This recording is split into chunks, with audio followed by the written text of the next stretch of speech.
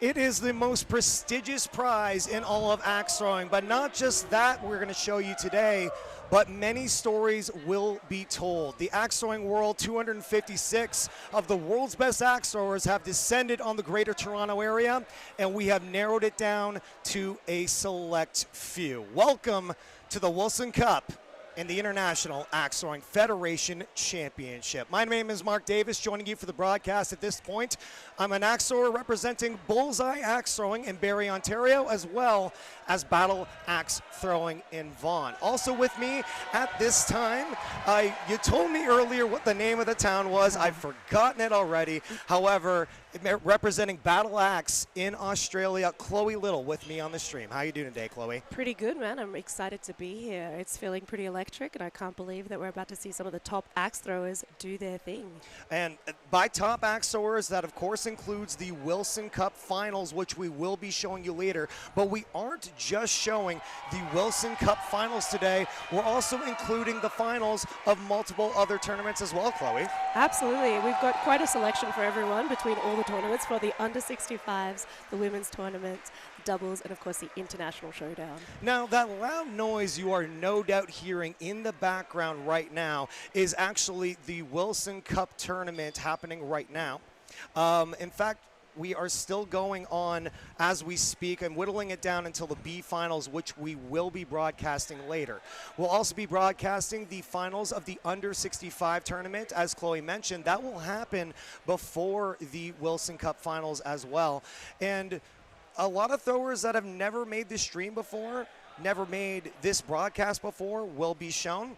A lot of stories also being told today as far as the World Championship goes. Rander Marquez, 2023 champion, out of this tournament. We have Dave Alviso, who is second place against Rander in the last finals, also out of this tournament. I try to predict this bracket every single year, and I can never do it, Chloe. Look, it's a tough one. This is a year of upsets, which is really exciting.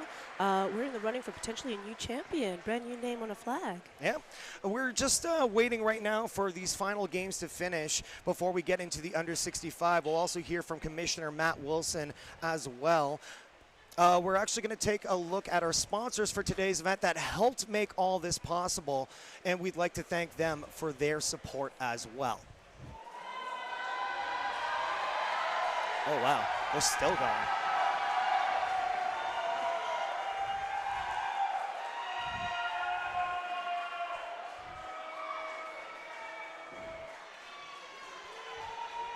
You see the shot of the crowd watching games currently happening on the opposite side of our arena. While we're at it, we could also explain the rules of the game today. A lot of things have changed since we were last here as far as rule sets go.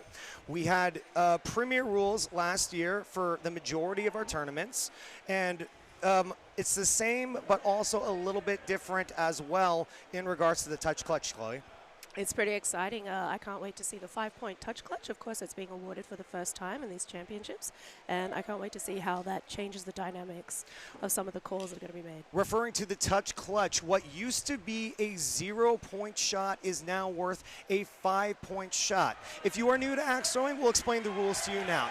These competitors are competing in a best-of-7 series, which you will see later. So whoever is the first to win all 4 games in their set is the winner of that match. Each set consists of a round of 5 throws, the bullseye being worth 5, the red circle being worth 3, and the blue circle being worth 1. Now, in the past, we've had these green dots up top above the bullseye, which are called clutch shots. In the past, those were a touch clutch 7. 7 points if you just touch the clutch. However, as time rolled on, so did the axe throwers' evolution go. As far as the touch clutch goes, rather the bullseye. With the bullseye, it became rather what used to be a majority in, meaning majority of the blade being inside the bullseye being worth 5 points. These throwers have gotten so good, we have had to make the rules a lot harder. So they have to be all the way in that bullseye, otherwise they get the lower point value. Same with the 3-point line and the 1-point line respectively. Also with the clutch, there is a white box within the target. That means they have to break the top and bottom of that white box in order to get 7 points. However, if they just touch the green box, they also get a 5-point, which adds a lot of strategy in the game, as you would know, Chloe, as a thrower in a Premier rules-only venue. That's correct. We only play Premier at Battle Axe Wollongong, and that's because these tournaments demand high caliber throwing, so that's something that we want to practice when we do at home. And the story of the new 5-point touch clutch has changed things dramatically. In previous iterations of the tournament, with the touch clutch being worth 0, it resulted in a lot of big acts. Yesterday, the touch clutch actually sped things up and reduced the big acts and increased the importance of a hatchet clutch. It's making people very accountable for their throwing and also making those big axe games incredible to watch. Anyway, I apologize for throwing prematurely to them, but we will look at our sponsors at this time. And we would like to thank these sponsors for making everything here possible today.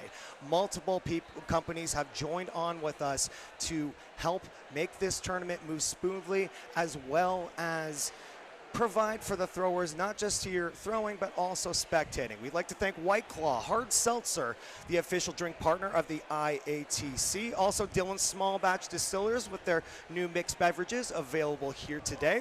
And Elm City Axe Boards for their cottonwood boards they have provided us today that are being shown on screen, and also Beyond the Pale. You might have seen them on our Instagram page with clean cut Kolsch being handed to the winners. And last but certainly not least, our trophy sponsor today, a name that needs no introduction if you are an axe throwing, 81 Axes. They have provided trophies for these smaller tournaments as well today. And those trophies, they're up for grabs very, very soon. The winner of the Under 65 series will receive one.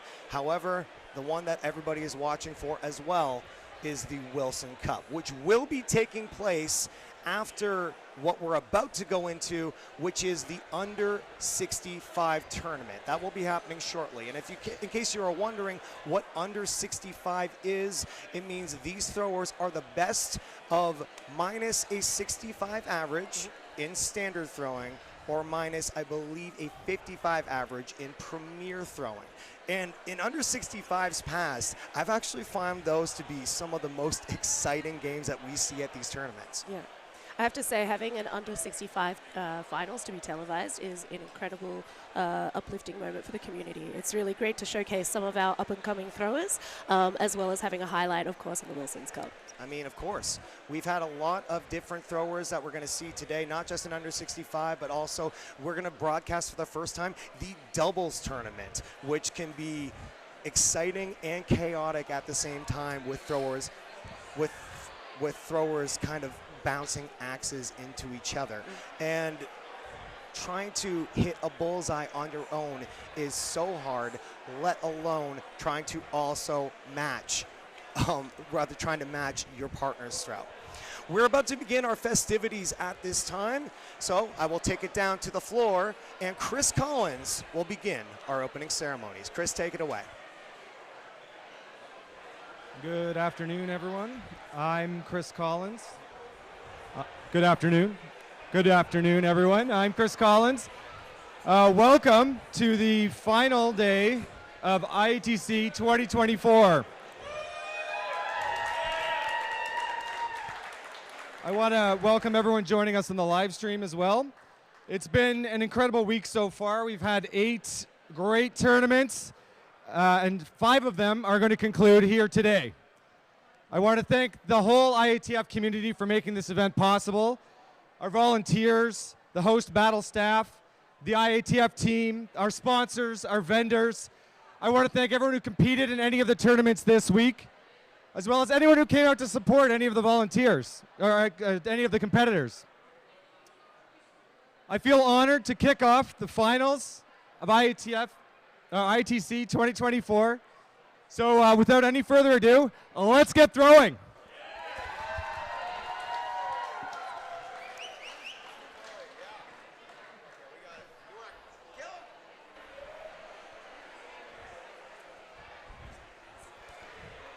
Chris Collins, we'd like to thank you for beginning our festivities. If you're not familiar with Chris Collins, you might not know about axe scores. And with the IATF, Chris Collins actually has a job for life here. He has created the software that you are going to see that has been used for scoring, as well as tracking individual stats, not just in Toronto, not just in Canada, but all across the entire world. If you join an IATF league, you can see every throw that you have ever had recorded down to the bullseye, and it is all thanks to that man.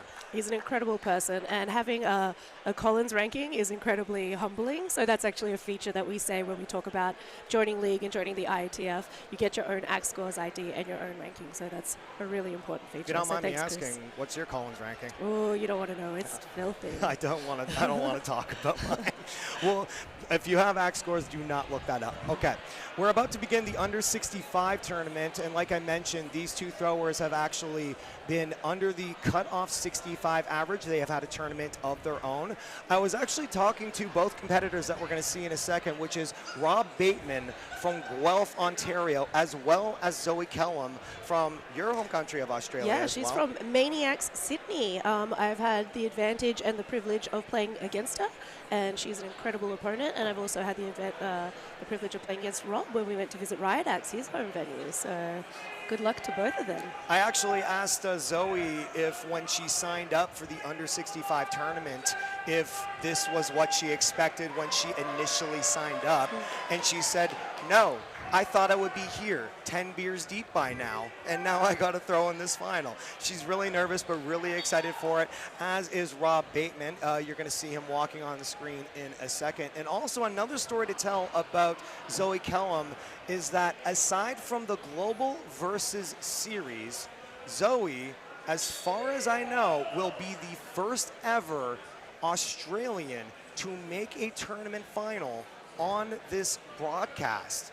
That's a hell of an accolade to have. We're incredibly proud of her, and she's a great ambassador for axe throwing, Australia, and women in axe throwing. So we hope that she does well, and she has a great outing today. Axe throwing in general, especially in the IATF, continuing to grow. When I first started in 2018, it was mostly a mixture of Canadians and Americans. Then a few Australians started to show up. Then more Australians started to show up. Next thing we know, we have people from the UK starting to show up. People from what is now the Asia Pacific region also starting to show up. It grows every single year. We see new faces, new throwers becoming household names in the federation as well as their venue. And we're going to see two new names being made today with the under 65 final, broadcasting live for the first time ever. And we, I believe, are good to go now. So they're taking their 3 practice throws. I believe, yep, they are taking their 3 practice throws. Before your match in the IATF, you are allowed 3 throws. It can be at the bullseye, it can be at the clutch. You can take whatever you desire.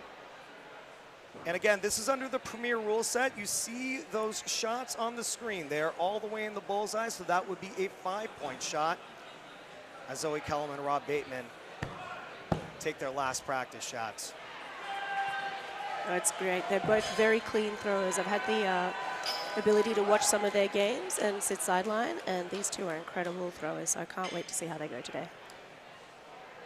Zoe Kellum, the manager at Maniacs, also told me competed in, and I had never heard of this before talking with her, also competed in the Australian Finska Championship, which I've never heard of. And based on what I see, it's a combination of bowling and baseball.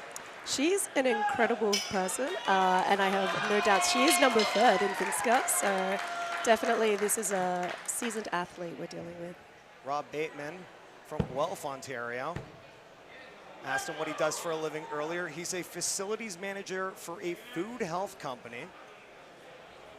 And those of you that are familiar with Riot Axe, he also told me he is Christina Kingsbury, also known as Lemon's cousin.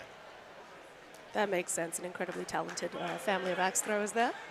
He credits her on getting him into axe throwing after the pandemic happened. He was looking for something social to do, joined a league at Riot Axe, and here he is right now on our broadcast.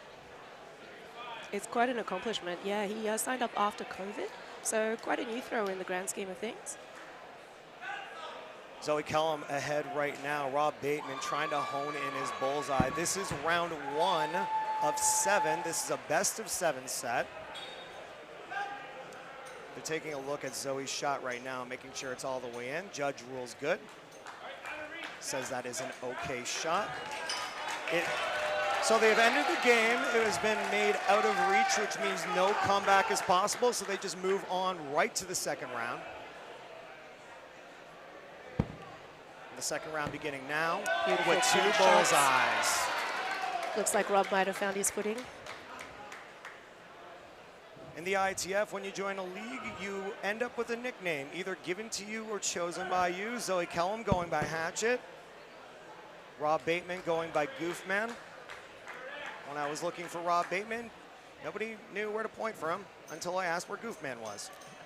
I heard that Goofman was actually his gamer tag back in the day.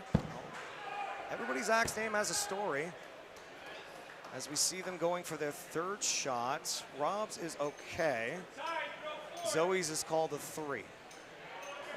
As we enter the 4th throw of round 2. If you're just joining us, we'd like to thank you for joining the broadcast. This is the International Axe Throwing Federation Championship, the finals of the under 65 tournament, live from Pickering, Ontario. Clutches called. Clutches are called.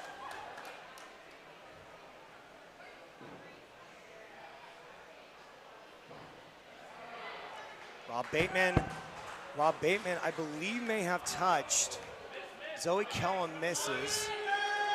And that means we are going to a big axe tiebreaker, the most exciting tiebreaker in axe throwing. It is my favorite part about being in the IATF. It is the big axe tiebreakers, and I'm so glad that we're going to see maybe 1 or 2 today, I do expect.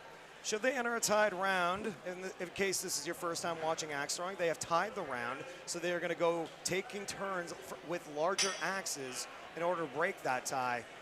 And the difference between throwing a hatchet and throwing a big axe is night and day. It's definitely a different skill, but Miss Hatchet is actually a weapon at the big axe. Now that's not her opening throw. That is a practice throw. Yep, they get 1 practice throw before they begin. I believe Rob Bateman has declined his practice shot. Oh, looking to clink. He has declined his practice shot. He wants to make sure it counts. And now this counts now. Zoe going for hers. So that premier rules still apply to the big axe, so Zoe throws a 1. In order to beat Zoe in this round, Rob needs a 3 or a 5, the red circle or the black circle. Rob throws, and that's good enough. A 3 will do it. A 3 will do it, and that makes our series even at 1 game apiece in a best of 7. Later, you will see a double elimination. Oh, I believe. Oh, that was the practice. Oh, okay. Oh, my apologies. I guess they are going for the practice throw method. They are allowed to do that. And now the series is 1-1. My apologies. I don't see that happening very often where throwers will elect to take their practice shot, then their actual throw, and then let their opponent do the same. Yeah, that's correct. We tend to do the throw practice. So opening throws of round 3. Rob's is good. Zoe's is a 3. Throw number 2 in a best of 7 set.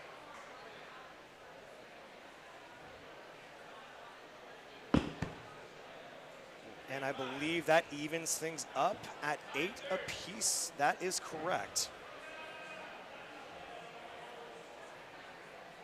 Rob Bateman been throwing with Riot Axe for 2 years. I asked him, being broadcast here on YouTube during the live stream for the first time, if he was nervous. He said no. In fact, he made sure that he had his nicest shirt on. That does sound like Rob. As I said, I did get the pleasure of meeting him when I visited Riot Axe on Tuesday, and this guy is cool as a cucumber. Neither thrower is strangers to Premier rules. Both throw Premier Leagues exclusively. This is the final throw. 18-16 for Zoe Kellum. They have both agreed to go clutch.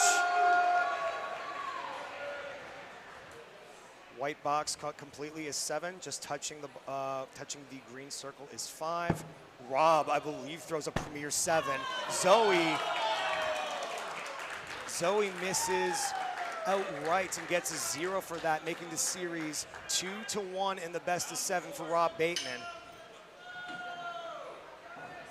That was a beautiful prem clutch, perfectly centered. And with axe throwing, sometimes when you throw, you just know. You know if it's going right or completely wrong. The second it leaves your hand, I know. I know if it's a floor 5 or a good 5. That noise you hear in the background is the Wilson Cup bracket continuing as we watch the under 65 finals happening now. We're all even now on the 3rd throw of round number 4 in a best of 7. Tied at 8.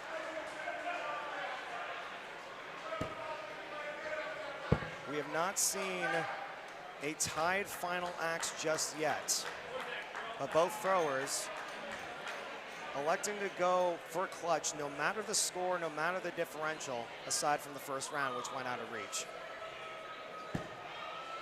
A 5 and a 5 remaining tied. Now we're tied on the final axe.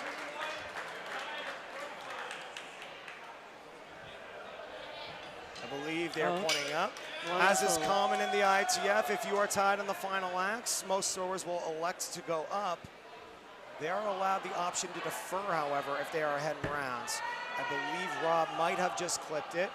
He signals 5, which means he has. Zoe goes a little bit wide, and we approach now match points. No.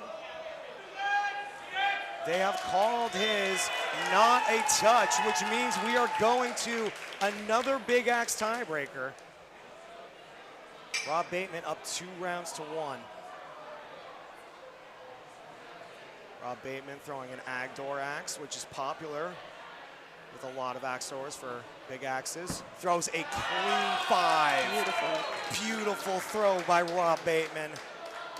Now the pressure is all on Zoe to match it, and if they do, then things are going to get really interesting. A little bit of crowd support there for Zoe.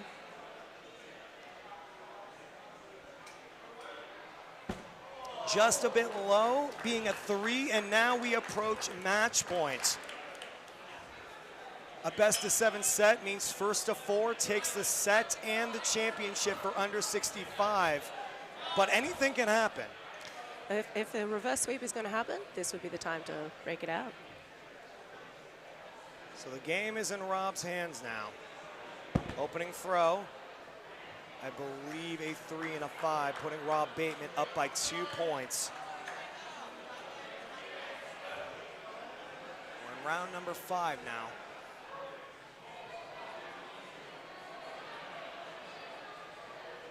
A 5, and I believe another clean 5. Lovely. Rob Bateman out of Riot Axe Guelph, holding a 2-point lead going into the 3rd shot. Rob's daughter Abby is actually in the Makers Market outside today, and she's crossing her fingers and she's hoping for the roar of the crowd to let her know how today's match goes. I believe, yep, Rob has hit a 5. That will keep the series, rather the game, with Rob up by 2 points. And you mentioned vendors, makers, and providers from all over the world coming here to sell their wares. Oh, beautiful. Right. And that's a 3, and we enter the final throw tied up. They're electing to go clutch. The series could be decided here, or we could keep going. That clink is a sweet sound, especially for this final throw. Rob Bateman setting up, as is Zoe. Rob throws, misses wide. this is the opportunity Zoe needs. Zoe Kellum. It's a 5, I believe. Our judges will take a look at it. I believe Rob Bateman has hit a 5.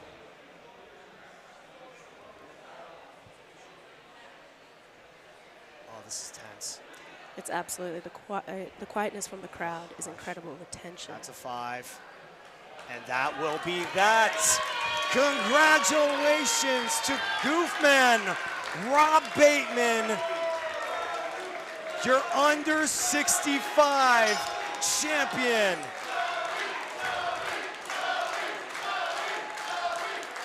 And the crowd showing their support for Zoe as well. Look, I think whatever the outcome, these were 2 incredible throwers today, and I'm so glad that they got the opportunity to showcase their talent in the under 65 championship today. What a way to begin this tournament.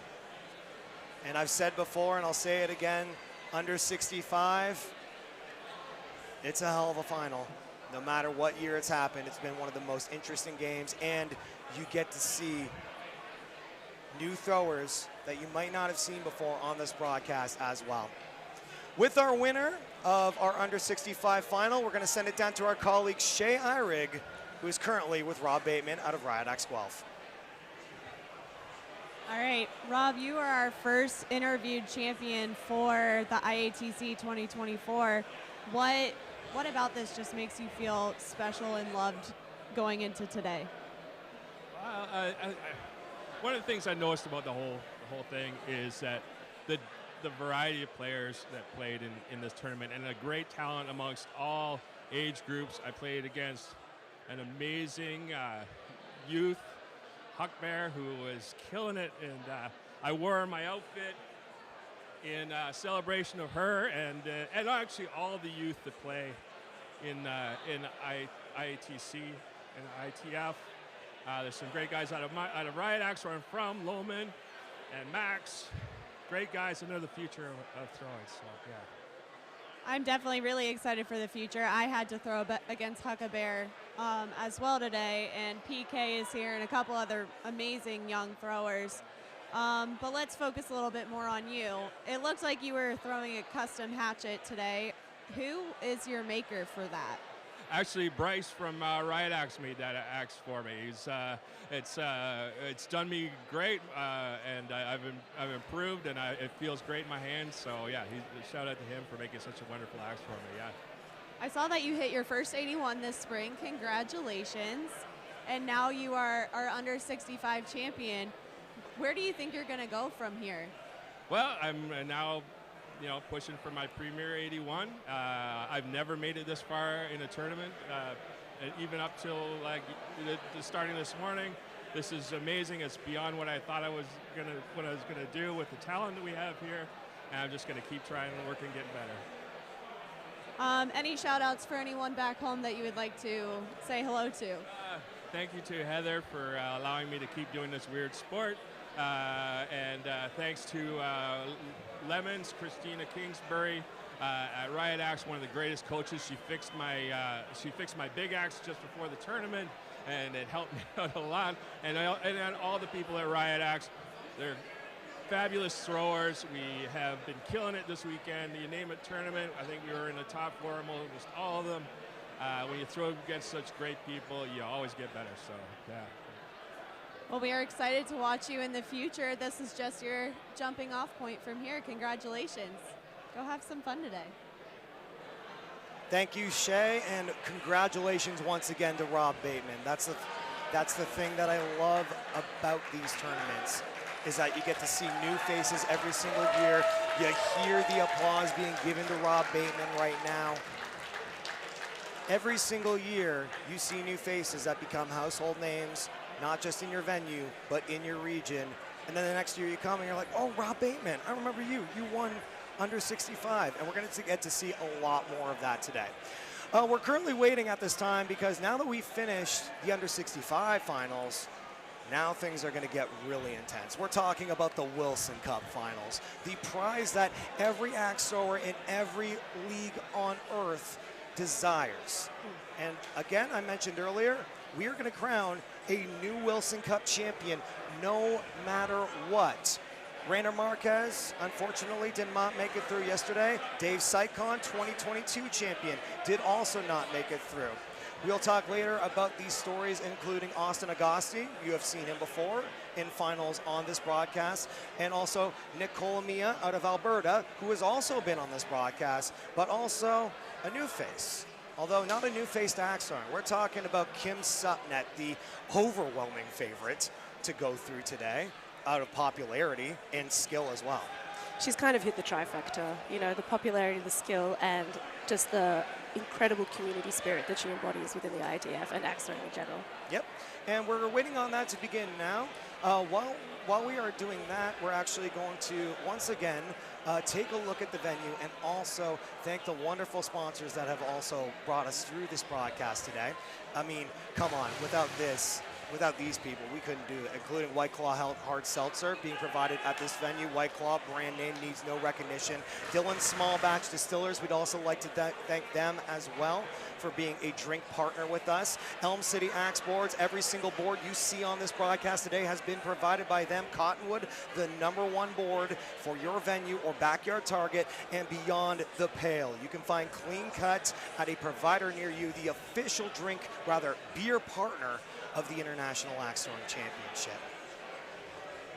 A packed capacity crowd here in Pickering, Ontario today, not just inside but also outside as well. We have a outdoor area with vendors. We have an outdoor area with food being provided, drinks being provided. If you are not here right now and you are thinking about checking this out, I highly recommend also coming next year. We're actually going to be going into the B final to begin things. And the B final, this is going to be a very emotional game with a hard favorite to pick. Not just in skill, but in popularity.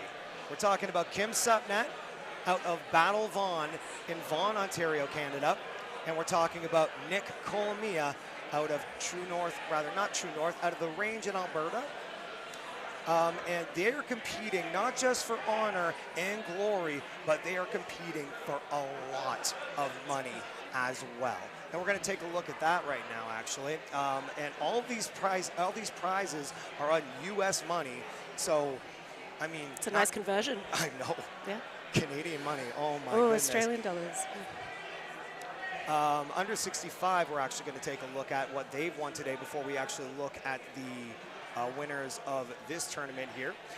We have 5th through 8th place getting $80 US, 160 for 4th place, 160 for 3rd, and that means Zoe Kellum walking home with $360 US in 1st place, getting $720. That's like $1 million Canadian dollars right there. I'm pretty sure. It's a lot of dollary dues. I'm not going to lie. The Canadian dollar is a little bit stronger than the Australian dollar, so this is quite a prize.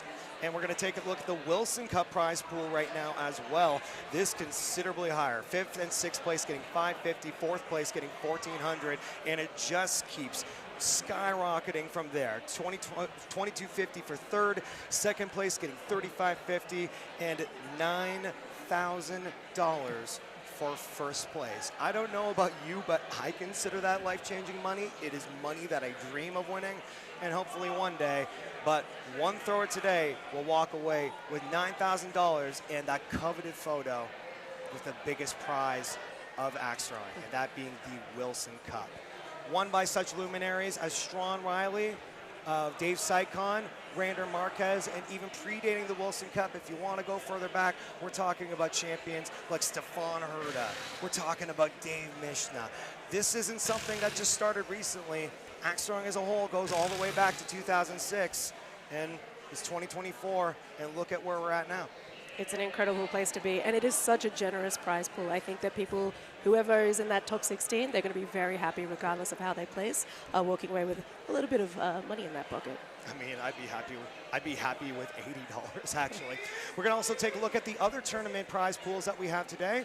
Taking a look at the women's prize pool, the women's tournament happening later on today. 5th through 8th place getting 80, 160 for 4th, 160 for 3rd, 2nd place getting 360, and 720 for 1st place. Again, there's a lot of tournaments and a lot of money to be made today, no matter which discipline you're in.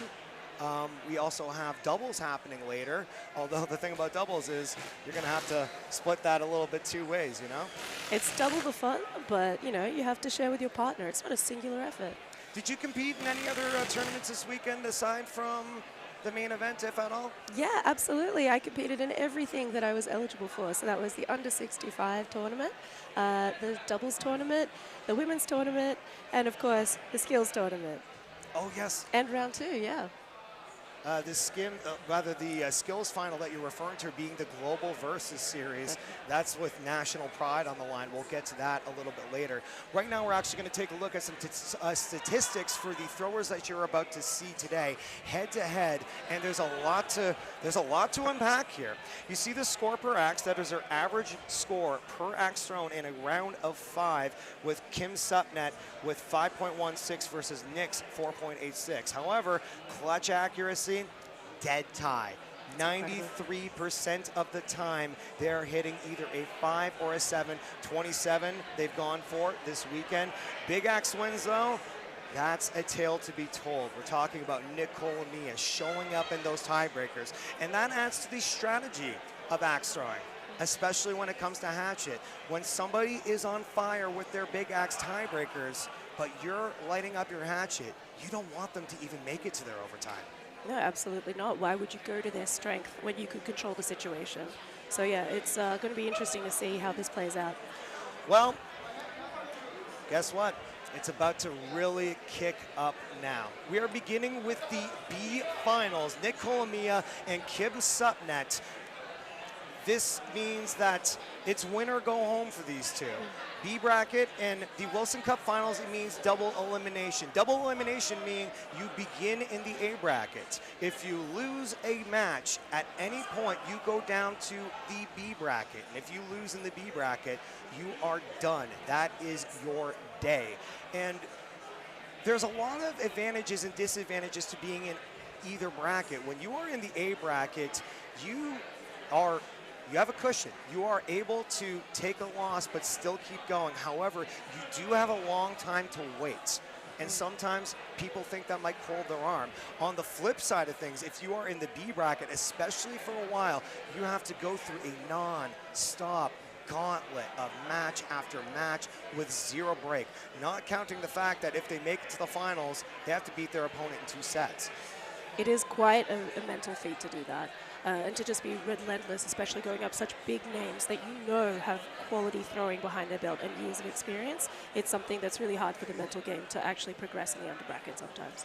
I've been in a double elimination league final before. I believe that you have also done. What do you prefer? Do you prefer staying in the A bracket, or do you prefer the constant grind of the B bracket? Look, I'm a sucker for punishment. Obviously, we play Prem, so enough said. But I do thrive in the B bracket. I think it's staying hot. I get to really not pause, not get overwhelmed, not get in my own head, just throw those axes and do the thing. The other story to be told, especially with Kim Supnet is a completely different thrower when she's in B bracket. And that comes with the mental aspect of axe throwing. You know, this is it. You got to stay in, you got to be on. You have no cushion otherwise. Versus with A brackets, I feel sometimes even when I've been in A bracket in my own league final, that A, I feel cold after waiting for so long, but B, I get a bit too comfortable knowing that I have that loss to give. How is it for you mentally? Look, I think sometimes you give yourself the luxury of knowing that you can warm up. You have been a little bit cold if you're in the A bracket, but you do have the comfort, as you said, of having that secondary life. So maybe you do give yourself a little bit more permission just to warm up, hone it in, and really dial it in. Another story to also be told is they were throwing recently. However, they did have to wait just a little bit for the under 65 finals to finish. As you see the capacity crowd here at Pickering. We're located at Battle Pickering. I get a question a lot as to why are the World Championships held? I get why they're held in Toronto because this is the birthplace of urban axe throwing, but why is it being held in Pickering? Well, out of all the venues in the GTA, this is the largest. We have a capacity today, indoor and outdoor, of 700 throwers. This is a gorgeous venue as well. There we see Nick Colomia, Kim Supnet. These two are not strangers to each other. They have thrown with each other multiple times. even this weekend. They look very comfortable down there in the arena right now. The one thing that tends to happen in the lead up to these tournaments is people trickle into town, they pop by venues, they go to practice, and all these throwers know each other very well despite living in different provinces, different countries, sometimes across different oceans. Yeah. They are not strangers to each other at all. And it's worth it. I mean, that's the beauty of the International Axe Throwing Federation. You know, we all come home to this one umbrella, and yeah, you get to throw against your best friend. You might not see them every day, but this is the occasion. Nick K getting a "Let's Go Kimmy" chant.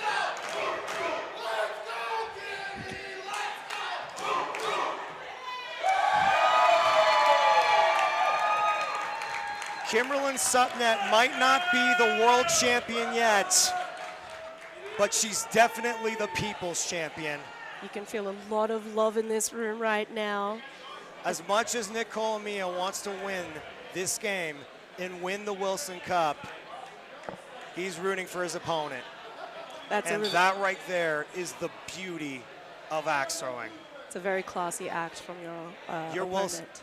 Your Wilson Cup B Finals begins now.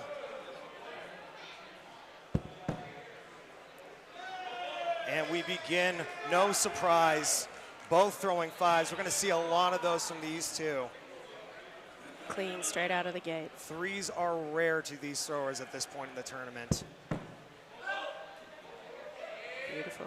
Kimberlyn Supnet, general manager of Battle Vaughn, throws there constantly. I was talking with her earlier this week because we were planning a trip to Mexico, and she mentioned that she was out of vacation days.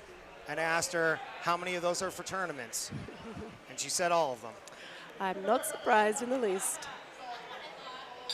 Close call there. Both agree that it's 5. We enter throw number 4 now. This is a best of 7 set B final.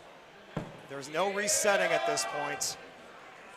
Gorgeous, these guys don't miss. Clutches called. The winner of this match goes on to face Austin Agosti from Pittsburgh, Pennsylvania in the Wilson Cup final. They both called clutch. Let's see what happens here. Kim Supnet throws, I believe, a 7. And Nick K does the same. Excellent rebuttal. Welcome to the show, you two. Look, Nick may be cheering Kimmy on, but he's not going to make it easy for her. Absolutely not. Both these throwers want that trophy bad. Absolutely. It's an 81 Goose Bespoke trophy. That's going to be incredible.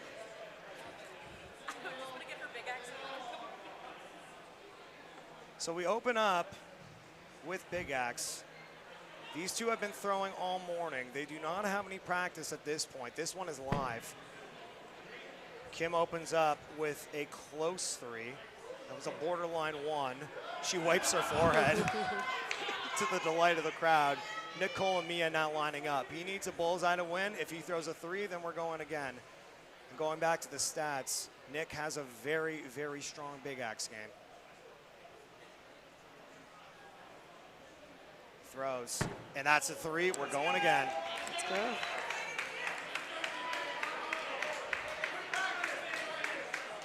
This right here is what makes axe throwing beautiful. Two friends that have known each other for years, but they're playing for very high stakes. Kim throws a 3-5. Oh. She made that look effortless. Okay, trying to match. Should they do that, they will unlock clutches. Nick throws 3. Round 1 going to Kim Supnet. Kim Supnet, known as the Giant Slayer in axe throwing, and there's a reason behind that. She's taking down some big people to get here. Let's see if she can go all the way. Nick Colomia, a long-time axe thrower, I believe 5+ years. Previously throwing out of Battle Calgary. He also makes appearances at the range a famous venue run by Goose Colin Blythe outdoor range. Not only has he had to deal with top-tier throwers, but he's also had to deal with the summer heat in Alberta, not being sheltered from the elements at all. He also has a target in his garage, which he practices it with almost every single day, and operates a venue himself. This man just lives and breathes axe throwing. Throwers at this level tend to do so. As we enter throw 4, round 1 going to Kim Supnet, staying in round 2. And we enter tied up on the final. I believe they'll go up. Nick jokingly referring that he might go down. He's saying points, but all 7 of them. Of course, he's going all 7 points. The crowd supports the decision. This Clutch place called. is deafening, and it's no surprise. Lining up, Kim throws, Kim hits 5. Nick also hits 5. And that means we have our second, my apologies. This game is a total blur. Another big axe. Again, we're going into Nick's domain, but maybe Kimmy's got this. I'm trying my best to be professional, but I'm watching this as a fan, just as everybody in this building also is. Now, as is common with big axe tiebreakers in best of 7 or best of 5 sets, you tend to alternate who goes first depending on how many rounds you've thrown tiebreakers. So Nick K will go first this time. Nick throws, hits a 3, bleeds just a little bit outside. It's on Kim now to hit a 5 to bury the crowd chanting standard, referring to the old rule set where that would have been a 5. Kim throws, hits a 3 also. That means we continue. We go again. It is only round 2. We got a long day ahead of us. All right, we will go into the second throw of the big axe tiebreaker. Nick lining up. Throwing, I believe that is a 5. It is called good. Looks good on our broadcast. Now Kim will try to match, and that will mean they will no doubt end up going big axe clutch. Kim throws, hits a clean 5. And for the first time on our broadcast today, that means clutches are active. They have both bowled in. They have both hit a bullseye, which means they are allowed to go for the green dots if they so choose. Watching these two throw, you would think this is just a regular Tuesday final of their local league. You wouldn't think that they're throwing for glory and thousands of dollars right now. So Nick K will go for the right clutch here. Nick throws and misses a bit wide. So all Kim has to do at the very minimum is break green. But she won't be satisfied with that. No, she's got to prem it out. That's her style. That throws, goes wide, we go again. So they're allowed to go for the clutch after bowling in 3 times before they have to go back down to the bullseye. That's another new rule that we've seen since last championship.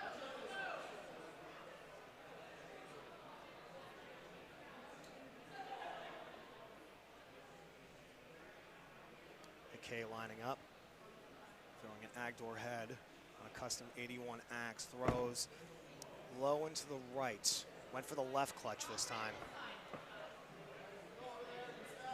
Different throwers have different preferences as to which clutch they go for, be it hatchet or big axe.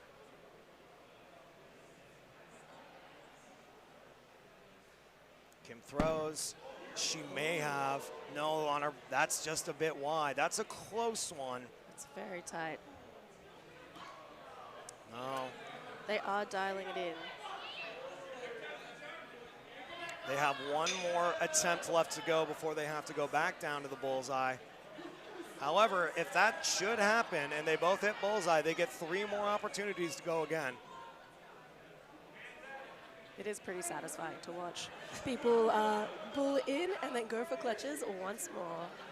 The entire front row of Pickering right now is a combined contingent of Alberta throwers and Battle Vaughan throwers. It's a beautiful mix, and everybody has a smile on their face right now. Of course, in games past, we see an Alberta game. Alberta on this broadcast, right? McKay throwing. And that's a 7. No doubt about it. Beautiful. You don't even. Uh-oh. Upon a closer look. It was a little deceptive from up here, but it was a very nice 5. And that's what happens when you throw these types of shots. The closer you look at it, things start to look a little bit different. Well, that's the first 2 rounds. 1 game each, which essentially makes this a best-of-5 series now. They're returning to their original sides. After each round, you switch sides each time, no matter how much big axe you throw. It's not uncommon to forget which side you're on after a big axe round that long. Straight back in. And that's just a testament to their talent, because resetting to your hatchet throw, especially after a long big axe tiebreaker, can be a lot. Kim Sutton now throwing a 3, meaning Nick Kay now up by 2. Still got a lot more axe throwing to go in this round. Another 3. That makes Nick Kay up 4. Nick Colomia up by 4. That'll make these last 2 throws a bit more interesting.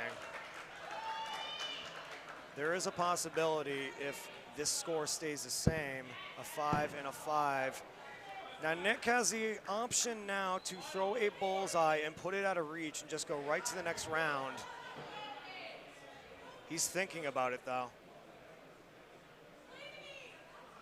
He's talking with her, and they're upgrading to go up.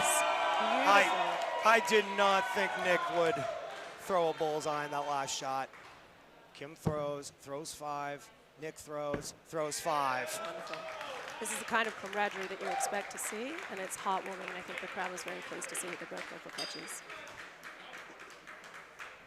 It's a show of sportsmanship that is only extended to throwers you know in these tournaments, especially with the touch 5 clutch really changing things. 5 and a 5. We're now entering game 4 of a best-of-7 series. We'd like to thank you for joining us. If you're just tuning in, this is the International Axe Throwing Federation Championship Wilson Cup B Finals. Winner of this match going on to face Austin Agosti in the finals. As we enter throw number 3, tied at 10 apiece. 5, 5, no surprise. They've got a great rhythm going right now. And a rhythm can be your best friend or your biggest curse. But neither of these throwers like to take a moment. Kim cut that one a bit close. Looks a bit relieved. Tied on 20 final, the most common final scorer at this point in the tournament, both electing to go clutch.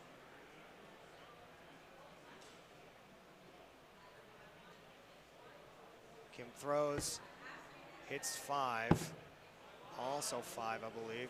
Oh, that's a close one by Kim. That is borderline. She might ask for a look at it.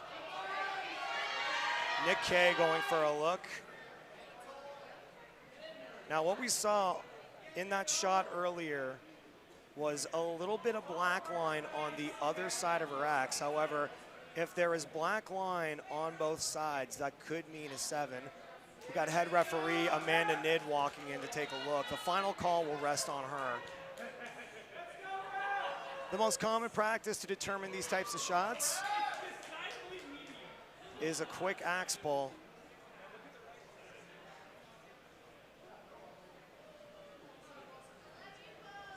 Amanda Nid, general manager of Battle Hamilton, head referee on show today. Also Roxana from Battle Vaughan. You might have seen her if your day 1 game was also there yesterday. They're both taking a look at it. And they are calling it 7! Excellent. Well. Back and forth, we just keep on going. Absolutely. If it's too close to call, make sure you get the ref in. That means we're at 2 games apiece. This becomes a best of 3, not unlike your typical league night. They've thrown a lot of those. Nick K might be a bit outside. Kim going to take a look. Yep, Kim asking for a second look. Kim getting a little bit of rousing from the crowd there. And it is called a 3 by the judge, bringing Kim up by 2. Your fellow thrower is allowed to look at the shot and give it the okay if they believe it is a good shot.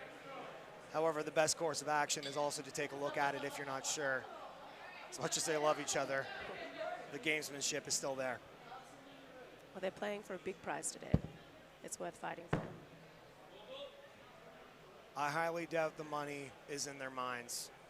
The Wilson Cup isn't the goal of every competitive thrower, just like these two. Nick Colomia coming close in 2022. This is Kim Supnet's first official appearance, actually second, my apologies. She appeared facing Sheep Toast in 2022. And if you're watching this broadcast all the way through today, you're gonna be seeing a lot of her. She's made the finals of the women's tournament as well as the finals of the doubles tournament with her boyfriend, CJ Law. Final acts tied at 18. Both electing to go clutch, as they should. 2 games apiece in the best of 7. Kim throws, hits 7. Nick throws, hits. That looks like a 7 to me. They're both called 5. Must have, actually no, my apologies. 7 for Nick, 5 for Kim. It looks a lot different when you walk up to it, especially when you kind of tilt your axe in. Sometimes it might be above that line. 5 and 5, shot number 2.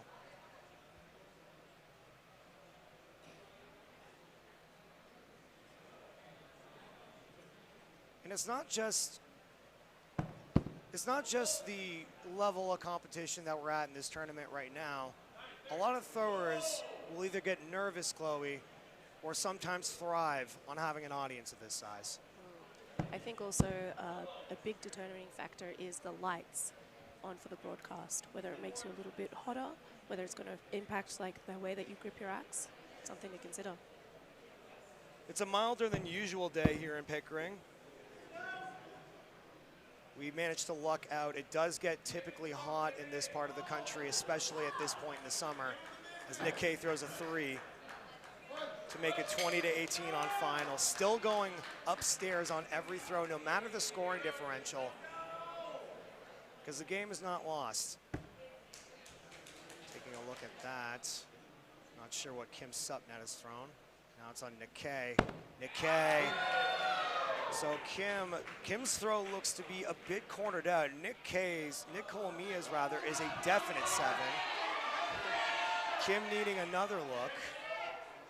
So you see that corner poking out there. That does not mean, to me, from my first observation, that she's cut that box top and bottom. Head judge taking a look. Head referees, Roxana and Amanda, also joining the fray. It's Big Axe.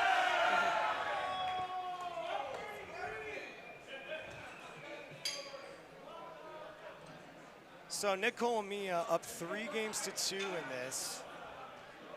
So if Nick K takes this game, that means he's moving on to finals. If Kim takes this game, well, then we're going again and again and again.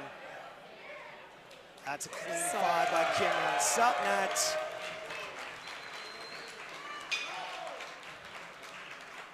So Nick K will try to match.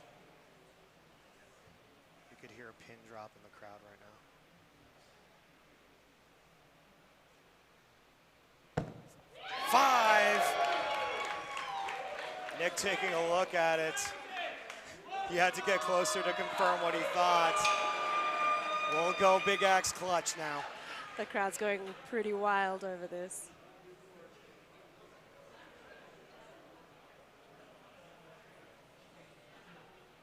Silence in the crowd. Kim throws a bit wide into the left.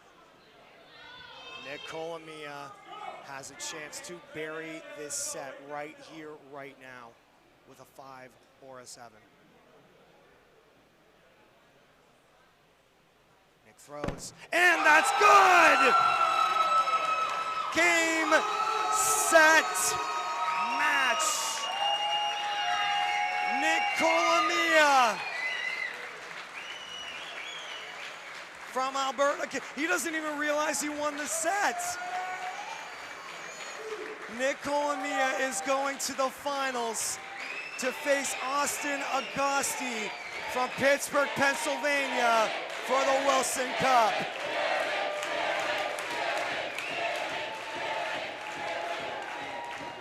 And a hug from her boyfriend. Hug from her boyfriend, CJ. Tears in her eyes. This meant so much to Kim. But no matter what happens, Kim Supnat has nothing to be disappointed about. No, she's absolutely made history, and she's been an inspiration to the community as well as women all throughout axe throwing. A hug from Nick Colomia and his wife Kendra. Like I mentioned, these two have known each other for years. If there's anything Kim Supnat strives for every single time she throws, it's perfection.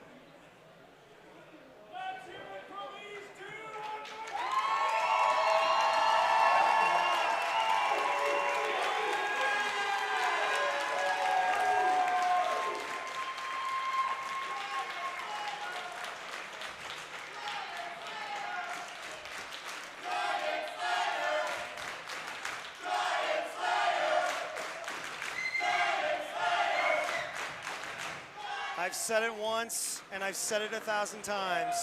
Today, Kim Supnat might not be the International Axe Throwing Federation champion, but by a landslide, Kim Supnat is the people's champion. She is well loved. I don't think she can be disappointed, and I don't think anyone is disappointed with her outing today. And it's also not the last time we're going to see her throughout the broadcast. It means a lot to her. She's surrounded by her friends, surrounded by her family, getting to throw against somebody that she knows so well.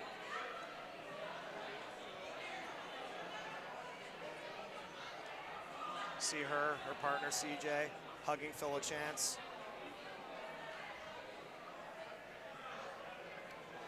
Wow. I'm feeling this right now. I feel very emotional. Well, there's a lot of love for Kimmy in the crowd right now. No surprise. No surprise whatsoever. We're trying to get Shay Eyrig to interview her. The problem is that she has so many friends that she wants to see.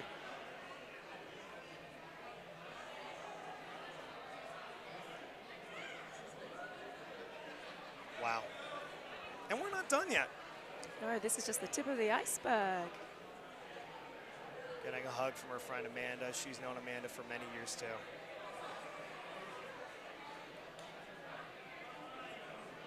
Along with her colleagues from Battle Vaughan. She runs Battle Vaughan. She's the general manager there. Not only is she surrounded by her staff, she's surrounded by her friends, but she's surrounded by her staff. Staff that she mentors, staff that she teaches. If you ever want advice on your throw, especially if you wind up at Battle Vaughan, that's the person you want to go to. It was not surprising when I visited Battle Vaughan that some of the customer feedback was specific for Kimmy, saying what a great coach she is and what an inspiration she was and how successful the session was and that they'll be coming back. And I think that's just encapsulates her to a T. She's created a culture at Battle Vaughan and a culture in a lot of other venues in the Greater Toronto area as a hyper-competitive venue, and it's no surprise whatsoever.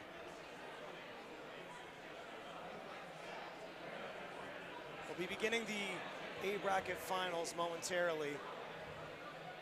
Chloe, how are you feeling after that? I'm telling you what, I do not have the hands of a surgeon. I am shaking. That was an incredibly tense and emotional semifinals.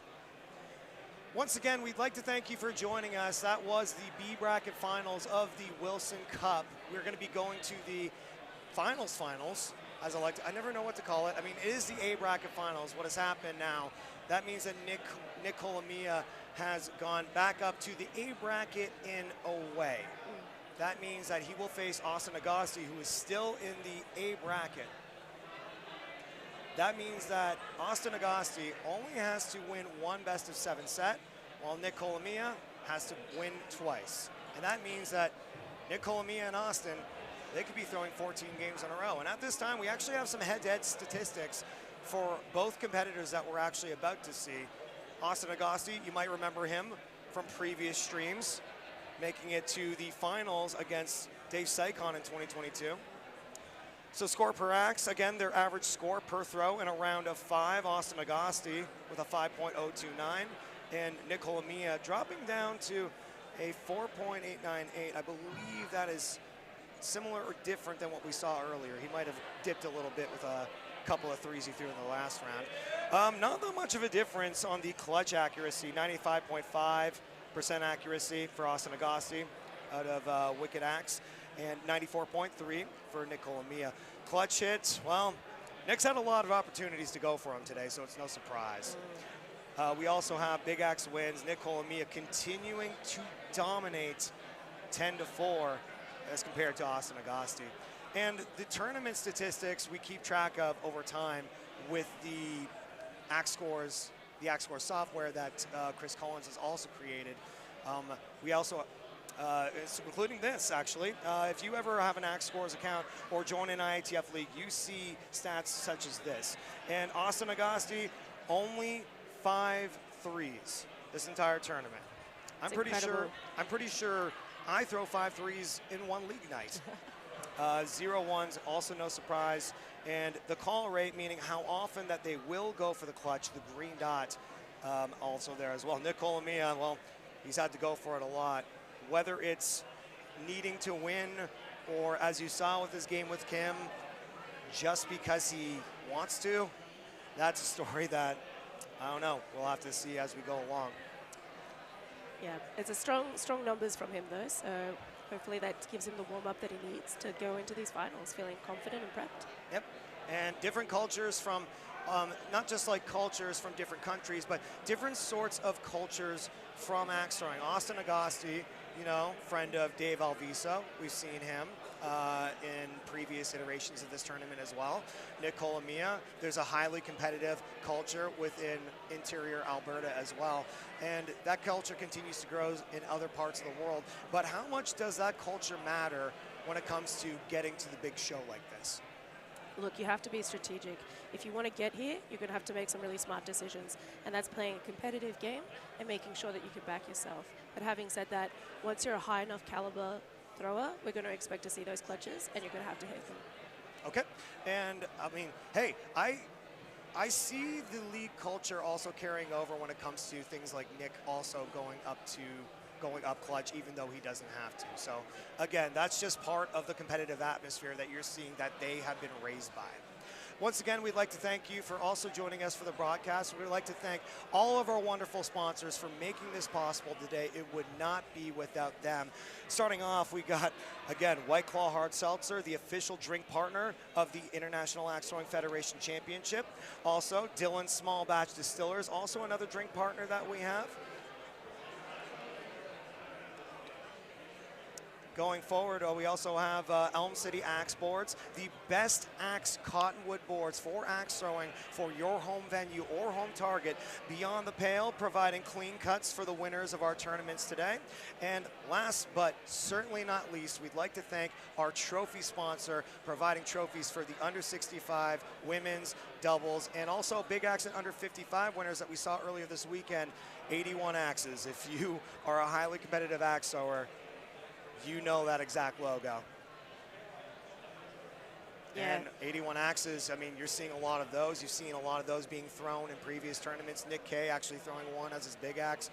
The fanciest axes that I've actually seen in axe throwing. I like to call them the Gucci of axe throwing because they're so high quality made. I mean, I see them all the time, and you walk by the booth even here and you see Goose's table and you're like, I want that. I mean, it's not uncommon to show up here and go to the axe market or outside to see the vendors and leave with a lot less money than you showed up here with. Yeah, and a lot more travel weight. That's something that Australians consider. We try to pack light so we can come home, load up, visit axe markets, and come home with some incredibly beautiful axes from all the vendors. You don't get any questions at customs when you come on in? No, honestly, we've written a note. My partner's written a note in the past saying, "Hi, I'm going to compete. Wish me luck." And the TSA wrote, "Good luck." That's a lot less trouble than I normally get. It's nothing but questions once you explain to somebody that you're going to axe throwing, let alone border patrol, you know? There you go. Again, my name is Mark Davis. I'm a thrower out of Bullseye Axe Throwing in Barrie and also out of Battle Axe in Vaughan, Ontario, joined alongside by Chloe Little.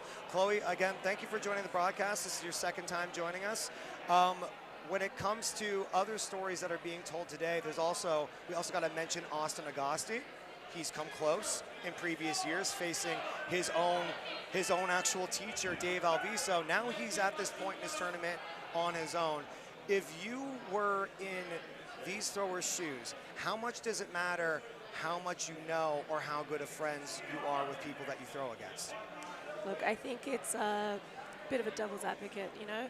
You can really get into your own head because you know their weaknesses, you know their limitations, but at the other end of the side, it's you're comfortable with that thrower. You don't have to worry about it. You know you're going to have a good time. You know you respect their game and they respect your game, and you're going to do some great axe throwing. Yeah, and it's also another dynamic throwing against strangers as well because you're actually meeting people while competing as well. It's a really great experience, and I have to say that's one of the reasons and the appeals of coming to these kind of events. The international Mecca event. Yeah, you get to see these names that you only see on axe scores and in these beautiful lists and incredible stats, and you get to put a face to the name, and yeah, sometimes throwing against someone is incredibly inspiring. You see the capacity crowd that has joined us here in Battle Pickering in Pickering, Ontario, Canada. We're at capacity at this point. I believe it. Look at all these people crammed in, waiting, hoping to see some history being made today. Throwers from all over the world as the International Axe Throwing Federation and axe throwing in general has grown over the years. What started out as a Canadian-only event eventually evolved into a Canadian and an American event and has now grown internationally. When you first heard of the International Axe Throwing Championship and even the Wilson Cup, what was it like your first time hearing about it and saying, you know what, let's go. Let's fly across an entire ocean and go to this small town in Canada and see the best of the best? I can tell you exactly how it happened. In one of the venues that my partner Matt was working at, he saw an old poster for last year's IATC, and he was like, this is incredible. This is the point of league. This is the summit. We can climb it. Let's go. Let's work hard. Let's throw hard. And yeah, it really inspired us to get ourselves over here and as competitors and spectators. And it also matters quite a bit to also see the best of the best in action. It's not uncommon for venues and people from different venues from different parts of the world or even different parts of the continent to come here, see the top throwers throw and go, oh, that's how I do it. When you came back from your first IATC, how much did that change things in Australia? Look, it changed things dramatically. We came home and we're like, this is some styles. You get to see some of the best throwing in person. You get to have access to some of these throwers and talk to them about their technique and why they're throwing the way they're throwing, and any advice that they can give. And you take that home and you grow and you uplift your league. And I think that just shows by more and more people being able to attend on an international scale, we are definitely uplifting ourselves as a community just by being able to participate and be here in person. You see Chris Collins pointing at the camera right now. We're still preparing for the Wilson Cup Finals. Again, thank you for joining us. We are live on YouTube right now. It is currently about 10 to 1 o'clock Eastern Standard Time. Thank you for joining us from all parts of the world. What time is it in Australia right now? If you were watching this at home right now, what time would it be? I dare say it's past midnight. Past midnight? Yeah, we've got some of our league members are pretty gung-ho, and they've asked us to drop the stream. So hopefully, hi guys, hopefully you're there in the comment section. Can't wait to see. Can't wait to read it. We'd like to thank you for either waking up early with us or staying late from us. Still preparing. These throwers have been here since 8 in the morning. Key thing to mention is that the bar opened at 9 in the morning. That's the important thing. Keeps you hydrated, keeps you in high spirits.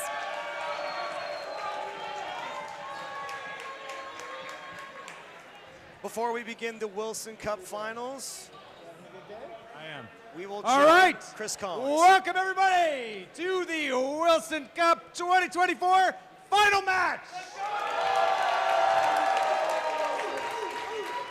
Our B bracket champion, Nick Colomia. Our A bracket champion, Austin Agosti.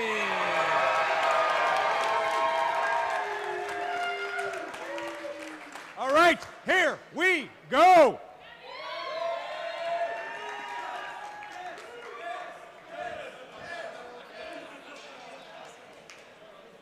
And here we are, the last remaining American in this tournament versus the last remaining Canadian in this tournament.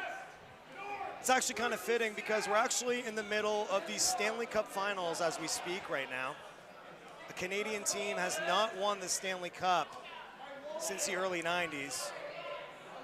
So they're trying to bring, the Edmonton Oilers are trying to bring the Stanley Cup back to Canada, whereas Nick Colomia is trying to keep the Wilson Cup in Canada. While we have a moment, I also want to mention that this is also Father's Day. So I'd like to selfishly take this moment to wish a happy Father's Day to my stepfather, Mark Joseph Lalonde, and my father, Wayne Henry Davis. And also, this counts as your gift. It's a pretty grand gift. I think they'll be proud of you. And happy Father's Day to all the fathers that are out there.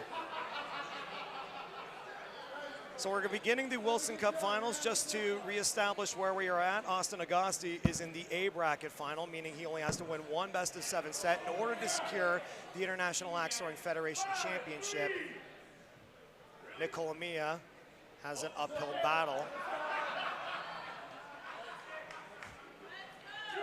Look, he's got an uphill battle, but I think he's going to enjoy every step of the way. If there's one thing that's blatantly obvious right now, no matter how high pressure this situation is, Nick Colomia is in his comfort zone right now. He does not look bothered. He's just throwing axes. So we're in throw number 3 now in the game 1 of the best-of-7. Austin Agosti leading by 2, and he will continue to keep that differential. So it's final shots, and as is assumed, Austin Agosti called clutch before Nick even had a chance to try and talk him into it. Great shows of sportsmanship being shown today.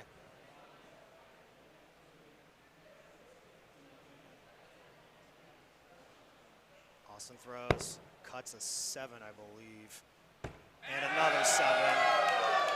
I believe that might be a 5-7, and we are going into a game 1 tied round Big Axe. That's a hell of a way to start.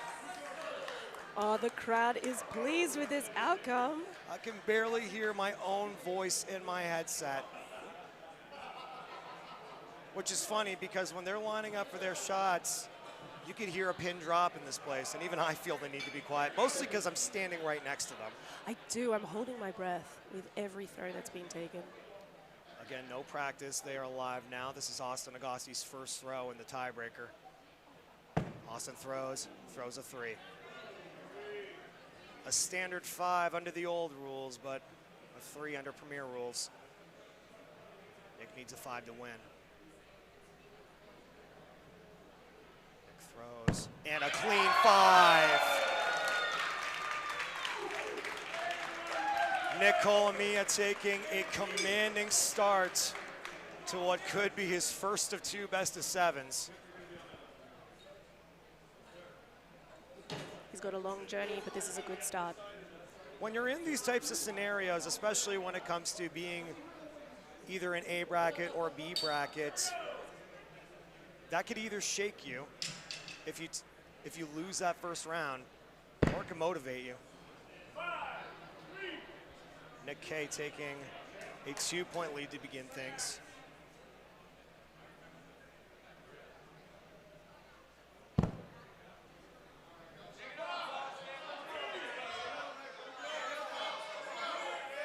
One thing a thrower that's made it pretty far into this tournament, Kyle Little told me earlier today, is that the key to succeeding in these tournaments is taking it throw by throw, not letting a 3 or a drop shake you. I think that's excellent advice. You can only focus on what you can do, not what you've just done.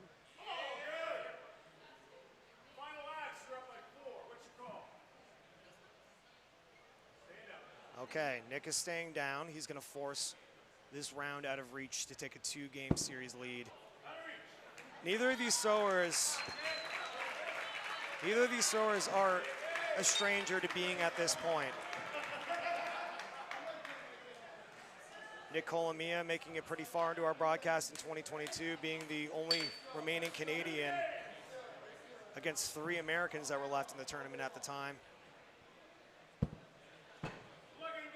And Austin Agosti, who made this exact match in 2022 versus David Sycon.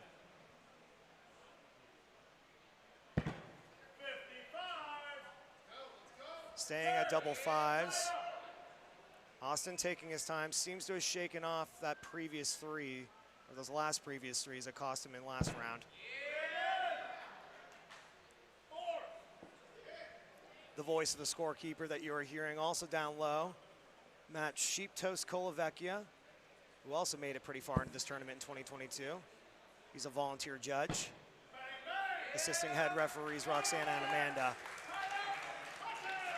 Final acts tied at 20.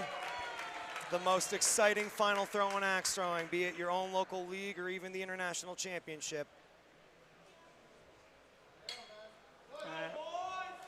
They're putting it all on the line. I'm really excited for this shot. Hush.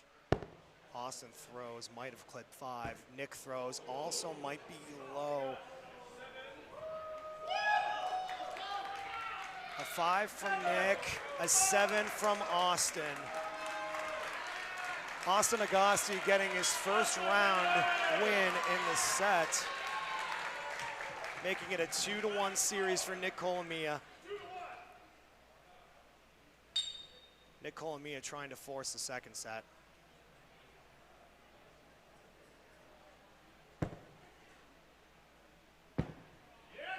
Another story to also be told about these throwers is this tournament spans 2 days. We began with 256 throwers yesterday and whittled it down to the final 16. We began throwing at 9 this morning. Chloe, it must be a strange feeling to go to sleep still in a tournament and wake up the next morning and still throwing in a tournament. Oh, look, it's a labor of love. You know, you can't stop. Nothing will stop you throwing. I'm convinced these guys throw in their sleep anyways. It's also a matter of making sure that you're the same thrower that you were yesterday. 5 and 5. Tied at 20 on final. Oh, actually, looks like we got a close call with Austin. Oh, that is very close. That is hugging the line. So if you look at the close-up shot, yep. Nick Colomia agrees it's 5. There's a pen line surrounding the bullseye that they have to be within. It's not just the paint, but that pen line that's drawn around it is law. They're both going clutch now. We'll see if they tie at 5s, tie at 7s, or we see one higher than the other. Austin throwing, hits a 5. Nick Colomia throwing, hits also a 5. Not sure about Austin's. Austin asking for a look from Matt Colavecchia. We may have to get a head referee in here to determine that. Yeah, he's getting a second set of eyes. Amanda Nid, head referee, coming in.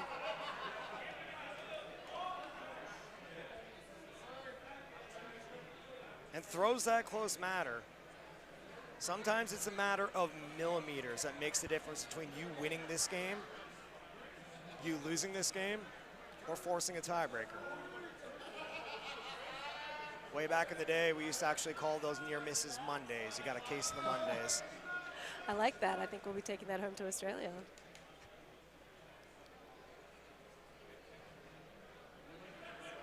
So now Amanda trying to determine if this is a case of the Mondays. Monday's making a comeback since we made touching the green circle, touching the clutch 5 points. Oh, this one's taking a little bit of a look.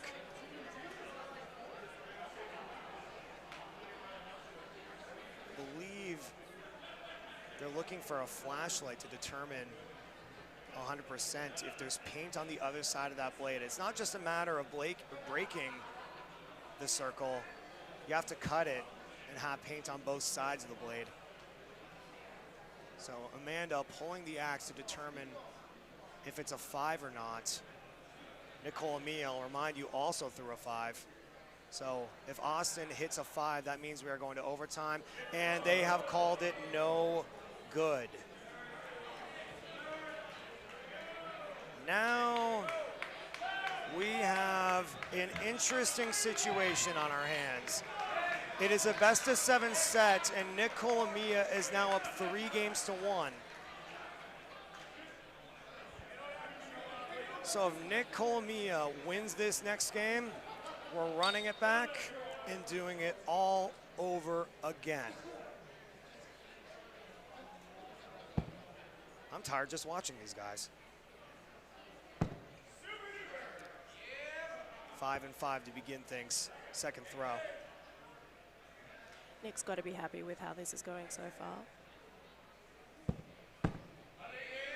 Austin Agosti, also surrounded by his friends and colleagues from Pittsburgh.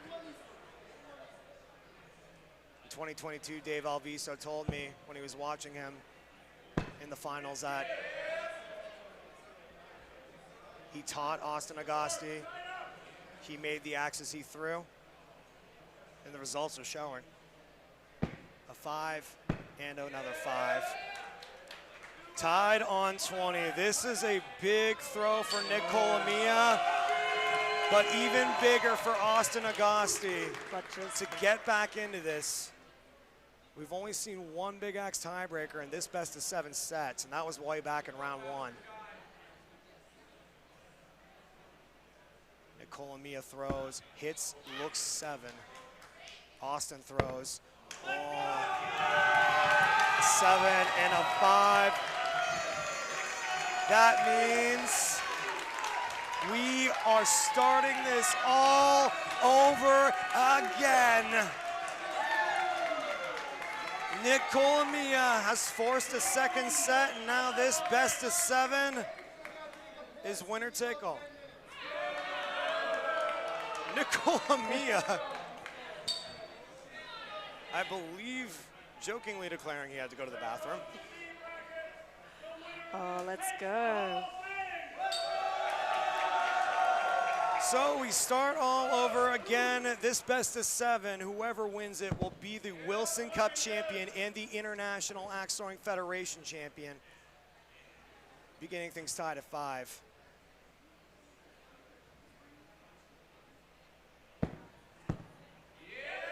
Nick Colomia trying to keep his momentum going. He's been on fire this round. But Austin Agosti trying to shut that momentum down. Wonderful. Throw 3, staying tied. So clean. And if you're at your local venue right now and seeing this and thinking about joining an IATF league, you do not have to be this caliber to get to this point. Joining a league is how you get to this point. All of these people that you see today started their first day once, and look at them now. And if you're watching this and thinking about it, this could be you next year. So give it some thoughts. Austin throws, goes clutch, throws 7. Nick throws, hits 5. It's double 7s. This is it. This is the finals we're looking for. This is our first game of the best of 7. 8th game that they've thrown in a row. This is only our second Big Axe tiebreaker.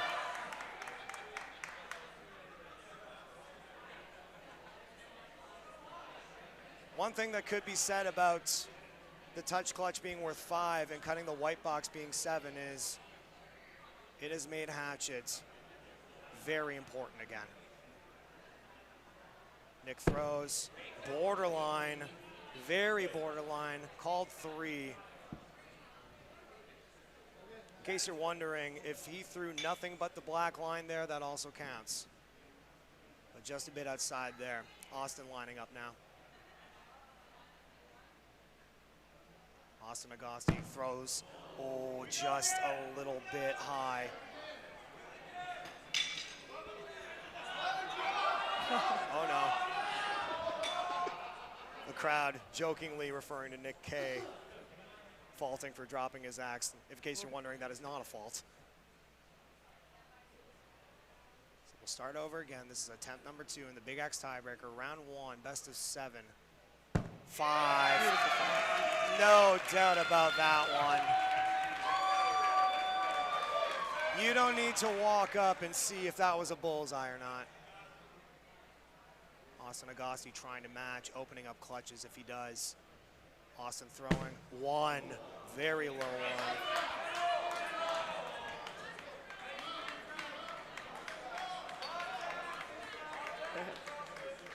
Austin Agosti may be behind in this series and lost the first series, but as many people that are cheering for Nick Colomia, Austin Agosti has a lot of people supporting him right now. A lot of people trying to encourage him, and that matters a lot.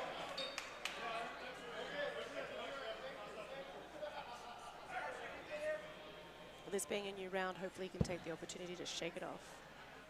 And that's the key, especially with a miss that you're not used to. A Big Axe 1, you feel that through your entire body when you see it. When it comes to your throwing, Chloe, how do you recover for that? How do you shake that off? I just remember that I've done this a few times. I enjoy it, and sometimes I'm good at it.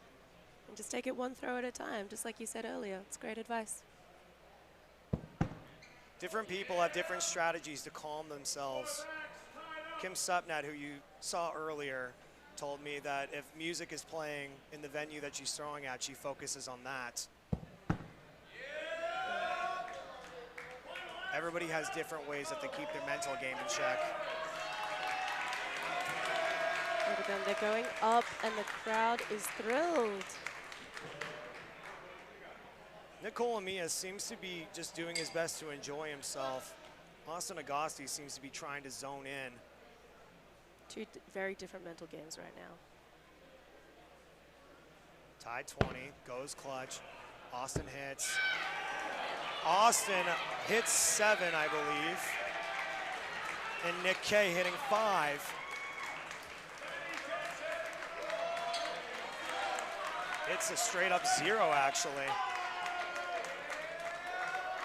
So that makes the series even at 1 game apiece. We're just trading wins right now. It's making it very exciting for the crowd to watch. Austin Agosti, known affectionately by his axe throwing nickname Daddy. Well, it is appropriate that he's here on Father's Day. It is Father's Day. I did not think of that. A 5 and oh, that's a borderline 3. Just Nick making sure. It looked okay on our stream, but no matter how close it is, you always want to check that your opponent's okay with it. So we're staying tied. In case you're just joining us, Nick Colomia is in B, well, was in B. He forced the second set against Austin, and now the winner of this best of 7 set takes the entire international championship. You guess we're taking a second look at Nick Colombia's shot. Second opinion called by Matt Colavecchia, scorekeeping this matchup.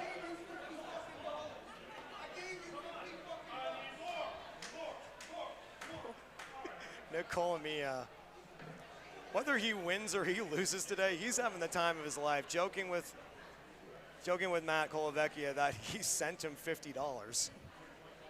Look, whatever it wasn't enough. I know there's been some referee scandals in other sports, none here. We're pretty upfront with trying to bribe each other, but I've never seen one get accepted. Yeah, my favorite thing is to say, whatever I'm paying you, I'll double it. And of course, I'm not paying them anything, so pretty safe bet.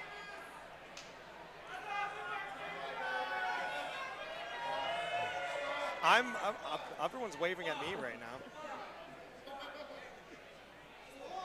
So if you're wondering what Amanda is doing right now, she's taking a playing card out to see if the plane of that pen ring around the bullseye has been broken. And if that is the case, then it would be called 3. Throws like these are incredibly common. I myself was head referee at Battle Vaughan yesterday. I saw a lot of them. Shout out to Mad Mats, who I had to check on at least like 9 of his throws in the entire morning. Look, if it's that close, it's absolutely worth checking. The refs know their stuff, and they're very seasoned and they're very experienced. Amanda Nid, with a lot of throwing experience especially, she predates throwing her colleague Kim Supnat. She predates throwing in leagues myself. If there's anybody who's a good hand to loan to head referee, it's definitely Amanda Nid. So still taking a closer look. It's just that close. But when it's that close, you want to be certain. There's a lot riding on this right now, so no mistakes. I'm sure they're feeling the pressure as well. So Amanda confirming with her colleague Roxana, and it's called 3.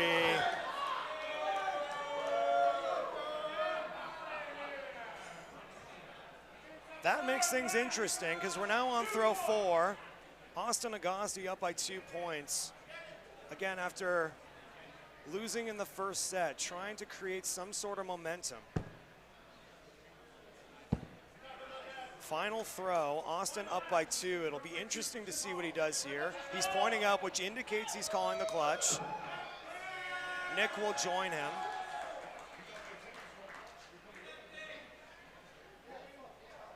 Once both throwers have indicated that they have gone clutch, they can, in case you're wondering, they cannot take that decision back if they see their opponent miss. Austin up by 2 as 7 takes it. I believe that will bury the game. Good. Nick wondering if he's, yeah, that puts the game out of reach. Nick gonna go cross court. Nick going cross court. The game was decided at that point, but Nick Colomia continuing just to enjoy himself. In case you're wondering, if he did hit that, that throw would not have counted. But it would have been very impressive nonetheless. It's the first time I've ever seen Nick Colomia do that. John Miller, a thrower out of Toronto, tends to do that from time to time.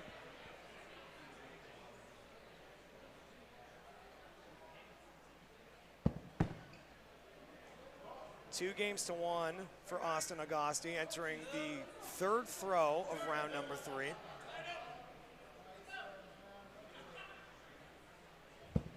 Staying tied. They're keeping a consistent pace too. One is throwing after the other, but they're still staying at the same pace. Some throwers tend to take longer to throw than others. Some tend to take quicker to throw. This time they're in sync. Tied on final, 20 apiece, both calling clutch. You'll notice that they are switching axes for bullseye versus when they go clutch. That's also a common practice for many throwers. Some like to switch, some don't. Nick throwing, hits a 5. Austin throwing, hits a 7. Incredible. And Austin Agosti continuing to keep the momentum going. Also of note,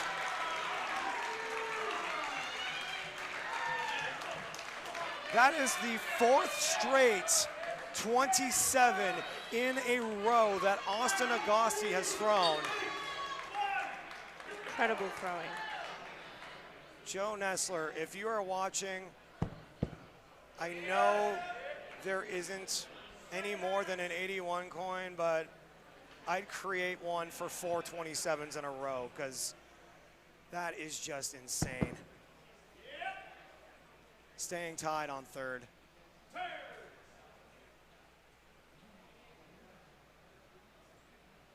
I don't know about you, Chloe, but I throw in my local league week to week. I think I'm doing good.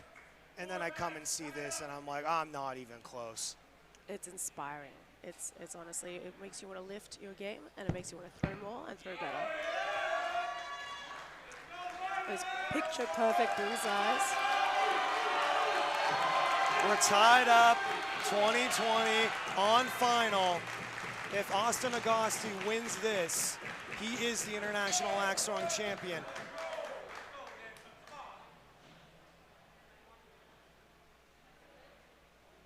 Nick K throws 7. Austin throws. Austin throws, what is it? That looks like it might be 5. Oh my God. It is now a 3-2 set for Austin Agosti. Game 6, we're at match point for Austin Agosti. Austin Agosti, if he wins this game, he becomes the Wilson Cup champion. If Nick K wins this game, we're going to game 7. Close, very close, but both called 5. Both throwers agree. Signaling to scorekeeper Matt Colavecchia. A 5 and cutting it a bit close there.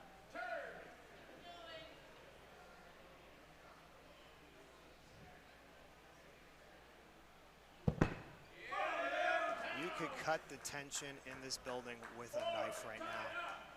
Honestly, I'm holding my breath with each throw. Throw number 4, 5, and 5. Tied up, 2020 final. Both throwers are going to go clutch. If Nick K wins this game, we are going to game 7. If Austin Agosti wins this game, he is the Wilson Cup champion. We'll stay silent and let the crowd tell the story.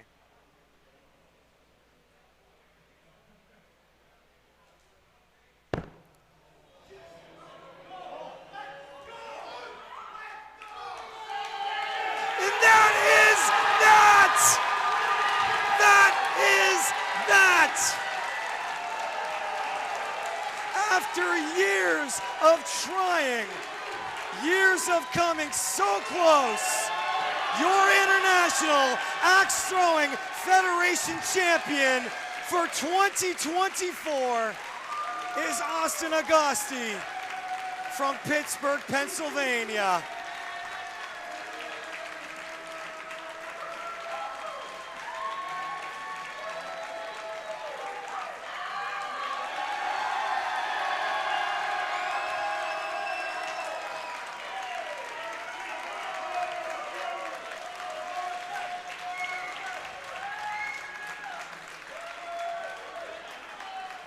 To our viewers and throwers in the United States of America, we wish you congratulations because the Wilson Cup is headed back to the USA for the 2nd time.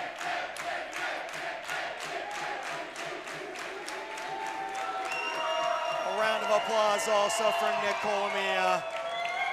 A kiss and a hug from his wife, Kendra.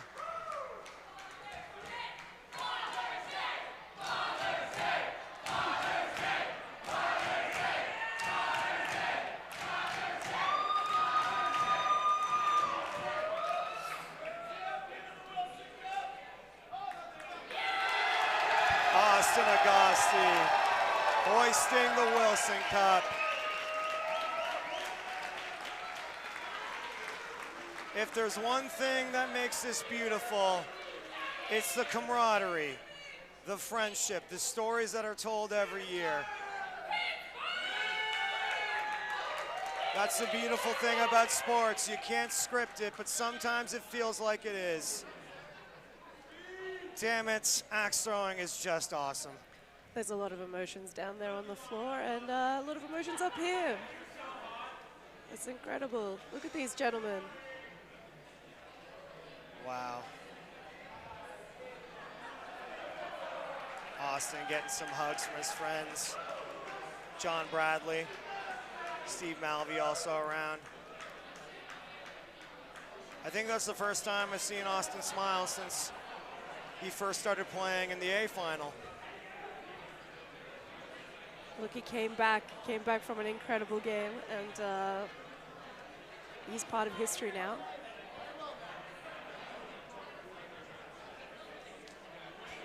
Austin doesn't know what to do with it. Getting his photo with the trophy. Wow, that's amazing. Also, a bucket from White Claw, one of our drink sponsors. Also a bucket of clean cuts from Beyond the Pale, waiting for not just Austin, but the rest of our podium as well. As Austin also getting a hug from Kim Supnet, finishing third today. Not only does Austin Agasti get a trophy, get the glory for the next year, but Austin Agasti also walking away with $9,000 for getting first place in this competition. Before we say hello to our new Wilson Cup champion, we're actually going to send it down to our colleague Shay Eyrig, who is with second place, Nick Colomia.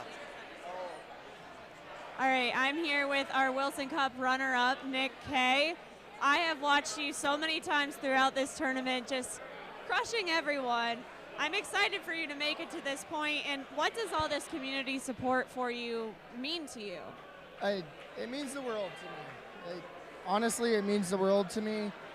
These are all my friends. I've made so many friends around not just Canada, the States, everywhere. It's amazing, and we all get together, we do this, and it's just a great big family, and I love it. I absolutely love it. I can tell the Calgary family is just so strong. You guys love each other endlessly. I'm running out of questions. I'm just so proud of everyone here. I know you throw goose axes. What about goose axes are just special and amazing for you? Well, for me, they're a little more special because he's my boy, and we're like best friends. We throw together, live together. We're always pushing each other to the next level. I wouldn't be here if it wasn't for him, his axes, his support. Same as my wife, same as Sasha, the whole community that we throw with, everybody. It's absolutely incredible. Like, everybody's got each other's backs, and that's what it's all about. Like, end of the day, throwing sharp shit at a wall. Let's go. Throwing shit and drinking beer. Love it. And making great friends. We are all so proud of you. Congratulations on your run today. Now go give hugs to everyone you need to. Thank you so much. I love you. Thank you, Shay, and congratulations once again to Nick Colomia. Again, no matter the result, even making it to this point, it's an accomplishment all on its own.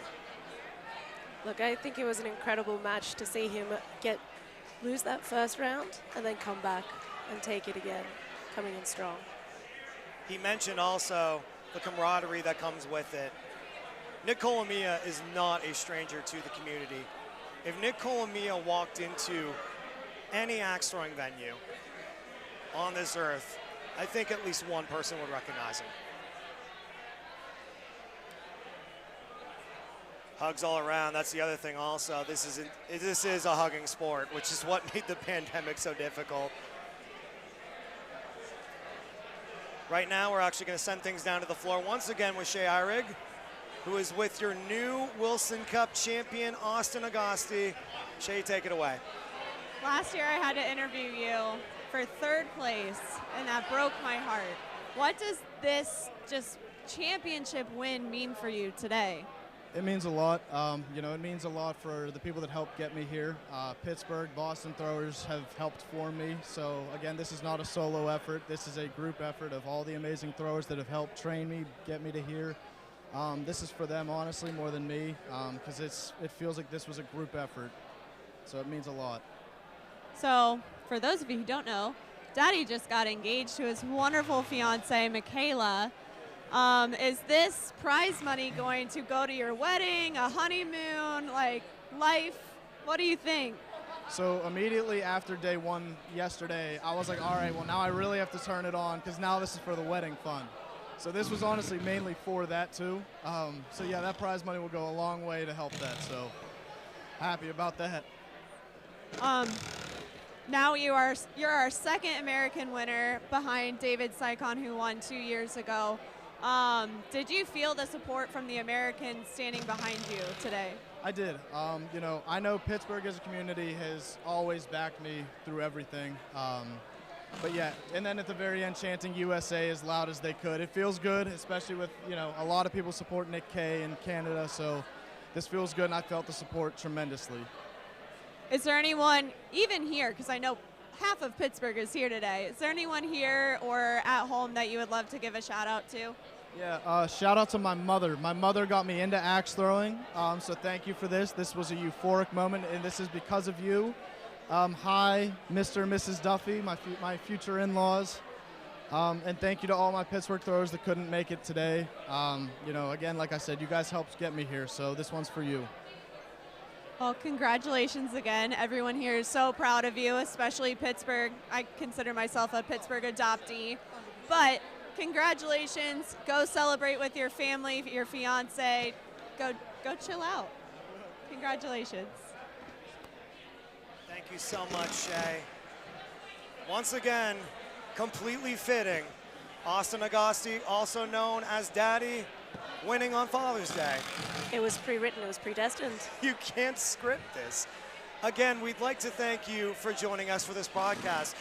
Don't worry, it's not over yet. We still got a lot more axe throwing ahead of us.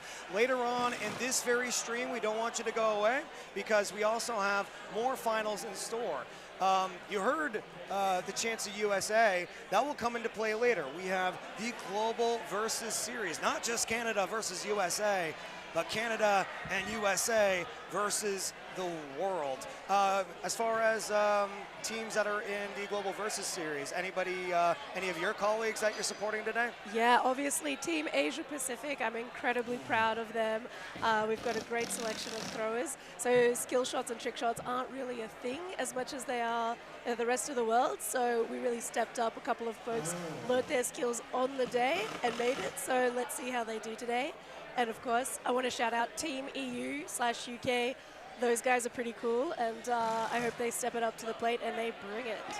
And again, we also have the finals for doubles and the finals for women's, which is actually kind of fitting because Kim Supnet is in the finals for doubles and in the finals for women's. And speak of the devil, we're actually going to throw things down to Shay Eyrig on the floor, who is with Kim Supnet right now. All right, here I am with Kimmy. You are one of my best friends at this point, and I was rooting for you endlessly. What does the community of women that are here today supporting you endlessly, no matter where they're from, mean to you? Honestly, I think they're like the biggest supporter here for me. I wouldn't be here otherwise. Stormy just keeps pushing me endlessly, and that's why I'm here today, because she is my biggest competitor, and we just push each other, and I'm so happy for her. She made top 5? We made history. That's all that I'm really happy about. So yes, you are the highest placing female ever, and I think Stormy might be the 2nd highest placing female. Yep. You and her have created such a community of just strong women. What do you want to say to the younger girls like Huckleberry who are just getting their foot in the door with this sport? What words of inspiration do you have for them? I know I just gave you a loaded question. So I mean, we're here for you. Like, we're here just to just kick their some butt. Like, let's do the thing. We know we can do it. Like, I made top 3, so we can do this stuff. Like, just every year we just do better and better. So if you need any help, like, I know all of us are just here to support each other. So we're here. Well, you are not done for the day. You get to throw doubles with CJ later, and then in the women's tournament against Sarah. So I'm excited to see you later. Me too.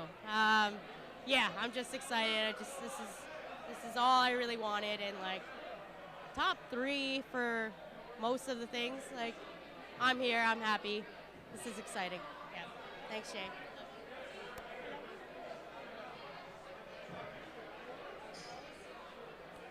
Give her a hug for me as well. She's a good friend of mine, and I actually couldn't be more proud of her. I don't think I'm the only one that's proud of her today. Like Shay mentioned, we are going to have the finals of the women's tournament later, as well as the finals of the doubles tournament, both featuring Kim Sopnet. We'll also have the Global Versus Series Showdown, as we mentioned later. Battle for national pride and celebrating just how silly axe throwing can be in general. Again, you're going to see some weird shots. I get asked a lot of time with my groups and axe throwing facilities, what trick shots can you do? Oh, don't worry, you're gonna get to see some, and we look forward to joining you. Chloe, it's been great. Thank you so much again for joining me. Thank you for having me. Also, I'd like to thank you for joining us on YouTube. Again, stick around. We're going to take a brief break, and then we're going to actually rejoin this exact stream. Don't worry, we're not stopping this stream. Speaking of sponsors, opening up some clean cuts provided by Beyond the Pale. I mean, out of everybody that's up there, I don't think I expected Nick Colomia to drink it normally. Look at that, they didn't waste a drop.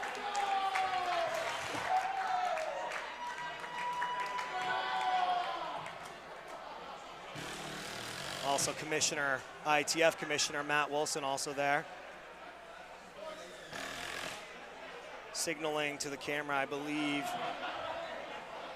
our commissioner wants to address the crowd. Probably while they clean up all the beer. Hey everybody. Hey everybody. Yep. Oh. Test. Test. It's not in the room, is it? You don't hear anything. All right. Hey everybody, just want to let you know we're taking a little break here before we come back to some more action. This year we're doing the finals of all these other tournaments from earlier this week, or a few of them. So the women's final will be at 2:30. All right? So put your asses in seats at 2:30, front row for the women's finals. Thank you very much. Go get some food, grab a drink, come back at 2:30. Special thanks to our sponsors that also helped make this happen today. White Claw Hard Seltzer. You saw their bucket on display right next to the Wilson Cup there. Dylan's Small Batch Distillers, another one of our great drink partners providing beverages today.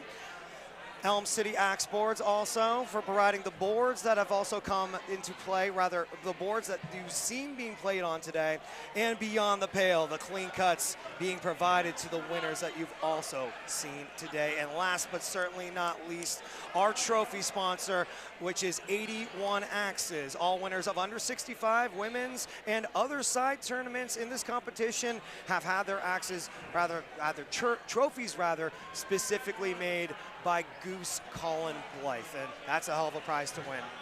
Once again, thank you so much for joining us today. I'm Mark Davis. This is Chloe Lytle signing off. We'll see you a little bit later. See you later, folks.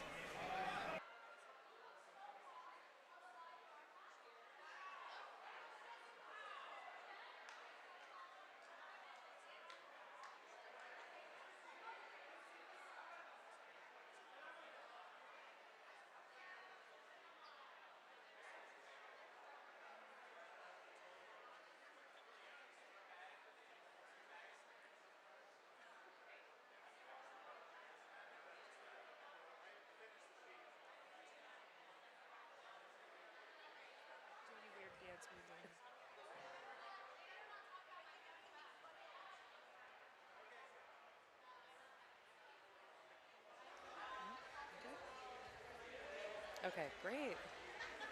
Well, welcome back. Yes. Great, welcome Okay, well- back. We are now going into the finals for the women's tournament.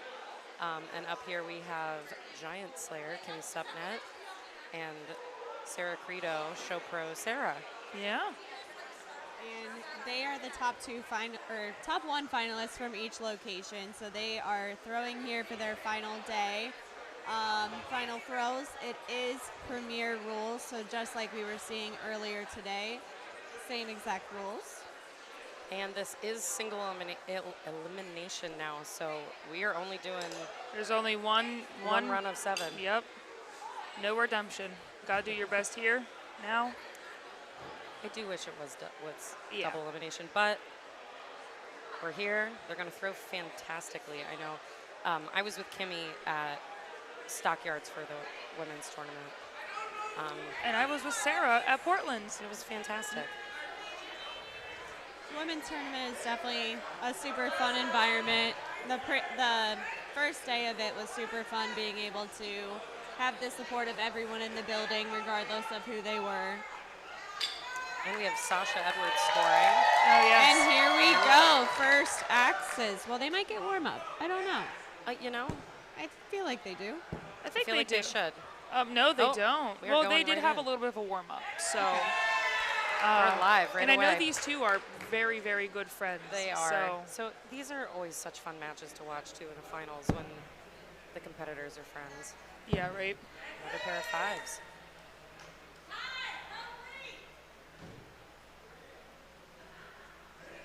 Yeah, so they're both out of here. Which venues are both of them? I know Kimmy's out of Vaughan.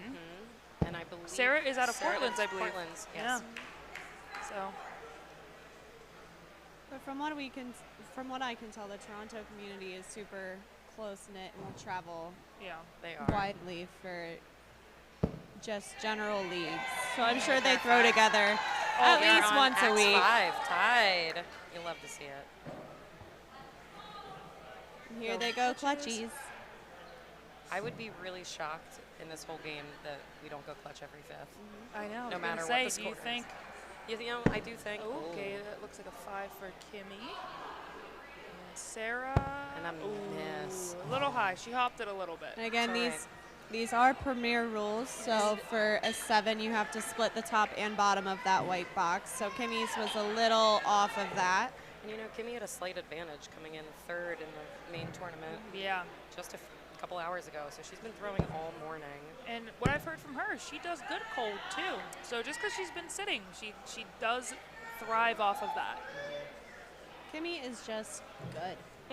Kimmy is a beast. Sarah is also good. Yes, she That is. All the women in the sport, just so good.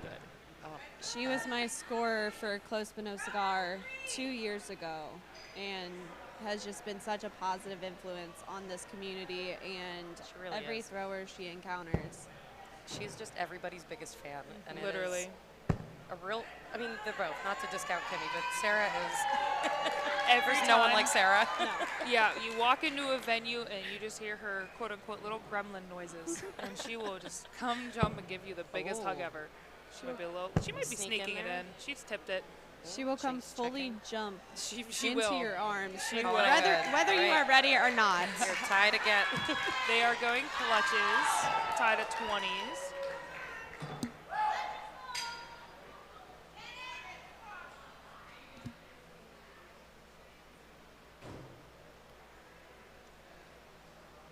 Both got similar setups in a way.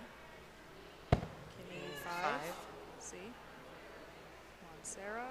And also a 5. We're going Big Big Axe. Big X. That I think is the most fun part of this entire thing, honestly.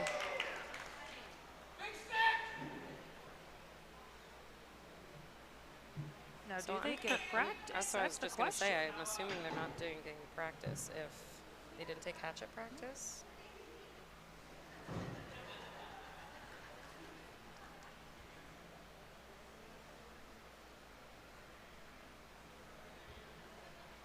Just the concentration on these. So, from what I did here, they do get a practice. Okay. So they're just going to their practice and then going in. So quiet. Don't like when it's quiet. That's a good practice for Well, Kimmy. that was a great practice throw. Oh, I hate when the practice throws are We good. go again. If you are outside Oh, currently, maybe it wasn't Oh, practice. no, that was not practice. Sorry. Oh, my bad. Wow. if you're outside currently, you should come inside. Yeah, you should. Do Bring it. the So vibes. Kimmy is up 2 rounds. And it is best of 7, so still a lot of time. Nice. Pair of fives.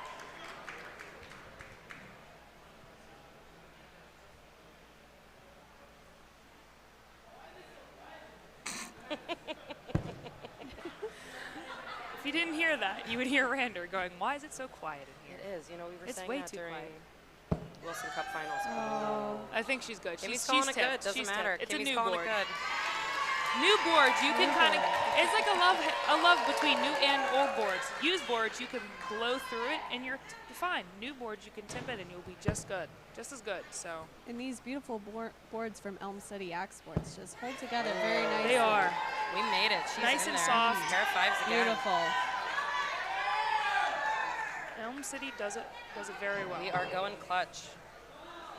Oh, It's only never mind. That was X4.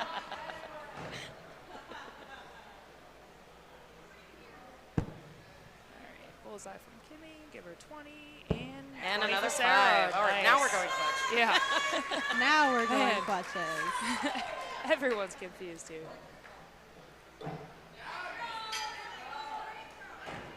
So Kimmy is up 2-0 on this, best of 7, so she needs 4 rounds to win. Sarah can still come back. She sure can. I love a good reverse sweep. Ooh, that's a pretty that's pretty. And Miss. She had good line on that one though. All right, Kimmy is up 3-0. We are in game 4. Come on, Sarah.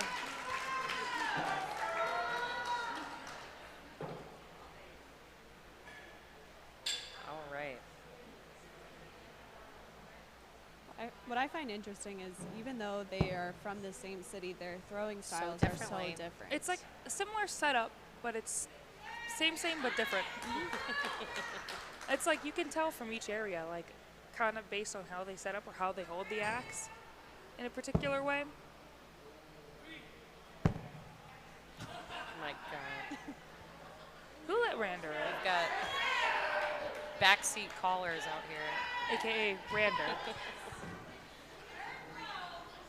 Right, we are. We're on third axe. Now a 3. That is a 3 All right, from Sarah Kimmy. is up 2. We're in 4th box. Those are those 4. reverse sweeps start. Yep, one little slip. You know, Kimmy had a really emotional morning, Yeah. being the last female standing, 3rd place finisher. Highest female known right now. Finished at IATC, which is Phenomenal. Making fan-freaking-tastic. her story out here. Her story. And the first women's tournament at IATC. So Yeah. for real, her story. And she's also in doubles, so she's in practically everything. God. It's a 5. See if Sarah hits can it. smack it. We're staying alive. Yes. Oh, well, it doesn't matter. It's a 5. It is a 5. That is right. She's up by 2. Doesn't matter. It's a 5. That's awesome. We're going to game. Not a sweep. Not a sweep. I think that's my favorite thing that they do around here is It's not a amazing. sweep. Just the support from the crowd is Mm-hmm. gives you chills. I just got goosebumps. I love it. All the chants. Ooh, good. And another great thing about our doubles tournament is there is at least one girl in each thing. pairing. And it was Yep. not a mandatory mixed It was doubles. It's a good Right, year. 5-5. It's a good IATC for women. It is. It really is. And A second going a little bit, Global Showdown. Half of them are half the Australians are women. Amazing. Can't wait Phenomenal. to see that later. Seriously. women had second place in the under 65, Yes. placed very high in the under 55. Yep. Axe 4, we are tied up. Awesome. It really has. The way women are finishing in these tournaments as we go are just Phenomenal. getting better and better and better. Right, we're tied. Final axe. It's Got really smiles on both of their faces. They're loving this. really shows regardless anyone could do this. Really. Even when you're facing giants. 5 from Kimmy. Oh no, she pushed it. Oh. She pushed it. And There we go Oh, from Sarah. 5. She got it. Kimmy didn't. Yep, 5 from Sarah. There we go. That's it. Did I call it? To be determined. We are in game 6. It's still what? 3-2. Let's go. Oh.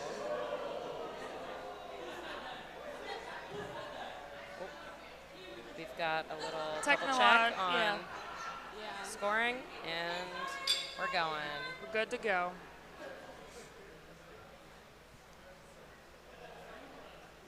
I know one thing that Kimmy did say also when she realized she was going against Sarah. She goes, "Man, I really hope Sarah beats me and wins." And I gotta say, Sarah has not thrown a single 3, Well, don't right? don't say that, She JC. can't hear me. We need to knock on some wood. Knock on. There's a lot of wood around There's a here. lot of wood My right here. golly gosh. Oh my. She didn't do great. She's, Versus Kimmy, who has thrown a 3. that is true. That is true. No, I got you. I got you. I got you.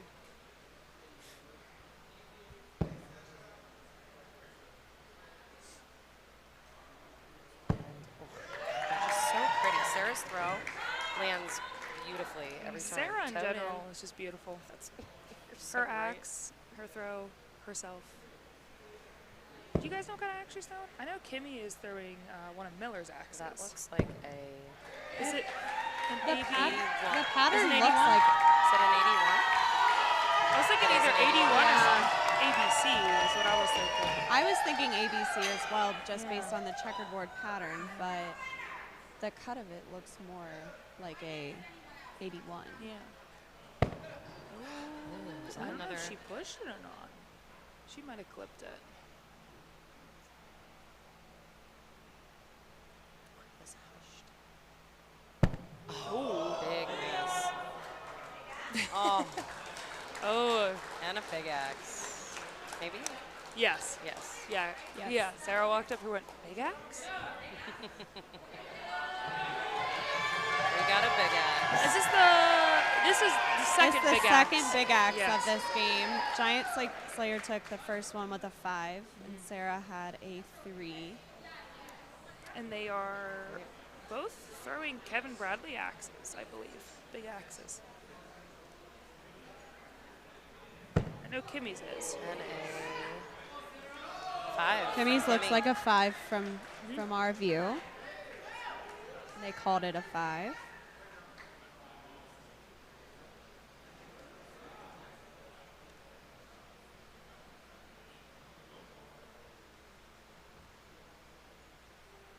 And a 5 from A Sarah. beautiful 5 for Sarah. You know what it was? It was that Axe League of Their Own sticker that she had on the Oh. head. That's what That it did is. it. It's really what did it. All right, so now they are going clutches. So same thing as Premier. A touch is a 5 and a Premier is a 7. Breaking that box top to bottom. So, And Kimmy misses. just a little bit to the left, I believe. Little outside.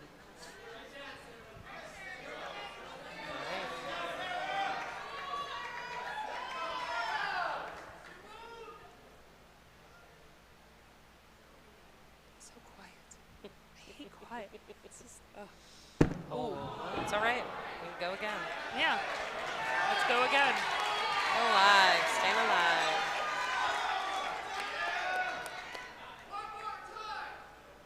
My favorite thing about both of these women is just how much they love everyone. Yeah, They seriously. really do. Both They- great representation in the sport. Oh, yeah. Not They just will- among women, but all throwers. They are just Amazing.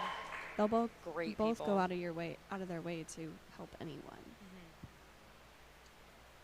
Ooh, she had good height on that one at least. All right, they're going to a third. If they miss this one, And they have to come back down as Yep. per the new rules.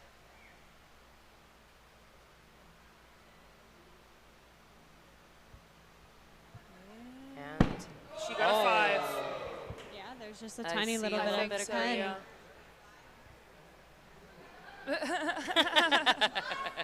so casual. Sarah's Sarah like, no. trusts her. hey, if it's close, regardless if I trust the person or not, I always have to be like, just go make sure.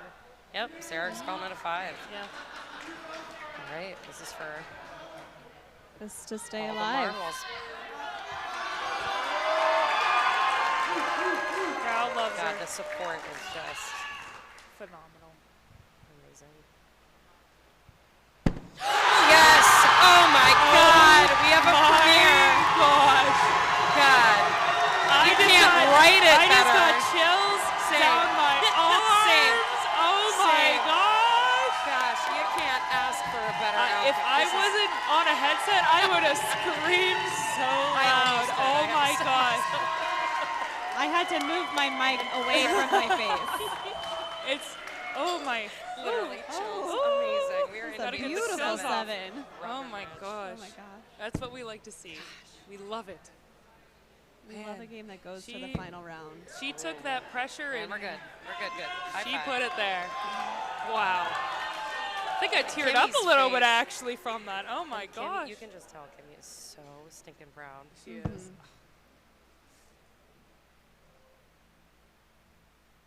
This is what you get when you get friends as competitors, Yep. and This is one of Sarah's first times competing on a bigger Yes. stage. This is her first, from what I know, her first live streamed final. Aw. I love that.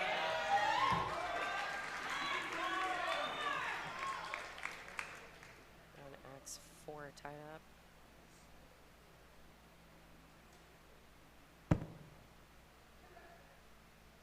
And I love knowing that whatever the outcome of this match, And a they're 5. still We are going to be tied, wonderful friends Yes. walking out of here. tied up. Final Both X. very proud of each other. Going clutch. Big hug before their possibly final throw of this match. They're both going for clutches. Kimmy, 5. 5. All right. Sarah setting up. See what she does here.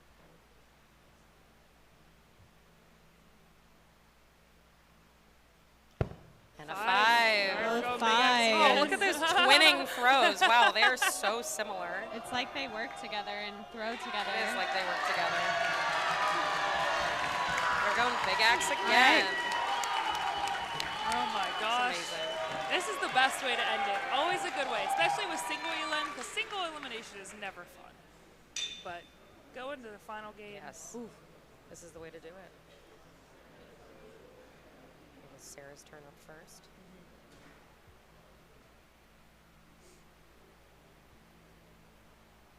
The 3.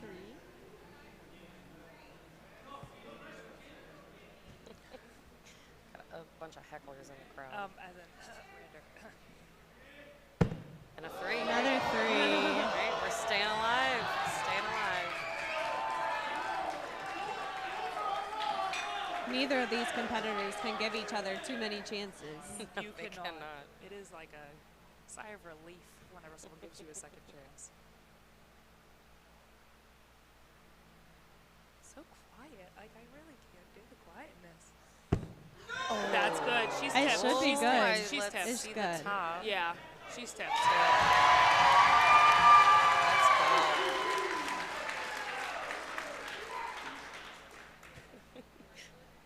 And a 5. All right. God. What an incredible Oh match. my gosh. All the chills. Honestly. Right, they are both going big axe clutch to try and take the round. And it gets quiet again. Yes. Oh, low to the yes. side, low to the side. That's all All right. right. The first throw is always nerve-wracking on a new thing, you know?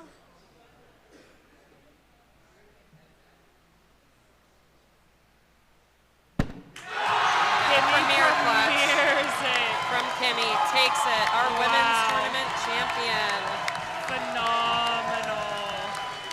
You know, she couldn't win the main, but She crushed the women. there we go. But she is making For history Sarah. every throw. And we're uplifting Chopra Sarah Credo. an incredible match. Oh my gosh. Gosh. Absolutely Incredibly proud of amazing these women. game, Seriously. amazing competitors, but even more amazing people. Let's give it up for Sarah. Sarah Credo. Amazing. Phenomenal. And our tournament champ, Kimmy Supnet, Giant Slayer.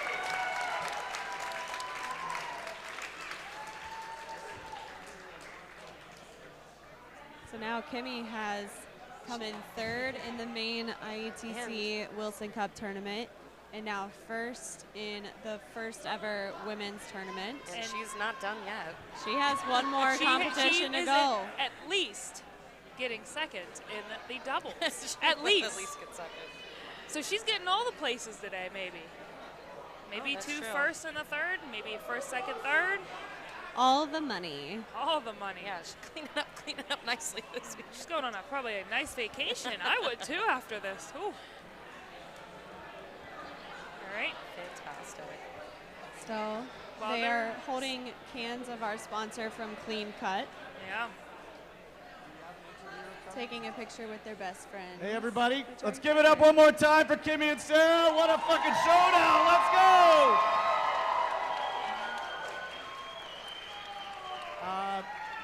We're just going to do a couple interviews. I know we're ahead of schedule because the team is doing an incredible job. So let's just give it up for the team doing a great job here today. All week long, Katrina and everybody just killing it. So we're ahead of schedule. So we are going to go right into doubles in about 10 minutes. We're just going to do some interviews, but stay where you are. Grab a drink real quick. Come on right back. Doubles is coming up. Let's go. All right, we'll check back in for doubles. And we're going to, here in a couple seconds, send it down to Chloe For the to interviews. interview our first and second place in the women's tournament. You saw Zoe earlier Okay. today in the live stream. She was up in the commentary booth. Oh, Kimmy retrieving her axe out of the board. Just leave it there. Yeah, you forget It's about beautiful. it Take, sometimes. frame it. But what a way to end. Nice premiere clutch. Seriously. Crazy. So it Yeah. looks like we are going to send it to Chloe and show pro Sarah to start.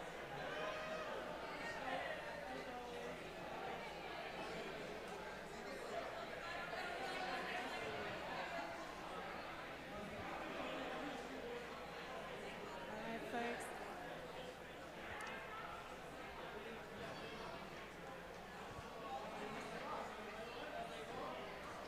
All right, folks, I'm here with Sarah.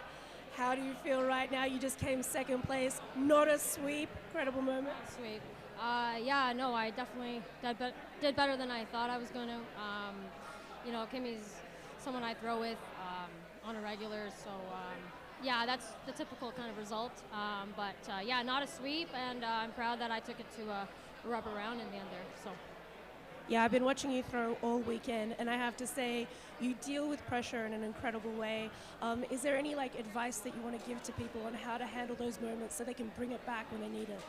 Yeah, so my trick is I join the hardest leagues in Toronto, and all the people on my Tuesday at Vaughan, they all throw tournaments regularly. They all throw at IATC every year, so I think that helps with being battle tested.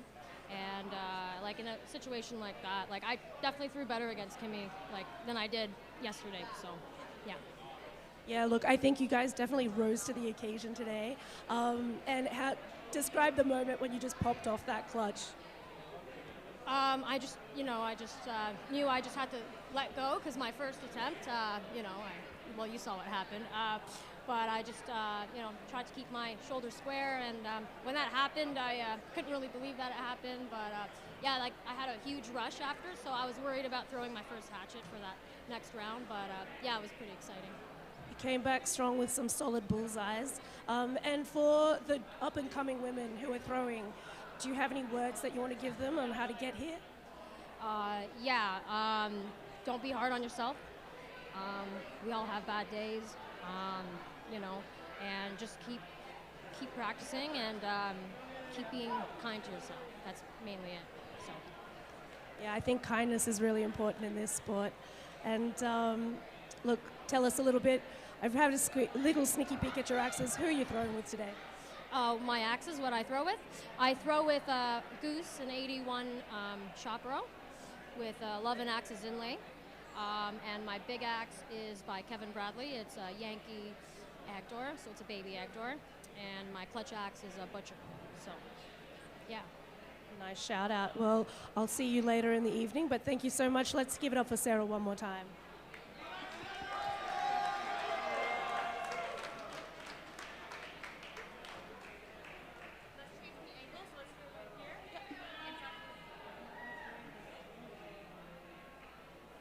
Hi, Kimmy, welcome. All right, hey, Kimmy, welcome. Congratulations on an epic showing after that. Look, you're grinning. Tell us a little bit what's going through your mind right now. I mean, after making top 3, I think I just want to have fun, and that's pretty much it. No expectations, and just have fun with everyone here right now. Yeah. That looked like the most comfortable game. How often have you played against Sarah? Oh, all the time. I can promise you she goes back and forth with me all the time. So, I mean, we have a good time, and like all I want is her to do her best, and that's it.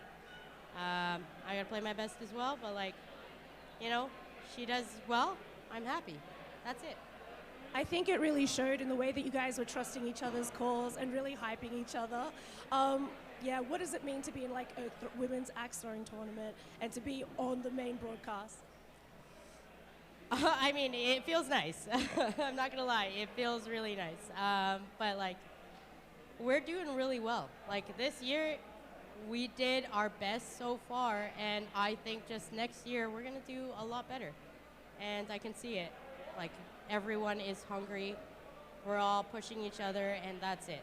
Like that's all we need is each other, and we have that, and it's gonna keep going. Yeah, well said. I think the axe throwing community is incredible, but the female axe throwing community is just uplifting itself. Yeah, and if any up and coming throwers are coming, what would you tell them? You know, just keep asking for help. Like, don't be shy. Everyone's here to help you out. Like, no matter what, everyone wants to help you. No one's gonna say no. Like, they just want to see you do better, and that's what I wanted to see with Sarah. She did really good. She almost kicked my butt, and I was really happy and proud of her. No matter where she plays, super proud of her. Yeah. Well, and also we're super proud of you. 3rd place this morning, 1st place now. How do you think the rest of the day is going to play out for you? Just gonna have fun. That's it. Just gonna hang out with everybody. Love everybody here. So, you know, we're gonna have a party. Nice. You going to take out doubles? Hell yeah. Let's just get some confidence. Hell yeah. Yeah. They certainly think so. And of course, I just want to wrap it up with what axes have you been throwing this weekend? I throw a Hunter for my small hatchet axe, and Miller made the handle, and then a big axe. Kevin Bradley made that, and a Warriors Titan. Awesome. No, quite a lineup. Impressive stuff. All right. And yeah, let's give it up for Kimmy.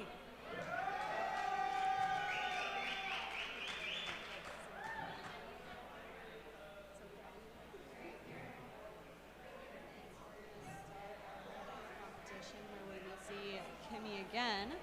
With her partner CJ. And then the 3rd member of an Axe League of their own, Axe James, with her partner, Alan Cannington. They are fried out of pickles. Baltimore. Fried pickles. Fried pickles. So this is a U.S.-Canada matchup. Yeah. Baltimore v. Toronto. Yeah. And once again, we will see a woman winning a tournament We here. will. Because there's at least one woman on both teams, And which there's is a fantastic. potential coin on the line. Oh, for this potential one. coin, yes. I forgot about the coin. Well, someone will get a coin, I guess. Kimmy 2 already people. has a coin. I don't believe CJ does, and I know Alex and Alan do not have one. So there will be at least one coin given away. And if you don't... Great, in a little bit.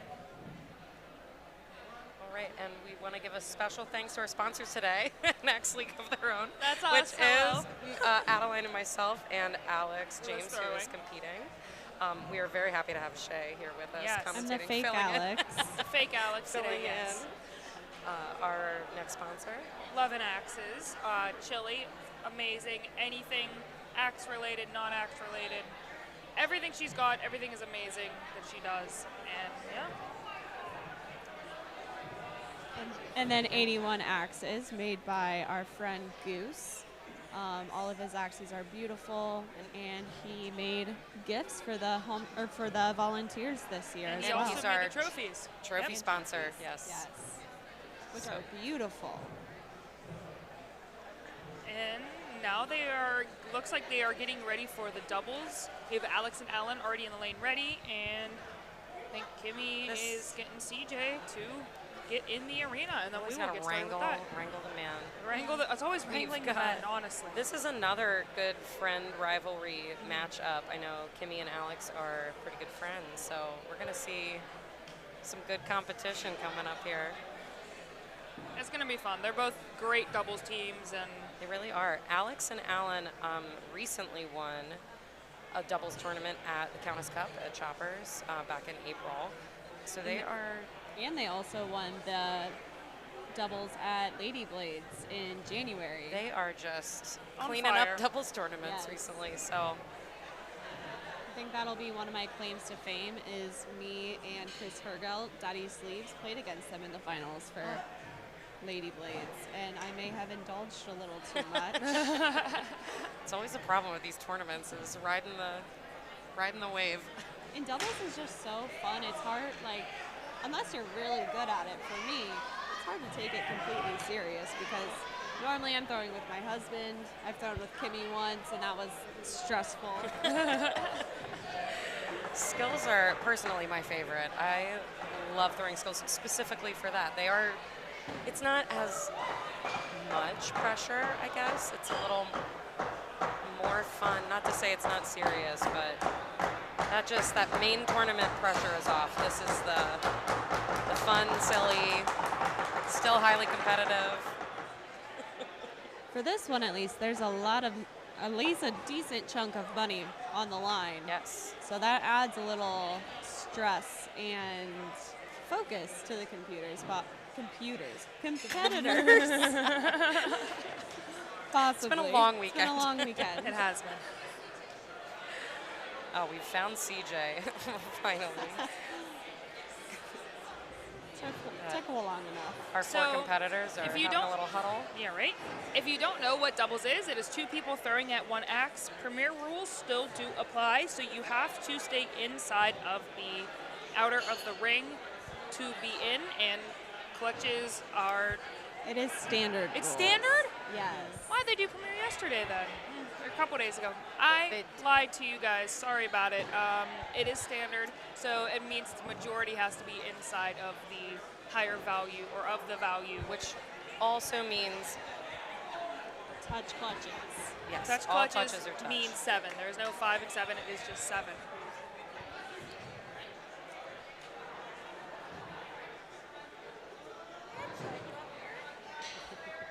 And something special that we might get to see today is them going same clutch, where they try and put 2 axes in one clutch. Both of these pairs, I do believe, enjoy same clutch, so Same clutch is pretty fun. I have a feeling that's what we're going to see a lot of. Wait, I'm assuming we are live. Yes. I would assume so. They did get some practice time. Pair so. tends to start. And the way double scoring works, you add up both axes, and that is what gets put into the system. So that's why you're going to see 10s instead of 5s. And so a max score per round is now 54 instead of 27. Which I have a good feeling we're going to see a fair amount of. Oh. We've got a 10 from Alex and Alan. And an 8 for CJ and Kimmy. Dang it, CJ. We are going. 4th axe. Oh. I guess that was 10-10. No. Um. Oh. Our screen. Okay. The TV screen is not correct. It is. I mean, it's This is correct correct on up it, here. but It it is. says That's 10. weird. Yeah, that's weird. It's okay. So we have team Fried Pickles, Up Alex and 2. Alan up by 2. And another interesting thing with doubles, you can Ooh, they did a. you can A bull decide to go clutch? bull clutch, and both people do not have to go clutch. So this forces Kimmy and CJ to go double clutch because they are now down 14. And they did it. And the most fun part of doubles is Big X. doubles, big X. So same rules apply. It is still standard, but now we're throwing 2 slightly larger axes at a still small target. Yep. Oh, I love a good The quadruple communal clinkies. clink.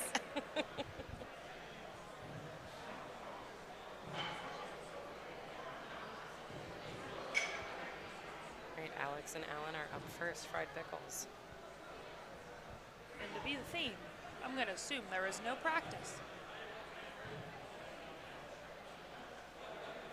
Ooh. Oh, that. I don't know, the aggro can kind of go down a little bit, so. We've got at least 1 5. Looked like they called it good, Marking so 2 that is fives. a 10.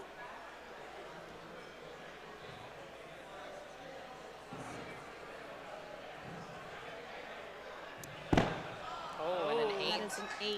I'm also enjoying how Kimmy and CJ do not have hats on. Alex and Ellen both have hats on. Matching to the T. Honestly. Some doubles teams will make matching shirts like we see with Fried Pickles. They have their little logo with their names on the back. Sometimes they'll make more intense jerseys, which I love to see. Pair of 10s. But then we also just have the classic I wear the shirt that I wear team.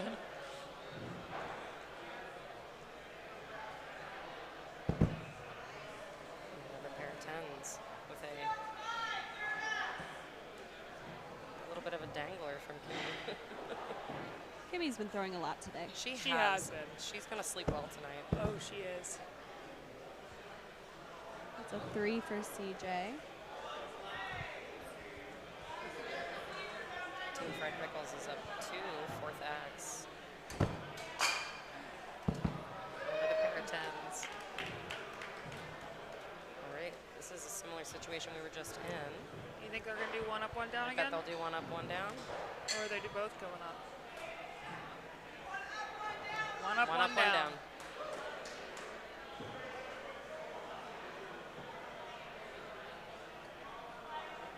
Yep. And a hit. Looks like they did Right, it. another forced double clutch.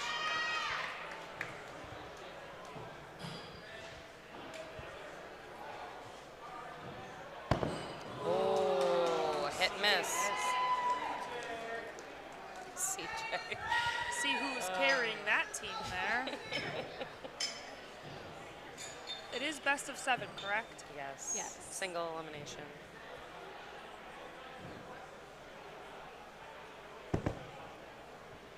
And one of the other goals with doubles is to get the access to land in the board at the same time. You don't want to hear thunk thunk. You want to hear thunk. It's also a lot more satisfying when it's just a thunk. It is. So I believe the rule is technically the axe has to leave the hand before the other axe lands in the board. But that is very risky because then you risk more of hitting the back of your partner's axe. Yeah. Whereas going at the same Fondly time. known as a Robin Hood. Robin Hoods are fun to see. I would love to see a Robin Hood. I've only don't- seen one in person. Really? Most of them are not throwing. Kimmy is throwing a Took axe, but Most of them are doing stock handles. so it wouldn't be And we've that got costly. Two No. axe Mistake. gangs. All right, we are tied at 40 going into final axe. And we're going clutch. Quadruple clutchies. Now, Right. if they're doing same clutch, Same that's the clutch? question. Maybe not. It's How- a little risky today. There's money on the line and Yeah. a coin. A money and a coin. Oh, they are going same clutch. I love it. I love it. I Okay, love we it. got one over on the. Oh. We also got one. One each. One each. A pair. Big eggs.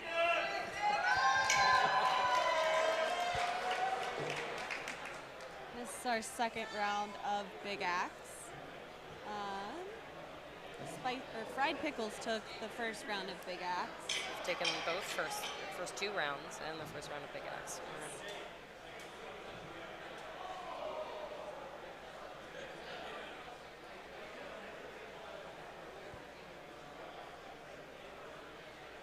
Oh, and an 8 from Kimmy and CJ. On a normal day, an 8 in Big Axe doubles would fantastic. be great. You know, at the But possibly doubles not final today. at IATC, maybe not good enough. No. Everyone who made it here this week is an amazing thrower. Honestly. And there it is. Those that up there 3-1 right now. So one more match and Fried Pickles will take it. They take one more round, it is a sweep. Or I was gonna say, or are we gonna hear the not a sweep? Yeah, there is a chance. Do love that chant.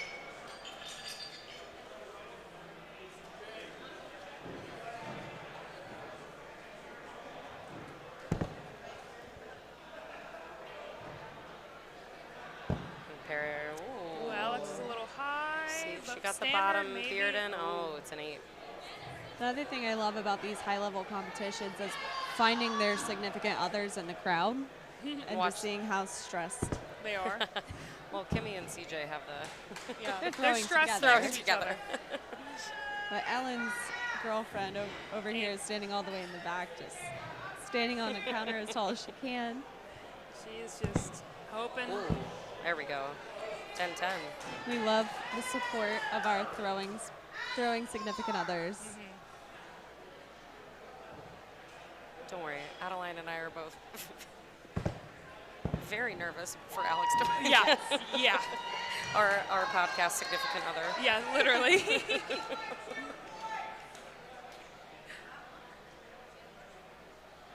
Oh, they're gonna do it. They're going clutch. It sounded like they're going same clutch. I would really be surprised to see them go different clutches. I know all 4 of these guys love double clutch. Oh, they're all resetting now.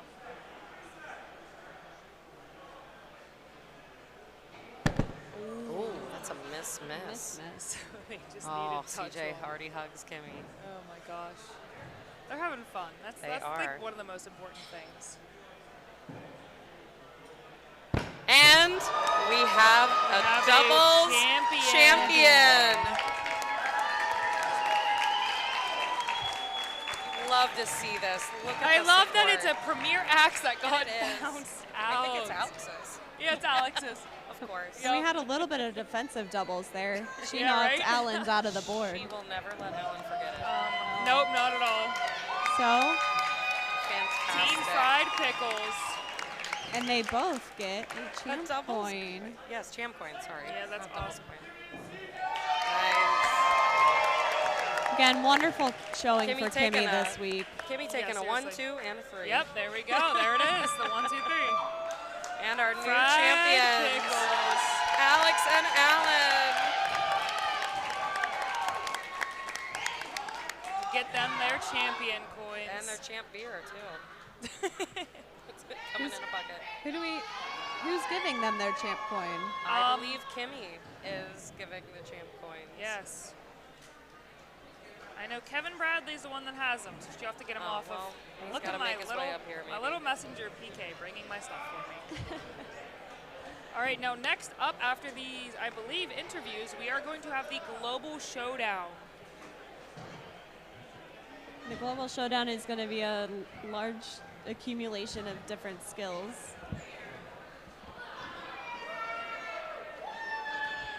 Oh, yeah. Adeline is in the Global Showdown, so she is going to get out of here. We've got a huge hug, Baltimore group hug around their team. No tears, though. There's been a lot of crying today. Crying is valid. It is. I'm not discounting it. It is. It's a fact. It has Yes, happened. there's been a lot of tears. Champions Alex and Alan, let's go! The final event is the Global Showdown, and that's happening at 4 o'clock. So you got a little bit of time. Grab some food, grab a drink. Come on back here for 4 o'clock for the Global Versus Showdown. All right, and I think it looks like we're trying to wrangle our throwers. But eventually we will have interviews with our doubles champions and our doubles runners up. I'm sure both teams are wanting to run out and see their friends, family, supporters. But first beer. Oh, Kimmy is shaking hers up. Oh. Oh. Bold choice. I think I know who it's. Oh. All Alan's right. like, no way. We're shaking up the clean cut beer from our sponsor. Alan is so Oh. That's just very gentle. Oh. Here we go. Oh. Ew. That was weak. That was weak. Well, it's not champagne. It's not Okay. gonna explode. Either way. Oh, look at that. Awesome cheers. I love watching friends throw against each other, throw with each other, And that's and just have a great time. That's what these weekends are about. This is where those friendships start. And it's so fun that we started with the stressful Wilson Cup finals. Well, under 65 finals first, which is Yes. also stressful. Then the Wilson Cup finals, which is just stress. Just stress. Peak stress. And now we're ending with our women's tournament, which is stress, but like in a loving, caring, Very.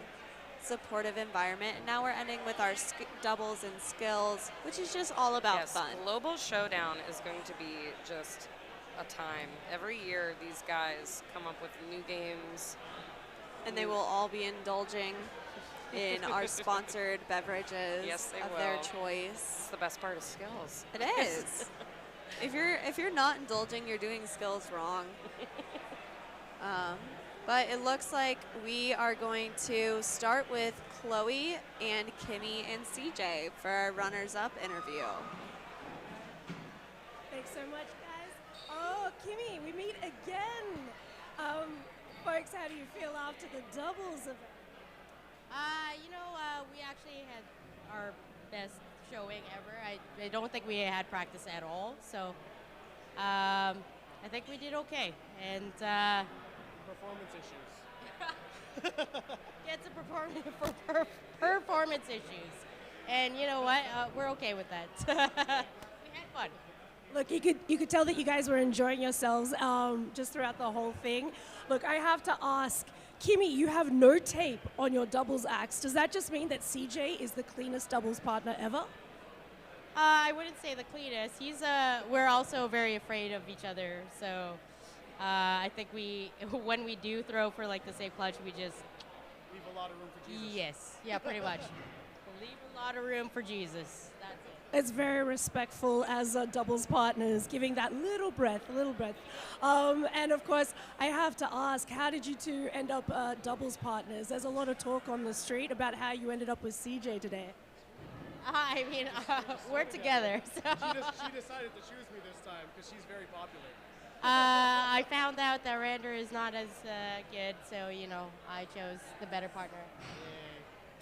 So, yeah. So we had to. Well, you had to. Looks like it's kept the relationship strong instead of crumbling it apart. Tell us, has there been a little bit of tiffing behind the scenes that we haven't seen? Yeah. I mean, yesterday or 2 days ago, what was it? We had a bit of an upset, a little bit. Just boys. They're fun to handle. So, yeah, he was gone for a bit, and then we almost forfeited a match, but he ended up coming back at the right time. So, a dramatic entrance. Okay, that's what I come to expect from you. Fashionably late, I totally get it. Look, you made quite a splash. Congratulations on coming second place in doubles. Looked like you guys were having a hoot. Yeah, that's it. Then we just have fun. It's all about the game. All about the game indeed. All right, thanks so much, folks. Have a good one. JC and I just had to mute our mics. We love Kimmy so much, and all of her answers were beyond That hilarious. might be one of the best interviews I've ever heard yet. Leave room for incredible. Jesus. We're a little afraid of each other. Right, and I think we're going to get an interview here with our new doubles champs, or first doubles champs, I guess.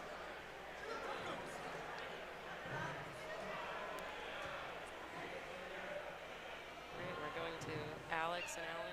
All right, guys, I'm here with the Fried Pickles.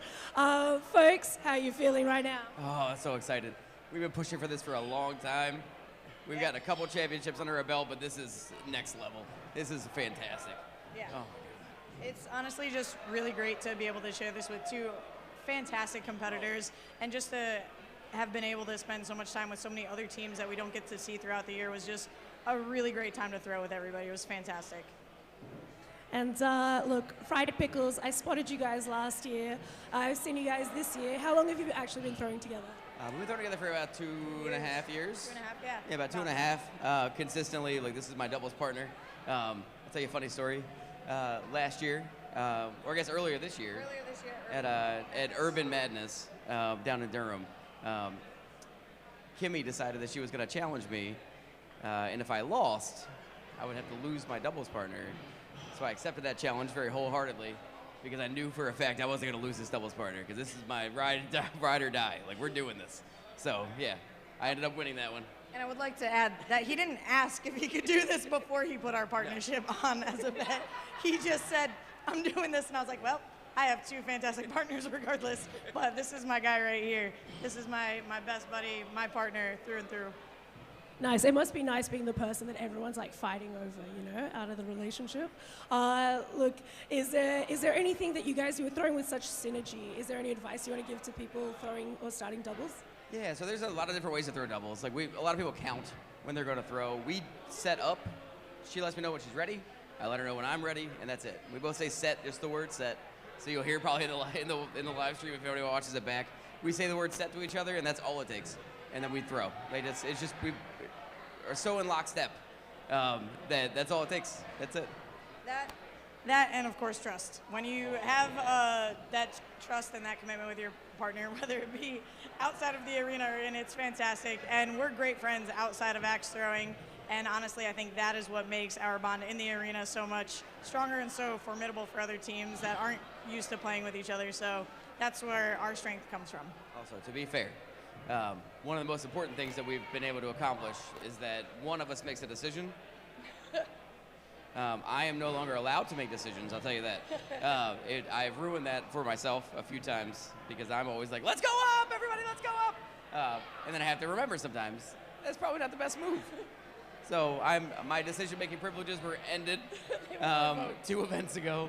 So at this point, this is what we got. It's one person makes a decision. I accept that. That's where the trust comes in. I trust that she has our both interests at heart. So when she makes a decision, we fucking roll with it. Sorry. Nice, nice. There's definitely one person who's the dominant, basically. You're taking the me out of the team, you know? Yeah, putting the trust in your partner, which is always awesome. Now, I'm going to ask if this is allowed, but what is the most expensive axe that you've damaged of each other's? A stock axe gang. Rolling in the money, then. Yeah. Yeah. To be fair, I throw a hair second faster, so I am typically not damaged as much. Typically, the blade of the axe gang slams into the back of mine. So if that's the case, we're both fine.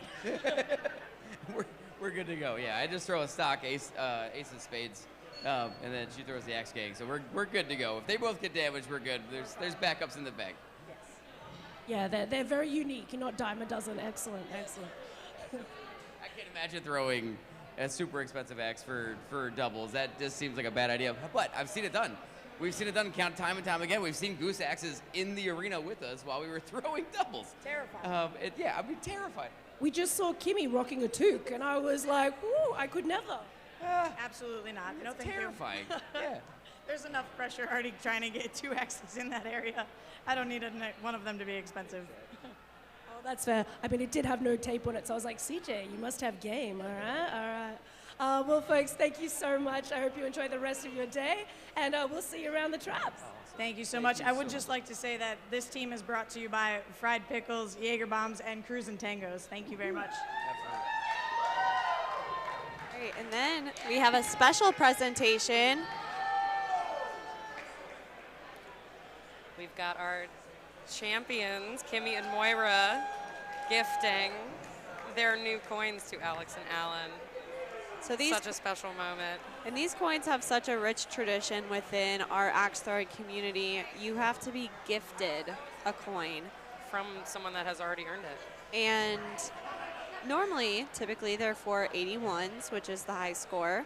But we have these special large champions coins that go to specific tournaments. And these coins were kind of devised by Joey the Hat, who is not here with us this weekend, but has just started this amazing tradition, and it's just very cool to see. I know it means a lot. It means a lot to receive one. JC, who's your coin parent? Oh, my coin parent was my former doubles partner, Dino DNA, John Fortunato. But then my wallet did get stolen, so I was gifted another one. I did reach out to Joey of what was the chain of command on that, and then I have a new axe coin parent. How about you? Great. We want to just shout out some more of our sponsors for this weekend. We have the color green. The color green. White Claw. Claw. No laws when you're drinking claws. Can't do an axe tournament without an adult beverage sponsor. And then Dylan's Small Batch Distillers, they've been having some wonderful drinks. Elm City Axe Boards, All love them. boards provided by Elm City. We get to see those beautiful axes towed in. Beyond the Pale Brewing, providing a lot of our beers that you'll see our competitors getting, including Clean Cut that all of our champions have gotten. We have 81 Axes, who is our trophy sponsor. Goose 81 has made all of the trophies that look like axes, but they are completely made out of wood. I thought they were throwable this year. Gray. Oh, maybe not. I'm not sure. I think they're throwable. Oh, okay. Maybe they are throwable. TBD. They are all made by Goose. Awesome. So we are wrapping up our stream right now. We're going to take a short break until 4 o'clock, which Global Showdown will then resume. And you'll have new hosts. Yes. So, goodbye. It's been a pleasure. Thank you for having us. Yeah. Shay, our stand-in Alotto member. Oh. And you're going to see Alex. Wait, no, not Alex. Adeline back on Team USA. For Team USA, yes. We're so excited. Right. Can't wait to see what they come up with. We will see you at 4. Right. Thank you. The end.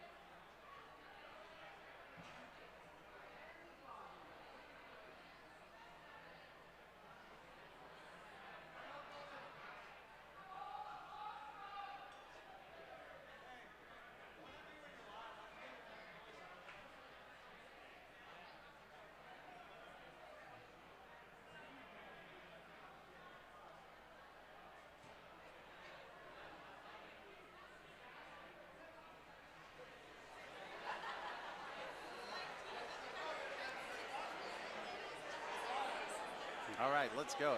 Hello, everybody. We are live here at Battle Pickering. Are we live here now? I think we are. Hello, everyone. We're here live at Battle Pickering. My name is Christopher Papa Bear Rios, throwing from Urban Axis Austin. I'm here with my good friend Mike Kump, and we are here to wrap up a wonderful weekend of World Championship axe throwing here at Battle Pickering in Toronto at the IATC. What a wonderful way to top off Father's Day with having a daddy win the IATC. Austin Agosti taking it today, but now we're here for the main and final event. 4 regions of the world assembling a team to determine who is the best at axe throwing. Mike Kump, tell us, what are your thoughts of the weekend and leading up to this day? What an incredible weekend it's been so far. This event in particular, we had the qualifiers on Friday night. Again, teams from all 4 regions now. This event starting in 2019 was just US versus Canada. Now we've added the EU and Asia Pacific, mostly from Australia. All 4 teams qualifying, 6 players on each team. They're going to compete in events that you have probably never seen on a live stream before. You're going to see them today, and you're going to be excited about it. That's right. We have 9. That's right. 9 events of some amazing trick shots, I would call them. Trick shots, not your standard overhand throwing type of shots, but trick shots that are going to demonstrate accuracy and really nerve. A lot of nerve with some of these types of shots that you got to throw. My good friend Matt Patton just shared with me a flag from just wanted to show off some of the regions of the world that we got to represent here. But we're going to have an outstanding day of throwing, and I'm excited to see who's going to take home the Os Vase. Tell us a little bit about this vase and its history. Yeah, this vase, the Os Vase here in my hands, was painted, hand-painted by Jordan Van Os of the Van Os clan. Him and his brother Martin, very critical in the birth of this event.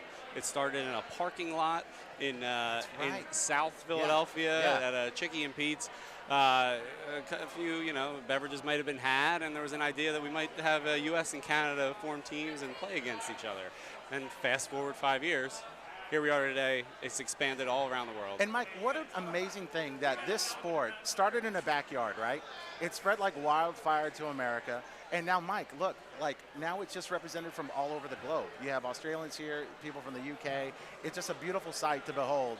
And we're all so passionate about it. What an amazing community. And now everyone's just so determined to take home this trophy and represent who the best collection of throwers are from the world. Yeah, absolutely. And I think, as much as axe throwing spread here, I'm now a fan of Team Canada. I've never liked the U.S. I hope Team Canada takes it this year. But let's get things started here, Chris. We're going to throw down to David Saikon, who's going to get the event kicked off. Let's go. All right. Thank you, everyone who is here to spectate the Global Showdown. This dates back to the USA-Canada events in 2019, and this has grown to be something larger than I think we ever expected this to be. This is an event that we like to call an axe throwing event by throwers, for throwers, and this is kind of a love letter to the community from some of the top throwers in this sport about the community, expressing how much we love the community and the camaraderie, and kind of bringing a little bit of trash talking and a little bit of fun. And so we're hoping to see some good matches here. I want to start off first. This event at its core has always had a very important charity component to it. Every single event we have always done has always had a charity raffle. On Friday, we raised over $1,000 for Trinity Hub, an organization here in Toronto that is for the unhoused and unhomed and providing care packages and other support that they need. We are still running that fundraiser outside for the rest of the day, so go see the Love and Axes table. We have a lot of good axes that are there for raffle.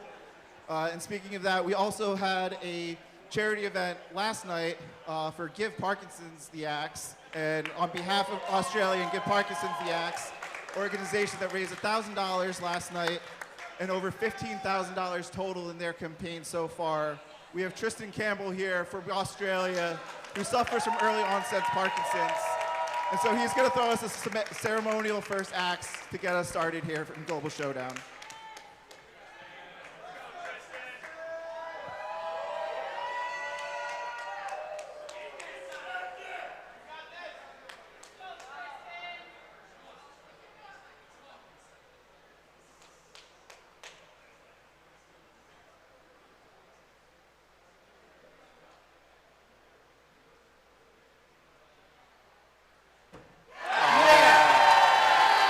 bullseye to start. What a way to kick off the event. Yeah.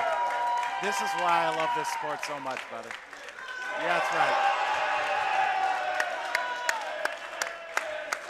He bowled in. Now he gets to go clutch. Yeah, he gets to go clutch.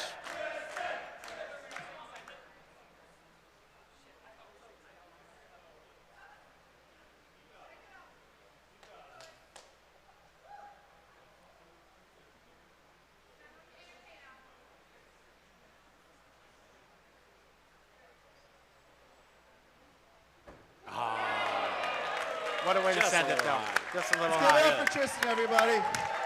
God bless Tristan and his cause. And make sure you check out Give Parkinson's the Axe on Instagram and P-Rex and support and find out more at the Throwing It Forward table outside. All right, now we are going to get started. The way this event is going to be running, we have 9 separate skills events.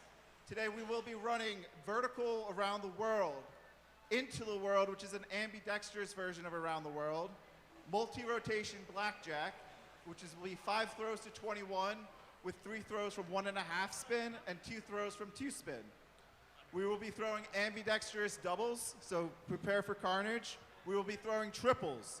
We will be throwing an event we call 5 axes, 1 bowl, a big axe clutch race, double rotation doubles, and we are going to be ending it on a around the world event we call Everything But the Kitchen Sink. Now getting it started, we are going to be starting with vertical around the world. Now these are 4 throwers, competed Friday night, and will be competing for one of the coveted 81 skills trophies. Representing the United States, we have Jebalicious. Representing Canada, we have Woodchuck. Representing the United Kingdom, we have Crawl. And representing Asia Pacific, we have Stagger. The way this game is going to work, throwers will be starting on the low 1. They'll be throwing on the low 3, the bullseye, 3, 1. Clutch, we are going standard rules. Everything else today is going to be premier. All right. Yeah, great description by the former IATC champ, David Saikon, as we start up with vertical underhand around the world. Now, Mike Cup, this is a very difficult throw. This is underhand. Yes, so underhand, I think it's probably the most difficult throw of anything in axe throwing. Even more so than double rotation or anything like that. Underhand is just so finicky, and you're starting the axe so low and close to the ground and swinging upward. And when people practice it, they generally practice it for the bullseye. Here we're going to see competitors try to make their way up the board. They're going to start with a low 1. They're going to go for the low 3. This is all on the middle board here. It seems like Carl from the UK hit his 1. He's on to the 3s. He's the only thrower. He's the only we saw thrower some. up to the 3. Jeb is back in. Oh, we got a drop from Carl. Hang on. Oh. Stagger and Jeb Bissett joining the EU there in the 3s. That's right. So USA and the UK are tied right now. You'll see on the right side your lighter blue shirt, that's Jeb Bissett. He practices underhand regularly and throws entire leagues with it. Oh, wow. That's how good he is. So honestly, I'll be surprised if he doesn't take home this event, but we'll see. We'll see. You never know when you're throwing when the lights are on. Oh, Jeb's just a little high. Jeb's trying to go for his bull. All right, now we're going to that next serve. So Jeb is trying to hit his bull. USA is ahead right now. You'll also in underhand a lot see struggles with rotation. Getting that spin correct to actually land the bull, land the axe on the board. Yep. So Jeb has hit his bull. Australia, I think, is right behind him now. And this is, again, a race to the top. They're going to make their way all the way up to the top 1, and then the first person to touch a clutch wins this event. That's right. So Jeb not able to lift it up to that 3. That height gets you every time. Yep. And the energy of the crowd, the nerves gets you every time. Oh, there's Jeb again, a little low. Oh, Australia's just a little high. Woodchuck, I think, is still trying to hit his bull. And there's a lot of chirping going on down Yeah, there. a lot of chirping. This is a lot of energy with this type of event. A lot of chaos. So fun. Jeb, I don't know if that's... They may have to measure it. They got to measure that one, maybe. I believe it's... Is it stand? Oh, I should know this. I'm the color commentator. Is it premier or standard? Premier? Let's see. So there's a difference. If it's premier, the entire blade needs to be in the 3. If it's standard, majority of the blade needs to be in the 3. It is standard scoring. It's I did standard know scoring, this. yeah. Let's see. What are they going to call it? Oh, we're gonna have a nonpartisan, you know. Brian Starling, Brian, Toronto's Canadian, will Darling measure this. Starling, gonna come in and measure. This is a big moment. The USA, can they advance? Up 1. What better authority than Brian Starling to measure? Oh yeah, your he is the axe? king.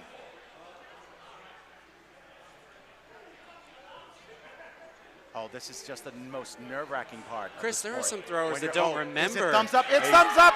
It's thumbs up. He says it reluctantly. You Yeah, saw the I know. sad face.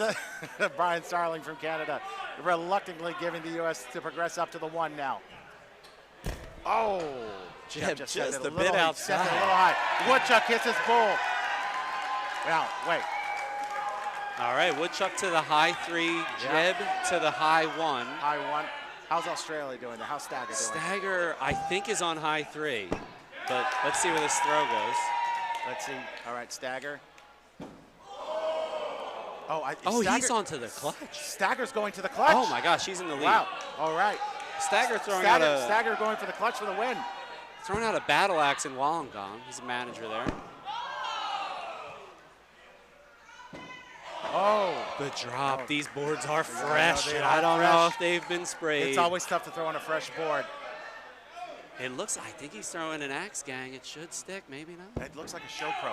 Now Jeb hits his high 1. Jeb hits his high 1. This is the big shot for Australia. Oh, did he get it? He nicked it. Australia takes the first round.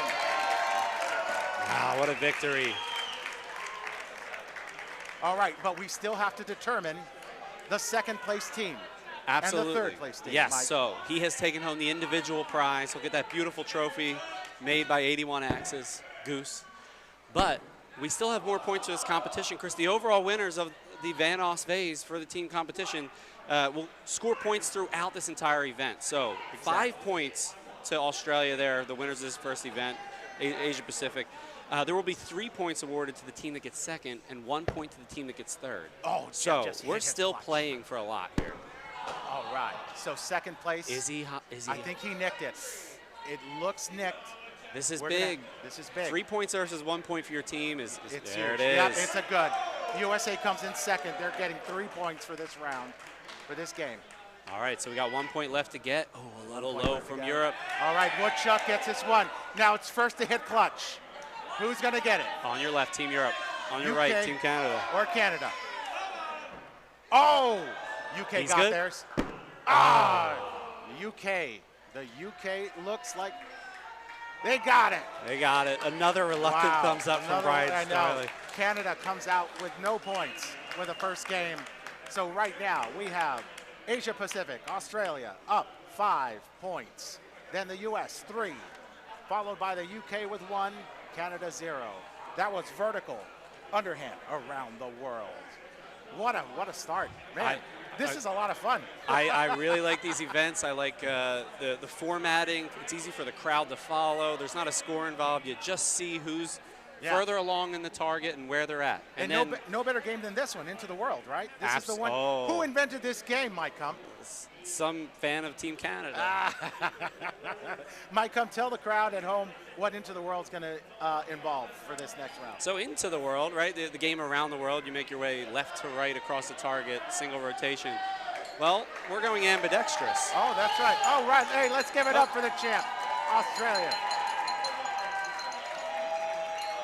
Good job.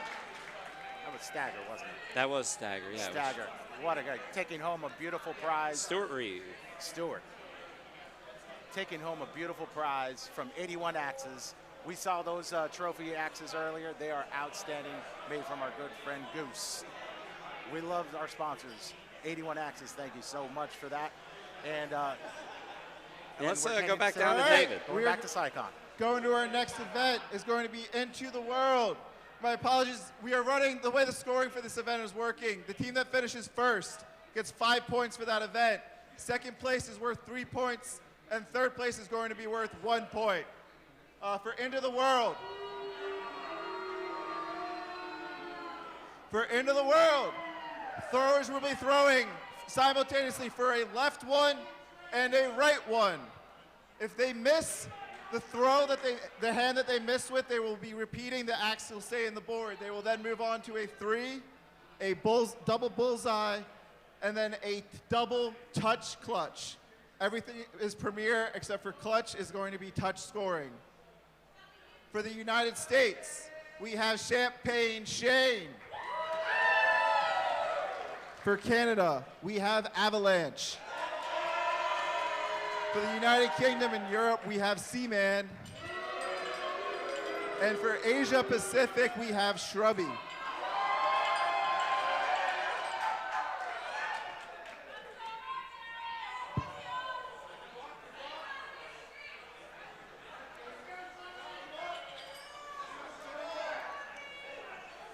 All right, the traditional axe clink from all competitors.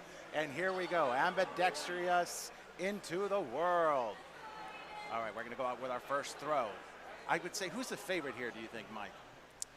I have no idea, if I'm really being honest. Well, so far it looks like the EU. Yeah. Wow. And of course, Asia Pacific coming out strong. Yeah, Seaman, who I believe moved either from Australia to the EU or from the EU to Australia, is sporting the Australia shirt despite representing the EU here today. That's right. He's going to start off perfect. So they're going to make their ways from ambidextrous ones, ambidextrous threes, and then 2 right in the bull there. Everything has to be premier. If they miss one of the axes, the one that's good stays in the board, and they will take the other one out and throw it again, whichever hand it happens to be. That's right. It looks like C-Man threw a 3 with his left axe. So we'll see here on the right, possibly. We might see it on the stream in a moment. Team Canada looking for a 3 with his left hand. That seems to be good. He got it.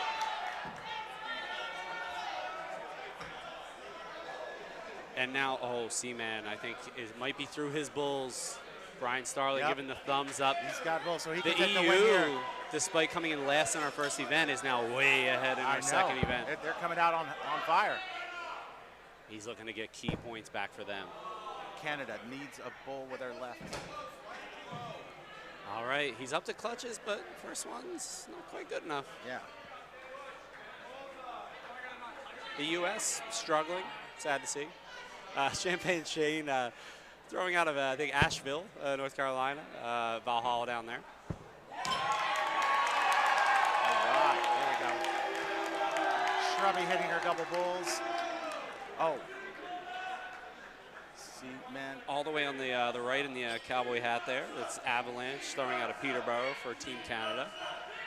Did we already get the winner? I think we might have. I know. They're just coming out. Australia. Brian Starling in the check. The Seaman, the winner of the EU Regionals. Wow. Takes home Into the World. Wow. Australia coming out hot. All right, now we still got to determine who second is. Avalanche going for his 2 clutches. Oh, wow. Shrubby might have hit at least one. She's got left. She needs the right. All right, she just needs a right. But is she a left-handed thrower? Is this going to be more difficult for her? Who knows? I don't know. It looks pretty natural. She might be a right-handed thrower.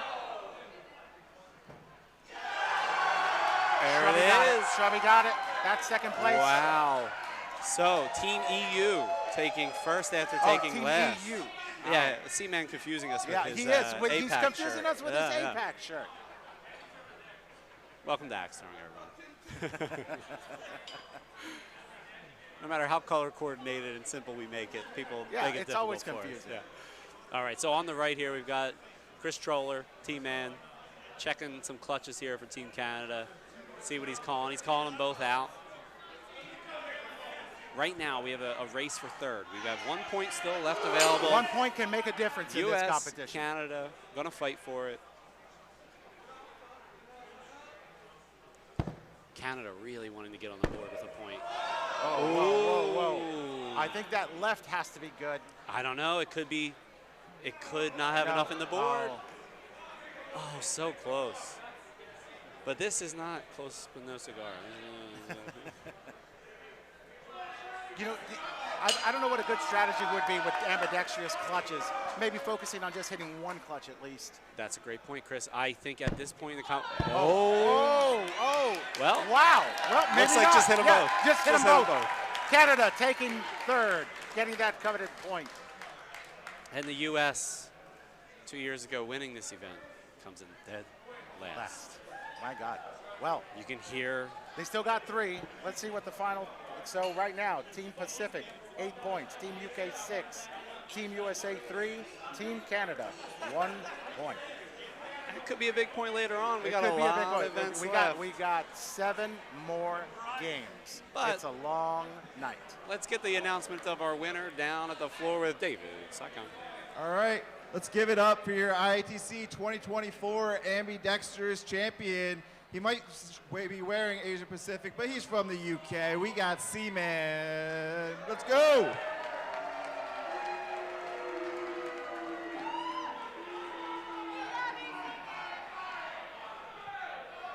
All right, this is going to be our final of the 3 Skills Trophies events.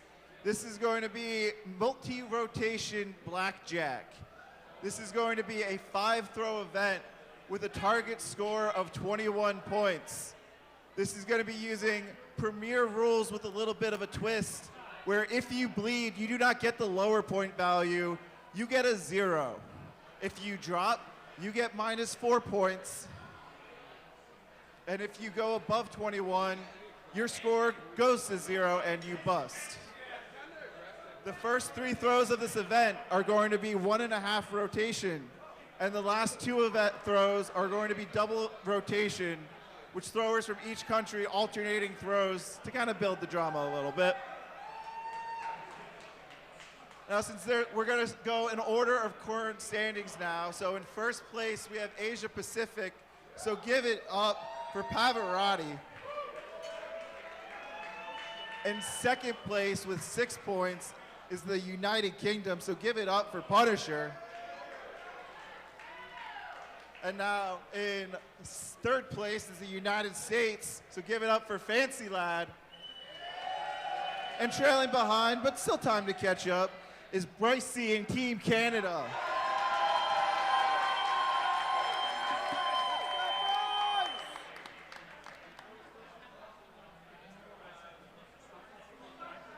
Multi-rotation blackjack. Object of the game, score 21 points.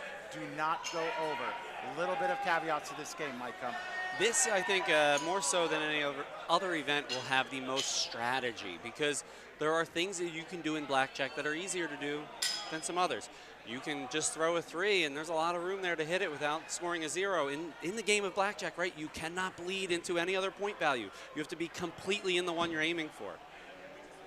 Let's see. Looks like 2 bulls on the far left. Oh, clean premier bulls. Fancy going for the 3.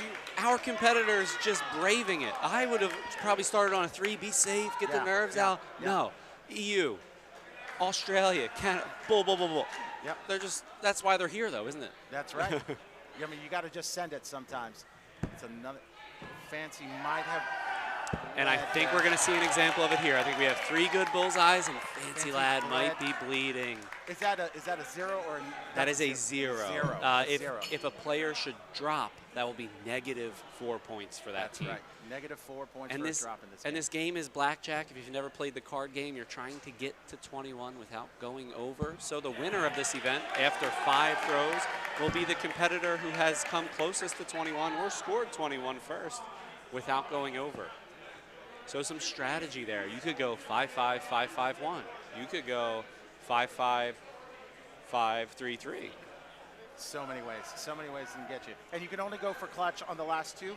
Correct, That's only right. on the 2 rotation. So our throwers started off with 3 1.5 rotation throws. They are now moved on to the 2 rotation. All right, so they have to stand further back, and the axe has to rotate twice through the air. And now we're seeing the strategy come into play. Punisher, team captain of the EU, throwing a right side 3. Fancy drops. Fancy That's a Lad, negative. our competitor for the U.S. Not getting the rotation right. That's a -4. Let's just consider the U.S. out of this one. But he needs to keep it together. Maybe there's some points to You get. never know. You never know. We could have a drop and another throw here. We'll now see Australia, Team Asia Pacific on the left, aka Australia, and Canada on the right here for their first of the 2 rotation throws. That's a solid premier goal. And a drop from Canada. Drop from Canada. All right. We need. I don't know what was in the water or in the airplane ride over here for Australia, but they have been on fire so far in the first 3 games. So I believe this is a battle right now on the left side between Europe and Pacific. I believe they have the most points right now. Those drops from Canada and U.S. just take them basically out of it. Can this get locked up right here by Team Europe? Oh, it's a drop. It's a drop. I can't breathe. I might be choking too. Oh, the choke from the Punisher. It just happens. And can anything be as punishing as dropping when you're in the lead? You know, it happens to the best of us. It really does. It just happens. You just got to shake it off. Now, what does that leave? That's probably. I believe a stick here and a 3 for they take Team it. Pacific was going to take it for them. They just got to get a stick, and they'll Let's take see. another game. And a 1. A 1. That's going to probably do it. No points. No points for Canada's throw. Wow. It's a bleed. Was that a blackjack? 5-5-5-1? I think that was a blackjack. Perfect blackjack for Asia Incredible. Pacific. I mean, these teams are brave. Just not even going the 5-5-5-3-3. And we're going to throw it down to David Saikon to announce our winner from the Asia Pacific region. All right. For our winner of multi-rotation blackjack with a perfect score of 21, not done the easy way with 2 threes from 2 spin like you would normally. This is a man who only needed 1 point to win a tiebreaker to earn this spot, and he threw a bullseye on the grand slam today. He does the exact same thing and does a 2-spin bullseye. We got Pavarotti doing it in style.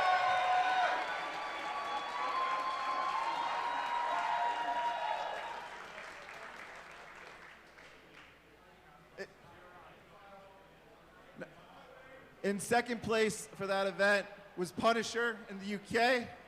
In third place was Brycey from Canada. And last was Fancy Lad. Now bringing it up in our next event, we are going to one of my personal favorites in this tournament, one that I cannot throw, is ambidextrous doubles. That is 2 people throwing 2 axes with 4 axes in the board. This is a 5-throw event with clutches optional on the 5th and final axe. From first place currently, we have Asia Pacific represented by Shrubby and Stagger. In second place, we have the United Kingdom with Seaman and Nightwing. In third,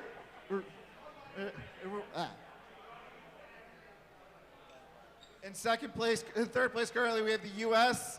with Fancy Lad and HBO. And catching up, we have Avalanche and Wolverine from Canada.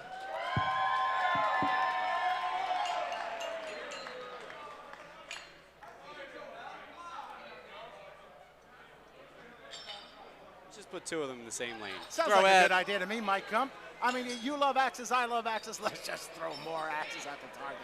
I mean, most of our throwers out there, they're like, well, it's pretty hard to put an axe in a bullseye. Why don't you try to put 4 of them in there at the same time? 4 at once, aiming for the bullseye. I believe this has to be premier scoring. So the bullseyes have to be the axe has to be all in the bullseye in order for it to count. Yes, sir, and I'm glad I'm not scoring it because that is difficult when you're trying to do that for 4 axes. Wow, Canada just going out blazing. I think they got 3 premier bullseyes and a 1. Just wow. Oh, no. Wow. Team Australia. Yeah. Australia just went all 4 drops. And the USA, it looks like a Pollock painting. It's just all over the place. I can't. So our team, team in the lead here, Team Pacific, Australia. Just, I mean, I don't want to say they took themselves out of it because there's a lot of axes to throw. But there's a lot of games still. That's why every game counts. But this event, they've got to come from behind. They're starting off with 0 after the first throw. Oh, man. So, as we mentioned, Team Australia, Team Pacific, Clara Bush and Stuart Reeve. Let's see, where are they from? I'll figure this out. Let's see some good throws from Canada. All right, looks like Battle Axe in Wollongong. And Maniacs in Brisbane. And I believe Shrubby only started throwing Ambi while practicing with her doubles partner who was doing it, and just decided, well, I guess I'll try that too. She wanted to catch up with her doubles partner. I remember that. That's right. Sometimes we bring the best out in each other. That's why we do this sport. That's why we love it. All right, setting up for our third throw. Canada looking with a respectable score there. All right, USA finding their footing. Another drop from Asia Pacific. Oh. 2 drops from the UK.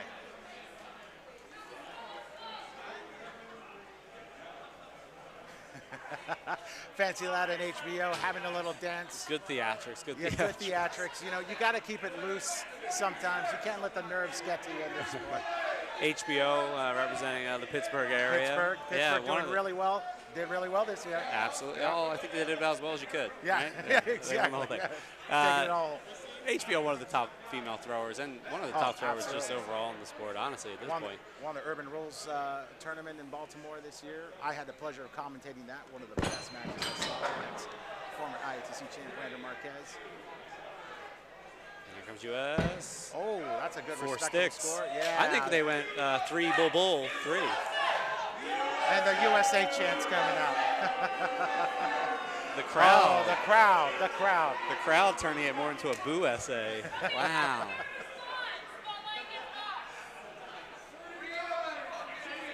So this is a very complex game to score. It looks like the U.S. might be the higher score for this game. Let's go down. I have a feeling they're winning just because they've been hitting some clean throws, Yeah, not many drops. Yeah, they've been sticking a lot more, and I haven't seen that many drops. So right now for Team Canada, we've got Wolverine and an Avalanche, I believe, throwing out a Peterborough and Battle Niagara. I just stopped in Niagara Falls on the way up here. Nice town. Beautiful sight. Nice people. All right, David and... this is the final throw. Oh, Asia Pacific coming with some energy.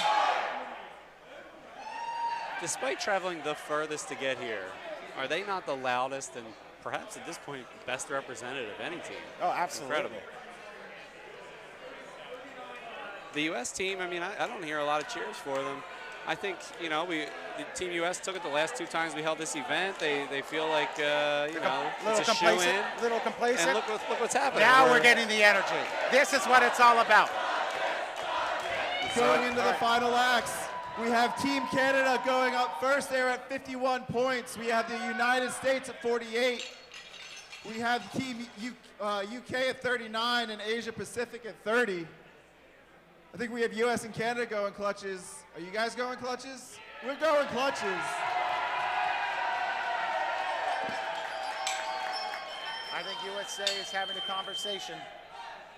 What would you do here, Mike? Would you try and maybe go 1 clutch, 1 bull, or? Well, that's what I would have done, but all 4 teams just went double clutch. So, yeah, I would have expected a... They got one, Canada got 1 clutch, it looks like. And I So honestly, right here, USA could... look, you can see U.S. strategizing. They're I see strategizing. Adeline They're like, strategizing that she's they going could to... just take the match if they just hit. Well, she's going to drop her left hand and just try to hit it with her right. Focus on her main hand and try to hit that clutch. Yeah. Cheaters they are. It's not It's cheating. It's not cheating. It's not strategy. cheating. It's just not strategy. nice. Oh, they And they missed double their miss. clutches. That's what you Adeline get. and Fancy missed their clutches. That's what you that get. That could have won the round. And that's why I turned my back on that terrible team, Team USA. I Oh, never look at liked this. them. Europe and Asia combining forces, throwing all at the same target. Wow! Wow! Look at that. That is a beautiful sight, people. Did they even get 1? It doesn't matter. Those were all their main throwers. That was What a great sight. There you go. The world coming together for a good time. All right, let's get back down in a moment here to Dave, who will give us the final scores. Let's give him a second, though. I can't believe they all just went at that same clutch. Like, you know, a lot of wood, a lot of splinters. You traveled all the way. You traveled halfway across the world. You might as well have a moment like that. First off, let's give it up for Avalanche. We had 8 throwers throwing 8 axes, and we had 1 hit clutch. Yeah. These are the best of the best, folks. Just to remind you, if you think you're struggling at home, the best of the best aren't that good either. So give it up. Team Canada in first place, 58 points. Team US, second place with 48 points. Team UK with 39 points, and Asia Pacific with 30 points.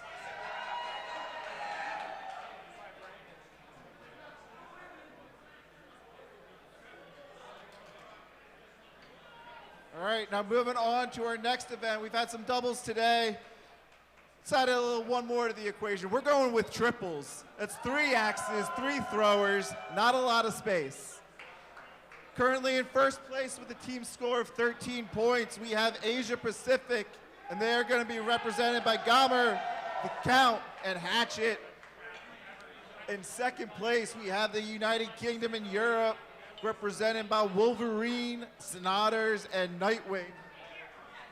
In second place, third place, the United States with 7 points is going to be represented by the regular guy, Queen HBO, and Dirty fucking D. And then last, currently, I messed that up. My apologies. The United States is in last. I'm not used to that. That's the first time this has happened in a while. In third place with 7 points is Team Canada with Lemons, LaFleur, and the other Wolverine. All right, thank you, David. So, Thank you, David. All right, triples. 3 throwers in a lane, throwing at the same target. This should be fun. So in our last event, right, we had ambidextrous doubles. You have 4 axes, 2 of which are thrown with, you know, the offhand, the one that people aren't good with. We're only going to see 3 axes thrown, but they're going to be thrown by the dominant hand of these throwers, people who are very precise and can really guide things in. Exactly. The interesting thing you're going to see here, does the middle thrower lead in the middle, or do they trail in the back, and how you stack yourselves up to try to fit physically into the arena. Yep. I'm seeing a little bit of that right now, especially with Team USA. HBO's trailing behind in the middle. Wow. Australia hit 3 bulls. USA with 3 bulls. And I believe this is our first appearance of Jemmy Haxman, the team captain for Team USA. Jemmy leads a band back at home. Jemmy looking straight out of the grunge era. Yep. From Seattle there. He's not from Seattle, though. He's representing Detroit X.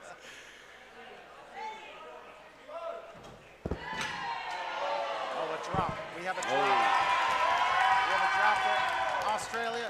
3 bulls for the U.S. I think 3 bulls for Canada. First appearance so far of Lemons for Team Canada, the female representative, co-owner of Riot Axe, I believe. And LaFleur throwing out of Rage in Montreal, if my memory serves me right. And we got to give a shout out to all our small business owners who are supporting our axe venues across the world, keeping the sport alive and keeping our community alive. This is so fun to watch. Look at this. All right. I think we have a triple bull on the far left for Team EU. Wolverine celebrating that. What a gentleman he is. Don't let the hair confuse you. He is a posh gentleman, is what we've been told. What an incredible mullet on the far left. I know. It's impressive. I mean, the mustache and the mullet, wow. Yeah. I got to throw against him in the tournament, and he's just such a sweetheart.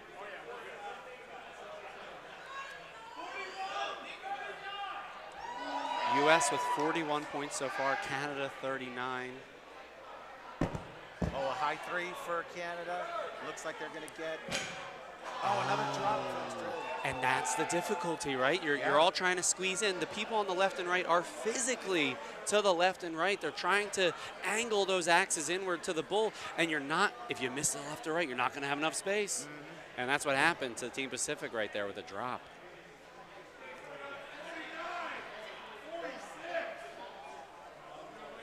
I think I heard 45 for UK, 46. And we're gonna get a little pause while we tally scores.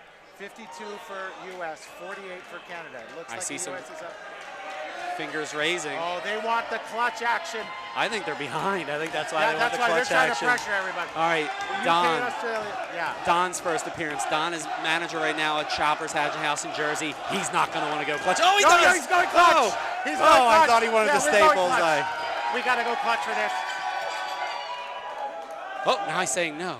Oh, I think Jemmy was saying, let's all throw the same clutch. And Don's like, that's crazy. We want to win this event. Let's at least have one go for an opposite clutch. So Canada I think had we're going to see one at one clutch, two at another clutch, right? Yeah. Hopefully, maybe. Oh. Clutch is worth 7 points each. Oh, I think you got 2 clutches of the same clutch for USA. And the singular miss. And a singular miss. Wow, let's see how these scores tally up in the end. With clutches being worth 7 points each, this was anybody's game going into this 5th act. And I mean, right now, if you're Team Pacific, you want to just get as many as you can. You want to win the event, come in second, something to keep that tally up. You got a strong lead. You want to keep it up and not play too loose to take this home because we still have a few more games left. The Os Vase has not left the Northern Hemisphere yet. Not yet. Maybe this year. It also hasn't crossed an ocean. Oh, So it hasn't. This might be it might need to get a passport. it stayed here in Toronto. It has gone down to Philadelphia. And 4 years later, it's back up here. We'll see where it goes home to. I've had it in my apartment for a long time. That's a good conversation piece, Mike. It is, it is. Oh, wait. There might be debate on if the U.S. hit its second clutch. I don't know if that would change the outcome. I don't trust. Oh, Brian Starling says no. I don't trust him. I don't trust him anymore. I trusted him when he gave us a good axe. I don't trust. Yeah. So that was one good clutch for the U.S. Seemed like it was one good for Canada. I think I saw at least one good on Pacific. Let's find out. We're going to go down to the floor to David Sycon for the final scores. All right. In 4th place, we have Team Asia Pacific with a score of 51 points. In 3rd place, we have Canada with a score of 53 points. In 2nd place, with a score of 57 points, the United States. And in 1st place with a score of 59 points, winning by 2, is the United Kingdom. The U.S. gets for going clutch. They should have stayed down. They just stay down. You got it. Sometimes you just got to play strategy and get the points. The bravado. They just think they're the best at everything. Terrible. Terrible people. Oh, Mike. Oh, no. Matt, oh, no. The US is fingers just, are flying. Yeah, fingers are flying now. Let's go back down. You just to want Dave. it so bad sometimes in this game. And now we're going on to our next game, explained by the great David Sycon. Here we go. All right. We're just going to keep adding more chaos to the equation. We're now moving on to 5 axes, 1 bullseye. This is going to be 5 throwers throwing one at a time, all aiming at the bullseye. No one's retrieving their axe until the very end. 25 points is the highest score. Let's see what these guys and girls can get. To the game. 5 throwers will be throwing at the bullseye. And we're going to try and see 5 axes buried in that bullseye. Premier scoring. This is going to be amazing. Yes, Mike. and the caveat here, Chris, it will not be simultaneously. They will be doing it one at a time.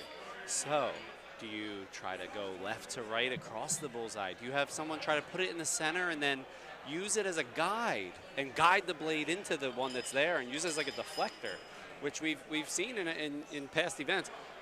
I'm very curious to see how each team approaches this. You want to see accuracy. You want to see precision. This is the game that shows it. Let's see what these throwers can do. Chris, very we fine. know what these people want to see. They want to see chaos. They want to see axes on the floor. Well, you know, we want to see some excitement. That's all I want. I want drama. How are we looking at? Team UK leading 15 points. Team Pacific 13. USA and Canada 9 and 8 respectively. They're still in it. They're still in it. We got 3 more games to go, it looks like. No, 4 more games, including this one. So it could be anyone's, Mike. We got 20 more points to go. Now, I believe this event is only 5 throws per team. Each member of a team will throw only once. You only get 1 opportunity. I think that brings a mental factor into this. Absolutely. Some people have been sitting. Maybe some of them haven't thrown at all yet today. Maybe some of them haven't thrown in a while. They get up there with just 1 chance to throw 1 good axe. It's so easy, Chris. We've all thrown thousands of bullseyes. Yeah. But can you hit one when you need it right now? Yeah, exactly. It could be tough. UK, Australia, giving a traditional clink. Axe salute. USA, Canada. All right, there we go. We've got the axe salute here. Tapping that axe. Here goes. Time to send it. Axe 1. Lots of talking, not enough axe throwing from our competitors. Here it comes. A bull. Don. Choking McChokerson. Don did not get the bull. So already behind. All right. Jeb, our second thrower for the U.S., wasting 0 time. Canada went up on a 3. Look at how hard they're making a single rotation bullseye. Look at that. Punisher, oh team captain of the EU, a low 3. There we go. Champagne Shane gets a bull. Oh, he knocked it out. Woodchuck knocked out his bull act. Oh, my God. Mike Kump, you wanted chaos. This is chaos. I bet none. USA with 3 bullseyes. I bet none of you thought there would be this much drama in this event. If you got 3 bullseyes right now, Mike Kump, just throw it away. Just throw it away. Just throw it away. Throw it away. They're strategizing. Fancy Lad. Jimmy Hanks Fancy Lad should not go anywhere near this bullseye. You don't want to knock any of these bullseyes out. He didn't. Oh, but he gets it. Of course, because he's Fancy Lad. He's Fancy Lad. This is big for the U.S. And he's giving his love to Kara back home. That was for you, Kara. Look at that. Wow. So a game similar to this has been played down in the U.S. for a while, maybe in other regions as well, called cornhole, where competitors would try to both score, 5 axes in the board, and whoever had the most points won. But you were throwing at the same board. Oh, and would you try to play defense and knock out? Yeah, you could try to knock out the other axes or try to squeeze in between. You don't want to use your nice 81 axes for this game, Mike Kump. You want to use your beat-up axes for these types of things. Although, with how these competitors are throwing, some of them either are good enough to not care or just don't care. That's true. That's true. Well, look, we have some scoring going on the left side of the arena, but it looks like we got 4 bulls for the U.S., 2 bulls for Canada. I think Team EU is holding up a broken axe. I think we got some carnage down there. A broken axe in this event. Or he left the sheath on before throwing it. Did he leave the sheath on? Was that Wolverine? He left the sheath on before throwing the axe. Well, is that a first for this? For this event, yes. Wow. But have I seen other people do it? Yes. Have I ever done it myself? I'll never admit to it, Chris. What a legend. It would have been even more legendary if he had stuck it with a sheath. Wow. All right, we're going to get some tallying. Are we ready to get our scores? I think we are. Let's go down to the floor to David Sykon. In 4th place, due to Woodchuck's selfishness, we have Team Canada at 11. In 3rd place, we have Team Europe at 16 points. In 2nd place is Team Asia Pacific at 17 points. In 1st place, despite Don being the only person to miss, Team USA with a near perfect 23. The thrower with the easiest throw is the only one to miss. Give it up for Don, he needs some support. Poor Don. Poor Don. Don is such a sweetheart. He works so hard. Always with a positive attitude. One of the best best people in axe throwing in the Oh, US absolutely. and Don, the world. formerly of Urban Axes Philadelphia, and when Urban Axes unfortunately closed back in fall of 2022, I moved over to Chopper's Hatchet House in Cherry Hill, New Jersey. Choppers, great venue as well. Love Choppers. But let's get the announcement to our next event. Yeah, Back let's down go. to the floor to David Sycon. All right. So we have a tie for first place with Asia Pacific and Team Europe tied at 16 points. The USA closely trailing behind at 14 points. And Team Canada bringing up the rear, but still plenty of time to make a comeback for them. But time is running out. We are now moving on to our our seventh event, Big Axe Clutch Race. Each team is going to be having 3 throwers with each team alternating a throw, trying to hit a Big Axe Clutch. We are racing to 7 points. A premier Big Axe Clutch is going to be worth 3 points. A touch clutch is going to be worth 1 point. For Team Asia Pacific, give it up for the Count, Stagger, and Gomer. For Team Europe, give it up for Kyle, Darren, and Carl. For Team Canada, give it up for LaFleur, Woodchuck, and Lemons. And for Team USA, give it up for Shane, Don, and Jeb.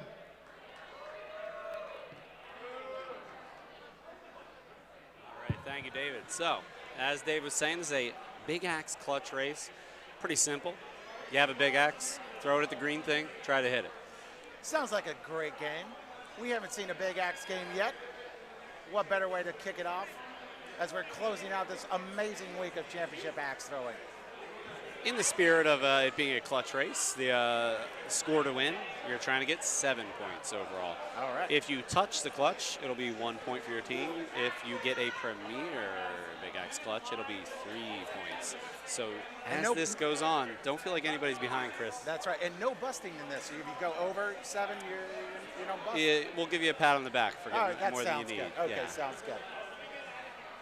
That would be cruel. Oh, that would be cruel. Oh, did Could I you just come up with a imagine? game? Did I just come up with a new one? All right, hey.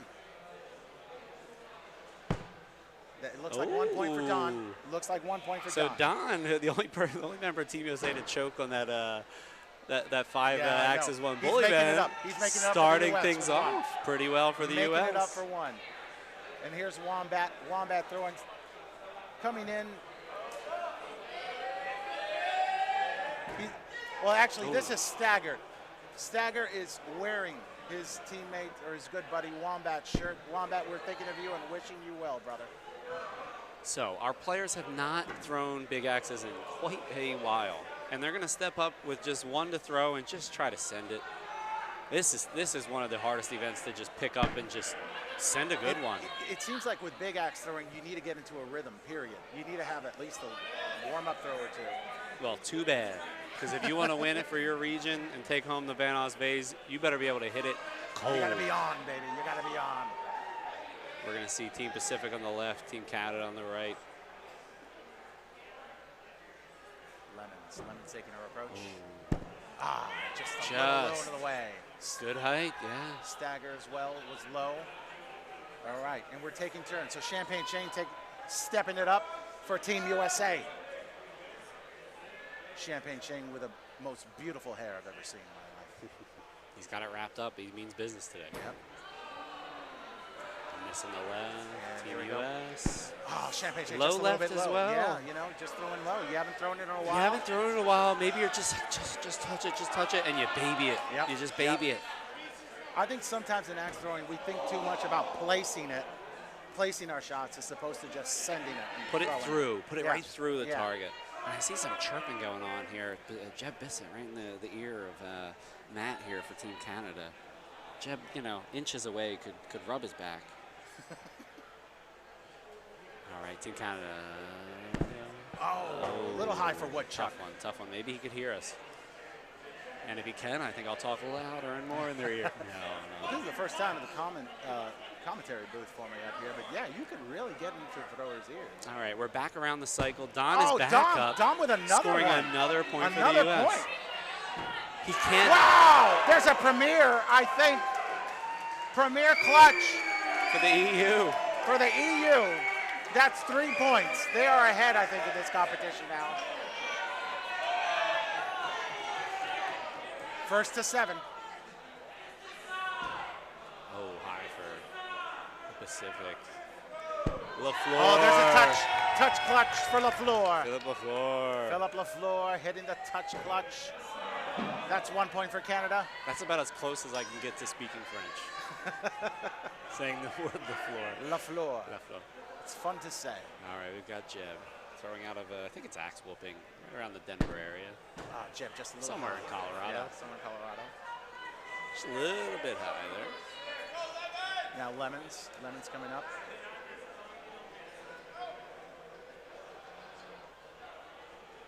It's a race to 7. Oh, Lemons! I think that might be a premiere, or it's just a 1. Oh, Dom is just saying all it's the a other 1. teams are All minding are just Canada. saying it's just 1. 1 point. So that's 2 points for Canada. So cruel. 2 to 2. Great throw regardless. Yeah, great throw. As we see So a smooth. drop there from the Australian. Here we go. It's heating up now. All right, so Team EU back up again. Just scored a 3-pointer. Can he score another clutch in a clutch moment? Delivering. Taking a shot. Oh, a little to the right. Champagne chain low. Low left again. These are low left again. All right, Woodchuck for Canada here on the right, up with an Woodchuck Aguilar in that here. has seen better days.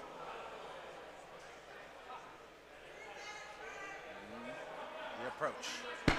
Oh, just a bounce and a drop. No wonder it has seen better days. Yeah, it seems yeah. to find the It floor just a finds lot, the floor a Chris. lot. It's okay. He's finding the swagger. He'll find it. Oh, I think UK. No.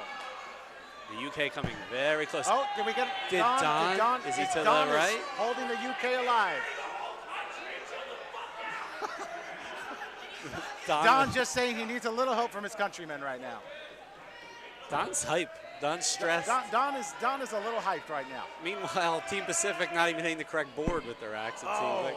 LaFleur, just high and away. It seems like we're a little bit to the left in our shots here. You would on the think left this side. event would go quicker. You think it'd already be over. But yeah. It's not easy to step up there and touch that green thing Well, with the big Mike, axe. I don't think we qualified big axe throwing for this, did we? We did not. We did not. On So, Friday you night know, during the qualifiers, there yeah. were no big axe events. So we have the best hatchet throwers, but not necessarily the big axe throwers. Maybe On for Friday next year. night, we did not have a single event thrown with a normal axe. No single rotation hatchet, no single rotation big axe. It was underhand. Well, underhand is illegal. Oh, look at throw. this. USA and Canada going at the same time to speed this up.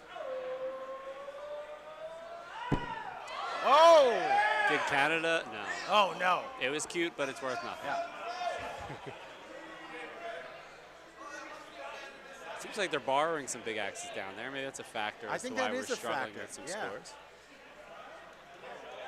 Is there a limit on how many shots we're taking in this event? I believe we're determining the third place finisher, or not, Okay, or we're gonna speeding stop. things up. We're speeding things up. They're catching up. They are behind in the number of Oh. throws. Okay, right. now we're even. I see what happened there.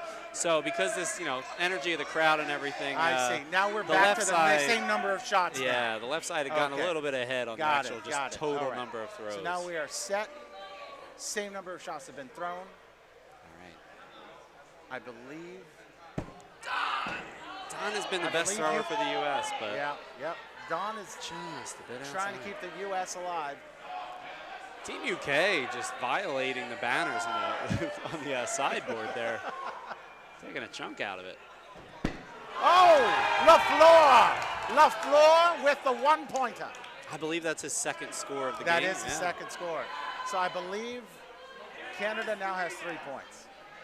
We can see who's actually stepping up for their team when they really need it. Here comes Jeb. UK scored. Jeb just scored. Jeb. There's one for Jeb. USA's got 3 points. UK scored a point. I think they have 5. I think they have 4. So Four? Okay. 4 or 5, which means a premier. ends it. A premier ends it for the UK.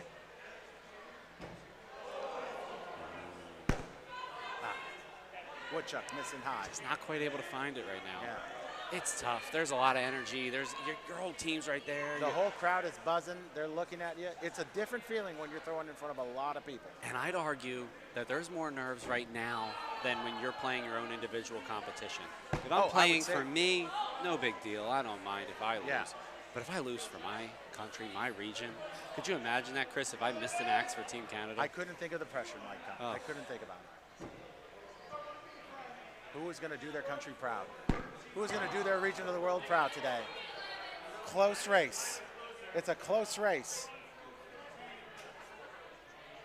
Team UK, Team Pacific, dead heat, 16 points.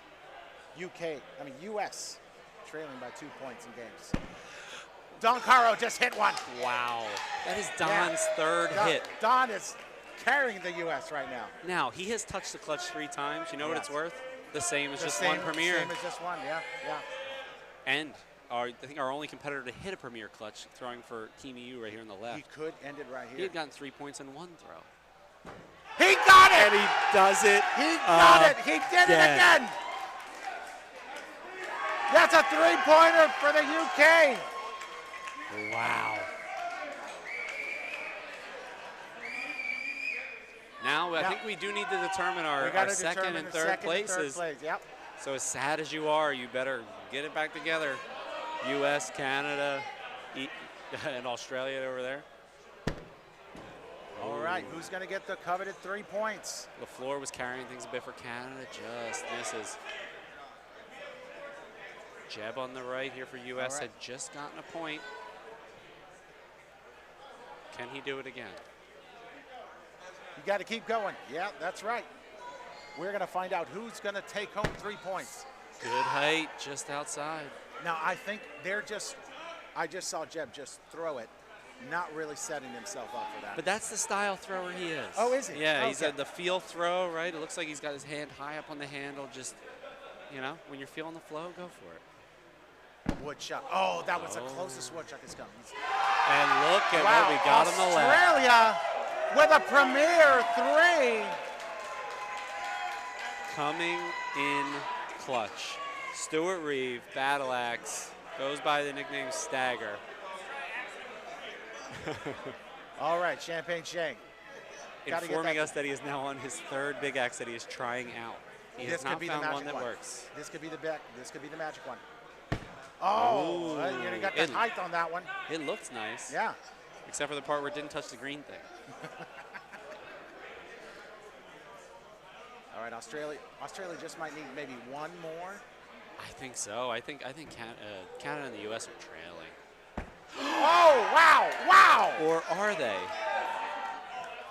That seems like a one-pointer from Lemons. Don Caro, the savior. Could he play the savior role?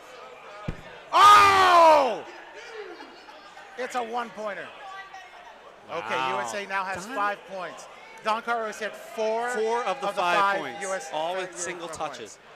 The U.S. right now in the lead for 2nd place. They have, 5 points. Yeah, 5 Canada with 4 points, and I think Australia only has 3 points. Oh, now 6. Oh, I now misspoke. 6. You just I misspoke. Isn't that the way TV works? Oh, USA got a premier ball. We're going to wait to see what the official ruling is. I'm going to yell loudly until they come up with it. That would have secured 2nd place for the U.S. Were they ahead in number of throws? Were they even? Is there going to be a tiebreaker? Yeah, USA. Yes, that would have only brought Australia to 6. They did have 3. They now have 6. U.S. now has 8. They are in 2nd place. That is key for them in their comeback here. We're going to have, I think we're going to have Australia and Canada compete for who gets that final point, the 3rd place in this competition. I thought there was debate on who got to 2nd first. I think. No, I think people initially thought that, but everybody's screaming and loud. It's a volunteer-led event. It's all good.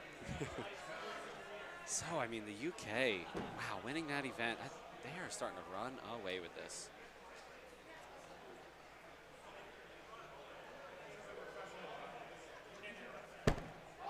Whoa. Chuck, just a little off.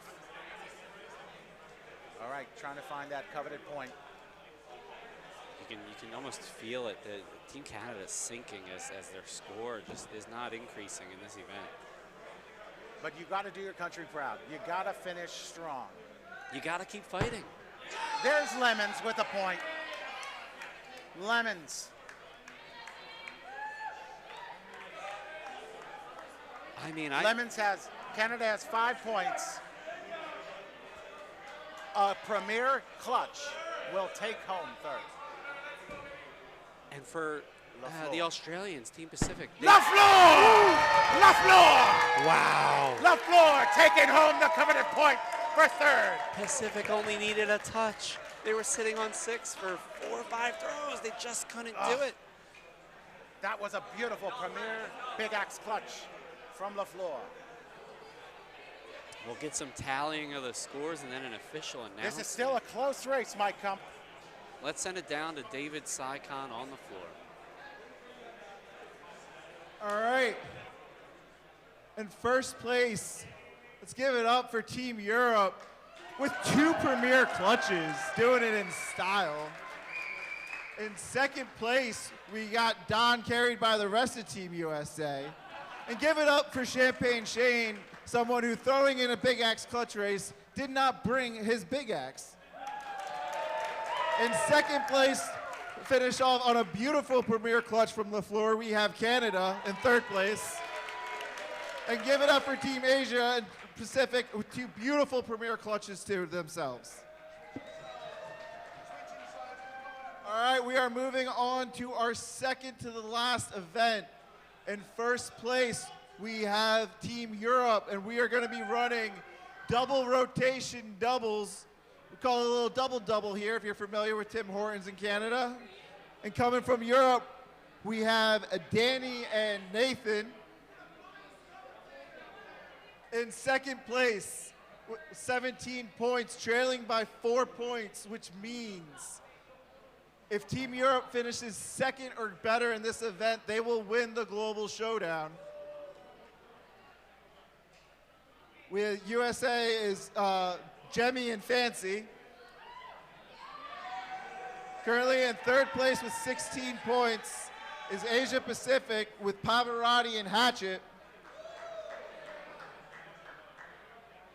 And officially eliminated from global contention, title contention, Team Canada with Avalanche and Brycey. Yeah, you heard it there from Dave. Team Yeah, Canada out of things, and wow. I never liked Team Canada, honestly, Chris. I had a feeling. Yeah. There's something different about you now, Mike Kump. I've always been a fan of the EU. In December, I went to London. I went to the Darts World Championship. I love the United Kingdom. Yeah, United Kingdom. Yeah, I've always been a big fan. Great place. A lot of good things came. I don't think there would be an America without the UK. I have that same feeling as well. Yeah. I read the history books. That's how apparently it worked. Mike Kump, we are still in a close race for the Os Vase to determine who in the world is the best at axe throwing. Let's see. So we're going doubles. This is double rotation throwing from dual throwers at the same time. Correct. We're playing doubles, and you're like, yeah, doubles is pretty easy. Well, why don't you try rotating the axe twice and do it? Oh man, what's the key to a double rotation throw, Mike?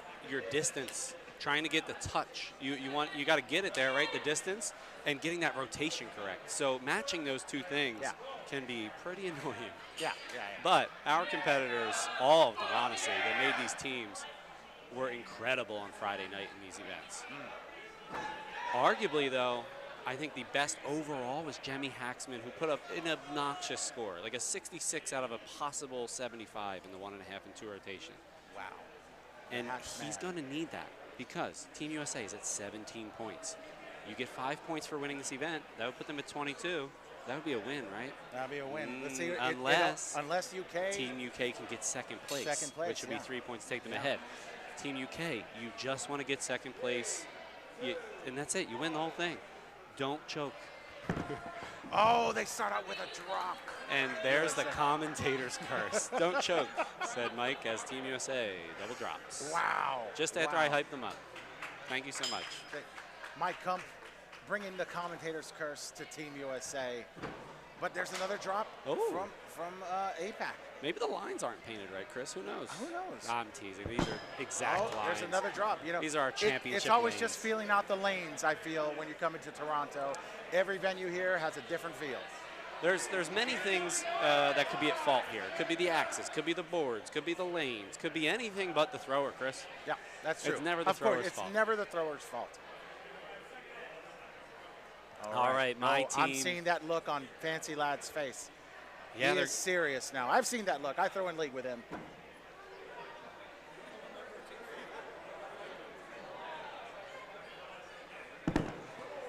Oh, another drop from Jemmy Axman and Fancy Lad. My favorite team, Team EU, over there on the left.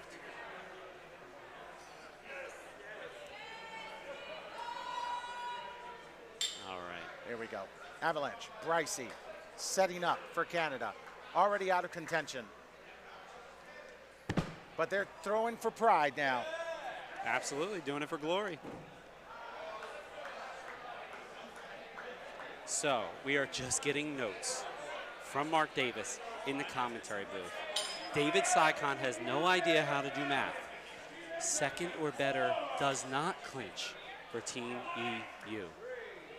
So it's still anybody's game. Incredible. It's still anybody's game. Oh! But if the U.S. keeps dropping That's axes, the third well, drop from nothing Jemmy matters. Axman and Fancy Lad. So there's also another thing that could happen here. We have Team Pacific at 16. If they win this event and the Team UK gets last place, they will be tied. That's or right. they may even be ahead of the UK. I don't even know what the UK has because they didn't do the math right. Oh, that's a 3 for Canada there. All right, I here am we go. very surprised to see this. Not a lot of sticks right now. Perhaps the dry boards. I just think it's the distance of the lanes. Just getting a feel for the lanes. Maybe the throwers are sweaty and nervous. I don't know. Personally, I think they're standing too close to the target, but if that's how they throw it, then so be it. All right, there's a 5. Fancy hits a 5. 5 from Fancy, but you heard it. You heard the collision. He hogged the bullseye on the left side there. He did. Jemmy just knocking right off the back of that half hatchet. UK answers with another 5. That's big for them. Canada, no stepping, 2 drops. no 2 sticking. Drops. No sticking. No stepping, no sticking. It's always been a rule. What happened to sticking axes? Or isn't that why we're here? Come on. Chris, we're in the final event. This is the most nerves of any event so far. You can see it on the teams. They're competing for the most coveted trophy and possibly in all vac starring. Maybe We got to finish strong. We got to finish with some fuego. Where's the fuego? All right. I think we still have one more event. Are we doing everything but the kitchen sink next? I believe so. That's right.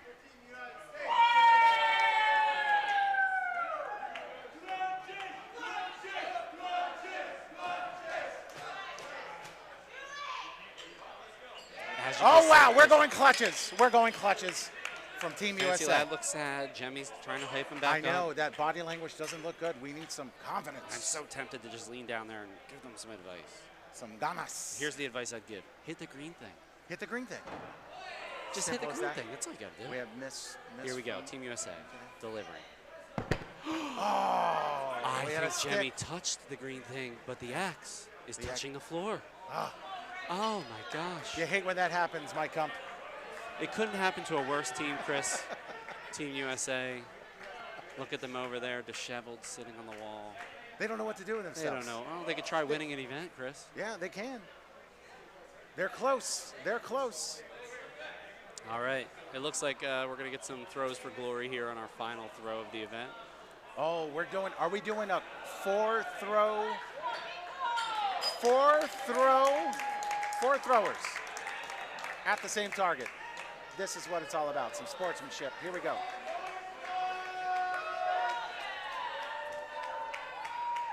Personally, I think this is a terrible idea. There is still a very coveted trophy to go for. But the throwers, not realizing what is on the line, are actually just throwing away the event and potential points. We get 1 stick. We get 1 stick. Maybe Asia Pacific they don't realize They don't realize how close they are to this guy. That's what happens when you go south into the southern hemisphere. their cares melt away. They just don't care. They just don't care. Team Canada is sabotaging Team Pacific with the I double think that was clutch over there. that was probably it. So UK is in a commanding position right now. I think they're coming away with 5 points from this one. We're going to go down to Dave Sycon for the final tally. All right. Give it up for your winners of that event and the winners of the Global Showdown, Team Europe, United Kingdom. Wow. In second place, we have Team Asia Pacific. In third place there, we have Team Canada. And coming up in the rear was Team USA.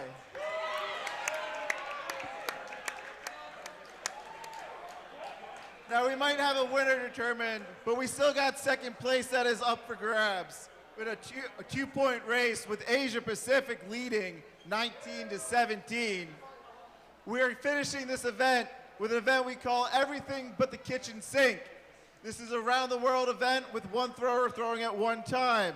The twist here is it involves all 6 throwers for all 6 scoring zones. We will be throwing left and right ones will be thrown underhand. Left and right threes will be 1.5 rotation. We will be requiring a premier ambidextrous bullseye, and then we will be ending on a big axe clutch, touch clutch. So let's give it up for your 2024 Global Showdown participants. Let's hear it. Mike Kump, we have a new Vanos champion, Team UK. They've come from across the pond, as they say. Sure. Yeah. And they came and they brought it today. They did, absolutely. I mean, honestly, they've always been my favorite team. It's all I never a doubt who would win it. I mean, just look at them, navy blue, probably everybody's favorite color. Yeah. Never a doubt. But before we award them the trophy, we do have one more event here. That's the right. Everything But the Kitchen Sink. As the name suggests, you're going to have to use every skill in your tool bag. You're going to have to throw everything at this, but no kitchen sinks. Underhand throw, a 1.5 throw, an ambidextrous throw, and a big axe clutch. Correct. So we're going to end this with a bang. And the teams are sorting out who's throwing what. Yes, and to make things more clear, when they hit in and around the world, right, traditionally from the left to the right, starting with ones, threes, bullseyes, threes, ones, and then up to clutch, the throwers are going to leave their axes in the board. And it gives the audience a little bit of an idea of where each team is at. And again, we're going to make our way from the left to the right in this event. Starting with underhands on the ones. So we still have second place to determine. So let's see who takes it. We're sorting it out. Second place worth a lot here, Chris. I will personally go down and pat each of them on the back. That's a big deal, whoever Mike. gets second place. Man, a pat on the back from you is priceless for all you've done for the sport, Mike. Mike, seriously. You know, we were talking before this broadcast, brother, and it's amazing how this came from an idea from a parking lot after a tournament, brother. And just to see this sport grow to what it's become, seeing all these throwers come from around the world and embracing this crazy game that we all love, this is awesome, brother. Agreed. Congratulations I to you, appreciate it. Who says nothing good comes from a late night out at a bar? You know? Exactly. Look at this man. event as it is Exactly. today. So. It's just awesome to see all these people get together this time of year and celebrate this amazing sport that we all love. So let's end it strong with Everything But the Kitchen Sink. Here we go. Tapping axes. And while we wait, shout out again to Martin Van Os, the Van Os Vase namesake. Absolutely. Him and his brother Jordan creating the actual vase itself. I mean, this thing really originated with him. It originated with him, and then some of us from the U.S. were like, yeah, I think we're in as well. Julio Romero, Brian Starling, David Sycon, Will Galacco. We all kind of came together and put this thing together.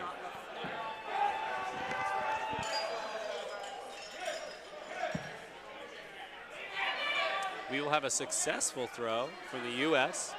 and from APAC, from Team Pacific there. See them leaving their ones in the board. We'll now move on to threes, 1.5.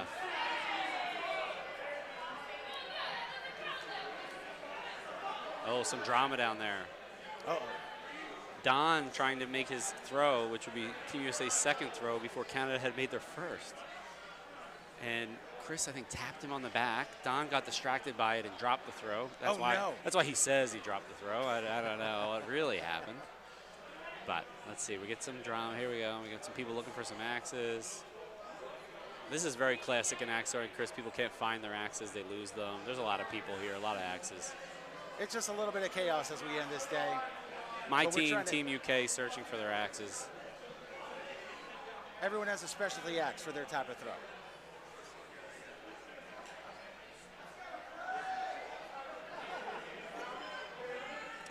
They did it. We have done it. Possibly better than their victory in this entire event was them actually finding an axe. All right, here we go. We have almost every team going for threes now. Every three. There we go. We do not get it from the UK. Throw. UK to the left on the one. They don't care. They've already won it all. Team Pacific, successful. Team Canada. Oh, Canada with a drop. Under-rotated. He was, I mean, a foot from the red line trying to throw a 1.5 rotation throw. That's pretty close. What are you doing? Mike. Step backwards. Yeah, just you need to give it some distance. Shallower step, maybe. Here we go. Let's see if Brycey can clean it up here. There you go. You can still see it's so under-rotated. It's so under-rotated. Wow, but he doesn't care. It stick. sticks. All right, I think we're going to have every team going for the bullseye at this point. We're getting some waiting for the judges to confirm that we're good to go. Now, the bullseye throw for each team is going to be ambidextrous. Ambidextrous. You need Canada. both of those axes to get in that bullseye. Come here. And I must apologize to Mr. Lafleur. Lafleur is, I believe, how you pronounce his name. Trying to get it right. I'm trying to get pronunciations right. I have no idea, Chris, Yes, but I'll but act like I do. It's Lafleur. He's going to try to keep them in the board, not on the floor. Exactly. Mark Davis shaking his head, not a correct pronunciation at all. Well, Mark, I'm from the UK. I'm not from the EU. I'm not French. I do not speak it. I want to respect pronunciations as best as possible. Look at that. Never a doubt. I'm going to say the best looking Canadian thrower I've ever seen. The last time the ambidextrous skill was run here in 2020, Lafleur making it to the finals, only losing to some crumb bum from Philadelphia. He came, I believe, in second place in that event. I am not surprised to see him just score that double bullseye for Team Canada. Now, Team USA, Team EU, they were successful in one of their throws. Wow. Shane cleaning it up. And meanwhile, Team Pacific with the double bull, Shrubby, doing her part. Shrubby. Killing it. So let's see, we are now, Canada is ahead. They are going for the final, or they're going for the one, underhand one. So that was Clara Bush, Shrubby, for Team Pacific. Now I think stepping Wow, up, Zoe. Canada. Oh, but he covered the clutch. Oh. Oh, this is going to be interesting. Mike, what happens if you hit the big axe clutch, but you knock one of the other axes out? I think it'll be okay. I don't think the axes have to stay sticking. It's more for visual effect right now. Okay. But, yeah, as you said, he covered up that right side clutch. What's the rule? Do they have to throw at the right side one? I think they do. I think the U.S., they have the left side clutch because we're only using these outer lanes for the big axe. Oh, Team Canada. He's lining up that right side clutch. He has to throw it right. Oh, wow, he's fooled me. Yeah, he fooled me.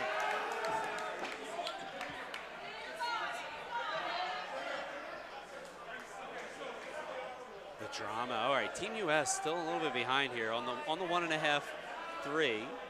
They've got a few to catch up. We've got the UK far behind on the 3 as well.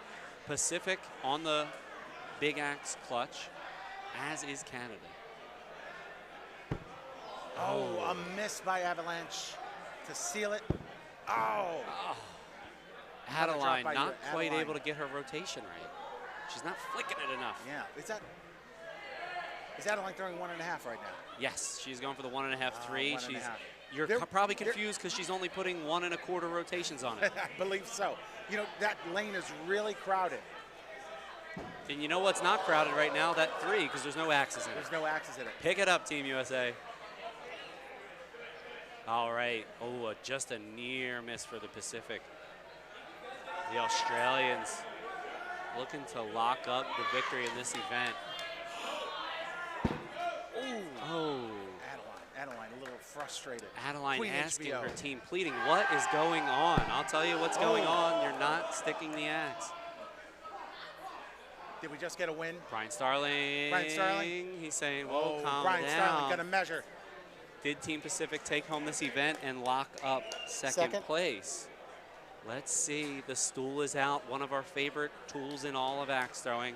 The stool, the flashlight, the business card. The flashlight, the business card. He's got the 2 out of He's got all 3 out. He's got all 3 out. Look at This- that. Brian Starling, the star Oh, he's of the going show. to the top step. He's going to the top step. He's got the business card. He's got the flashlight. Is it in? This is what Is it's it in? all about. They're hugging. Oh, Team Pacific's hugging. They're Team desperate. Pacific is hugging. They are waiting with anticipation. Could you imagine bringing home a second place in the Global Showdown down to the Southern UK Hemisphere? and Asia Pacific taking on the top 2. Did it happen? Brian has glasses, cannot see, does not know what he's doing. He's zooming in. He's using the camera now. He's using the camera. Oh my gosh, this is the I don't know Sixth if I can Sense. take this. This isn't even one of the main 5 senses. This is the Sixth Sense. Oh, the crowd is All of the anticipating a implements. call. Did Australia take home second? Oh no! It did not happen. Going. The hat goes flying. My word. You can't do that hat trick when you don't stick the axe right. Oh, he wants a He second. wants a second. He wants There's a, no oh, no, second he doesn't want a opinion. second. Oh, that's He's crazy. just playing with the crowd. All right, here we go. Avalanche taking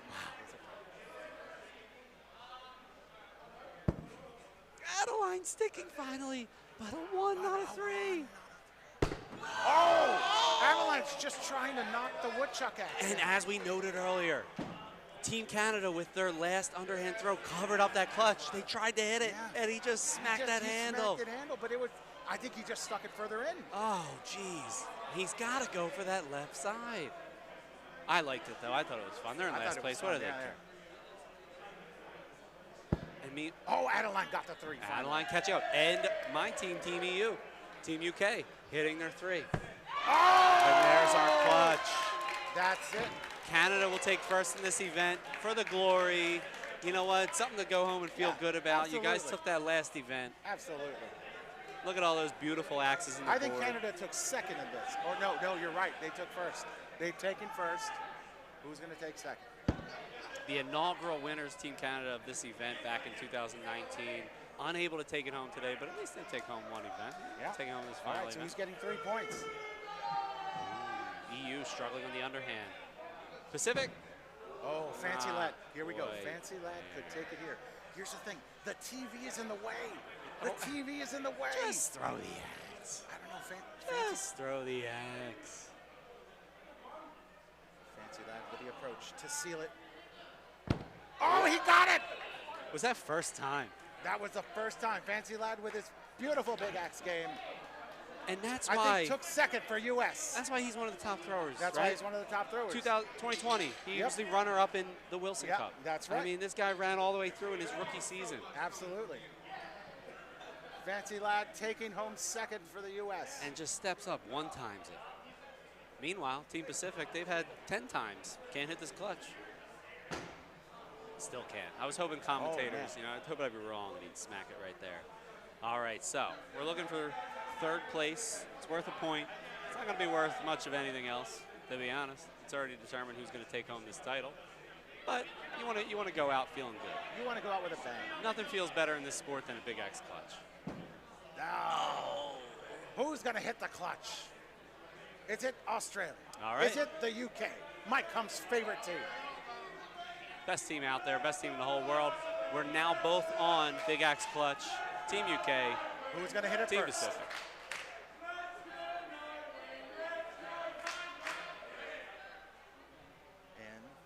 And look who Lavarati. steps up for that Big Axe for the UK. The man who gave them Oh, he got it! a near clutch in the clutch race. I think he's got a touch clutch. Oh, an answer! It's as if I've been watching. He comes up first throw and just smacks it. That's a good. We're good. Yeah. We're good. We're good.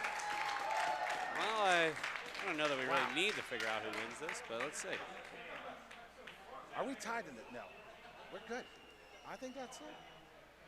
Well, that was for third place in this event, but I think we might. I don't want it to end, Mike Kump. I I don't want it to end. Okay, let's throw it back down to David Sycon. All right. So finishing last in the global scores with a score of 15 points. But first in this event and first in our hearts, we have Team Canada.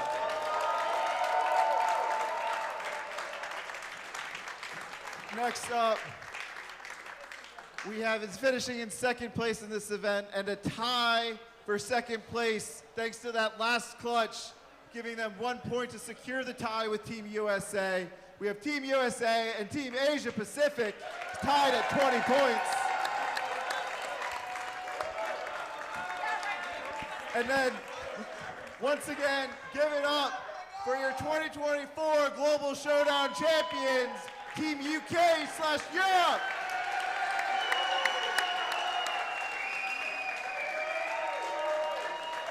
And here to present the coveted Os Vase, fighting his way through the crowd, former champion, creator of this event, we have the coveted Os Vase.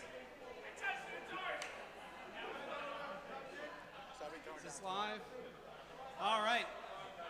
After a number of events, never a doubt for me, obviously, as you can see, my favorite team, your winners, taking it home across the pond, TVU UK.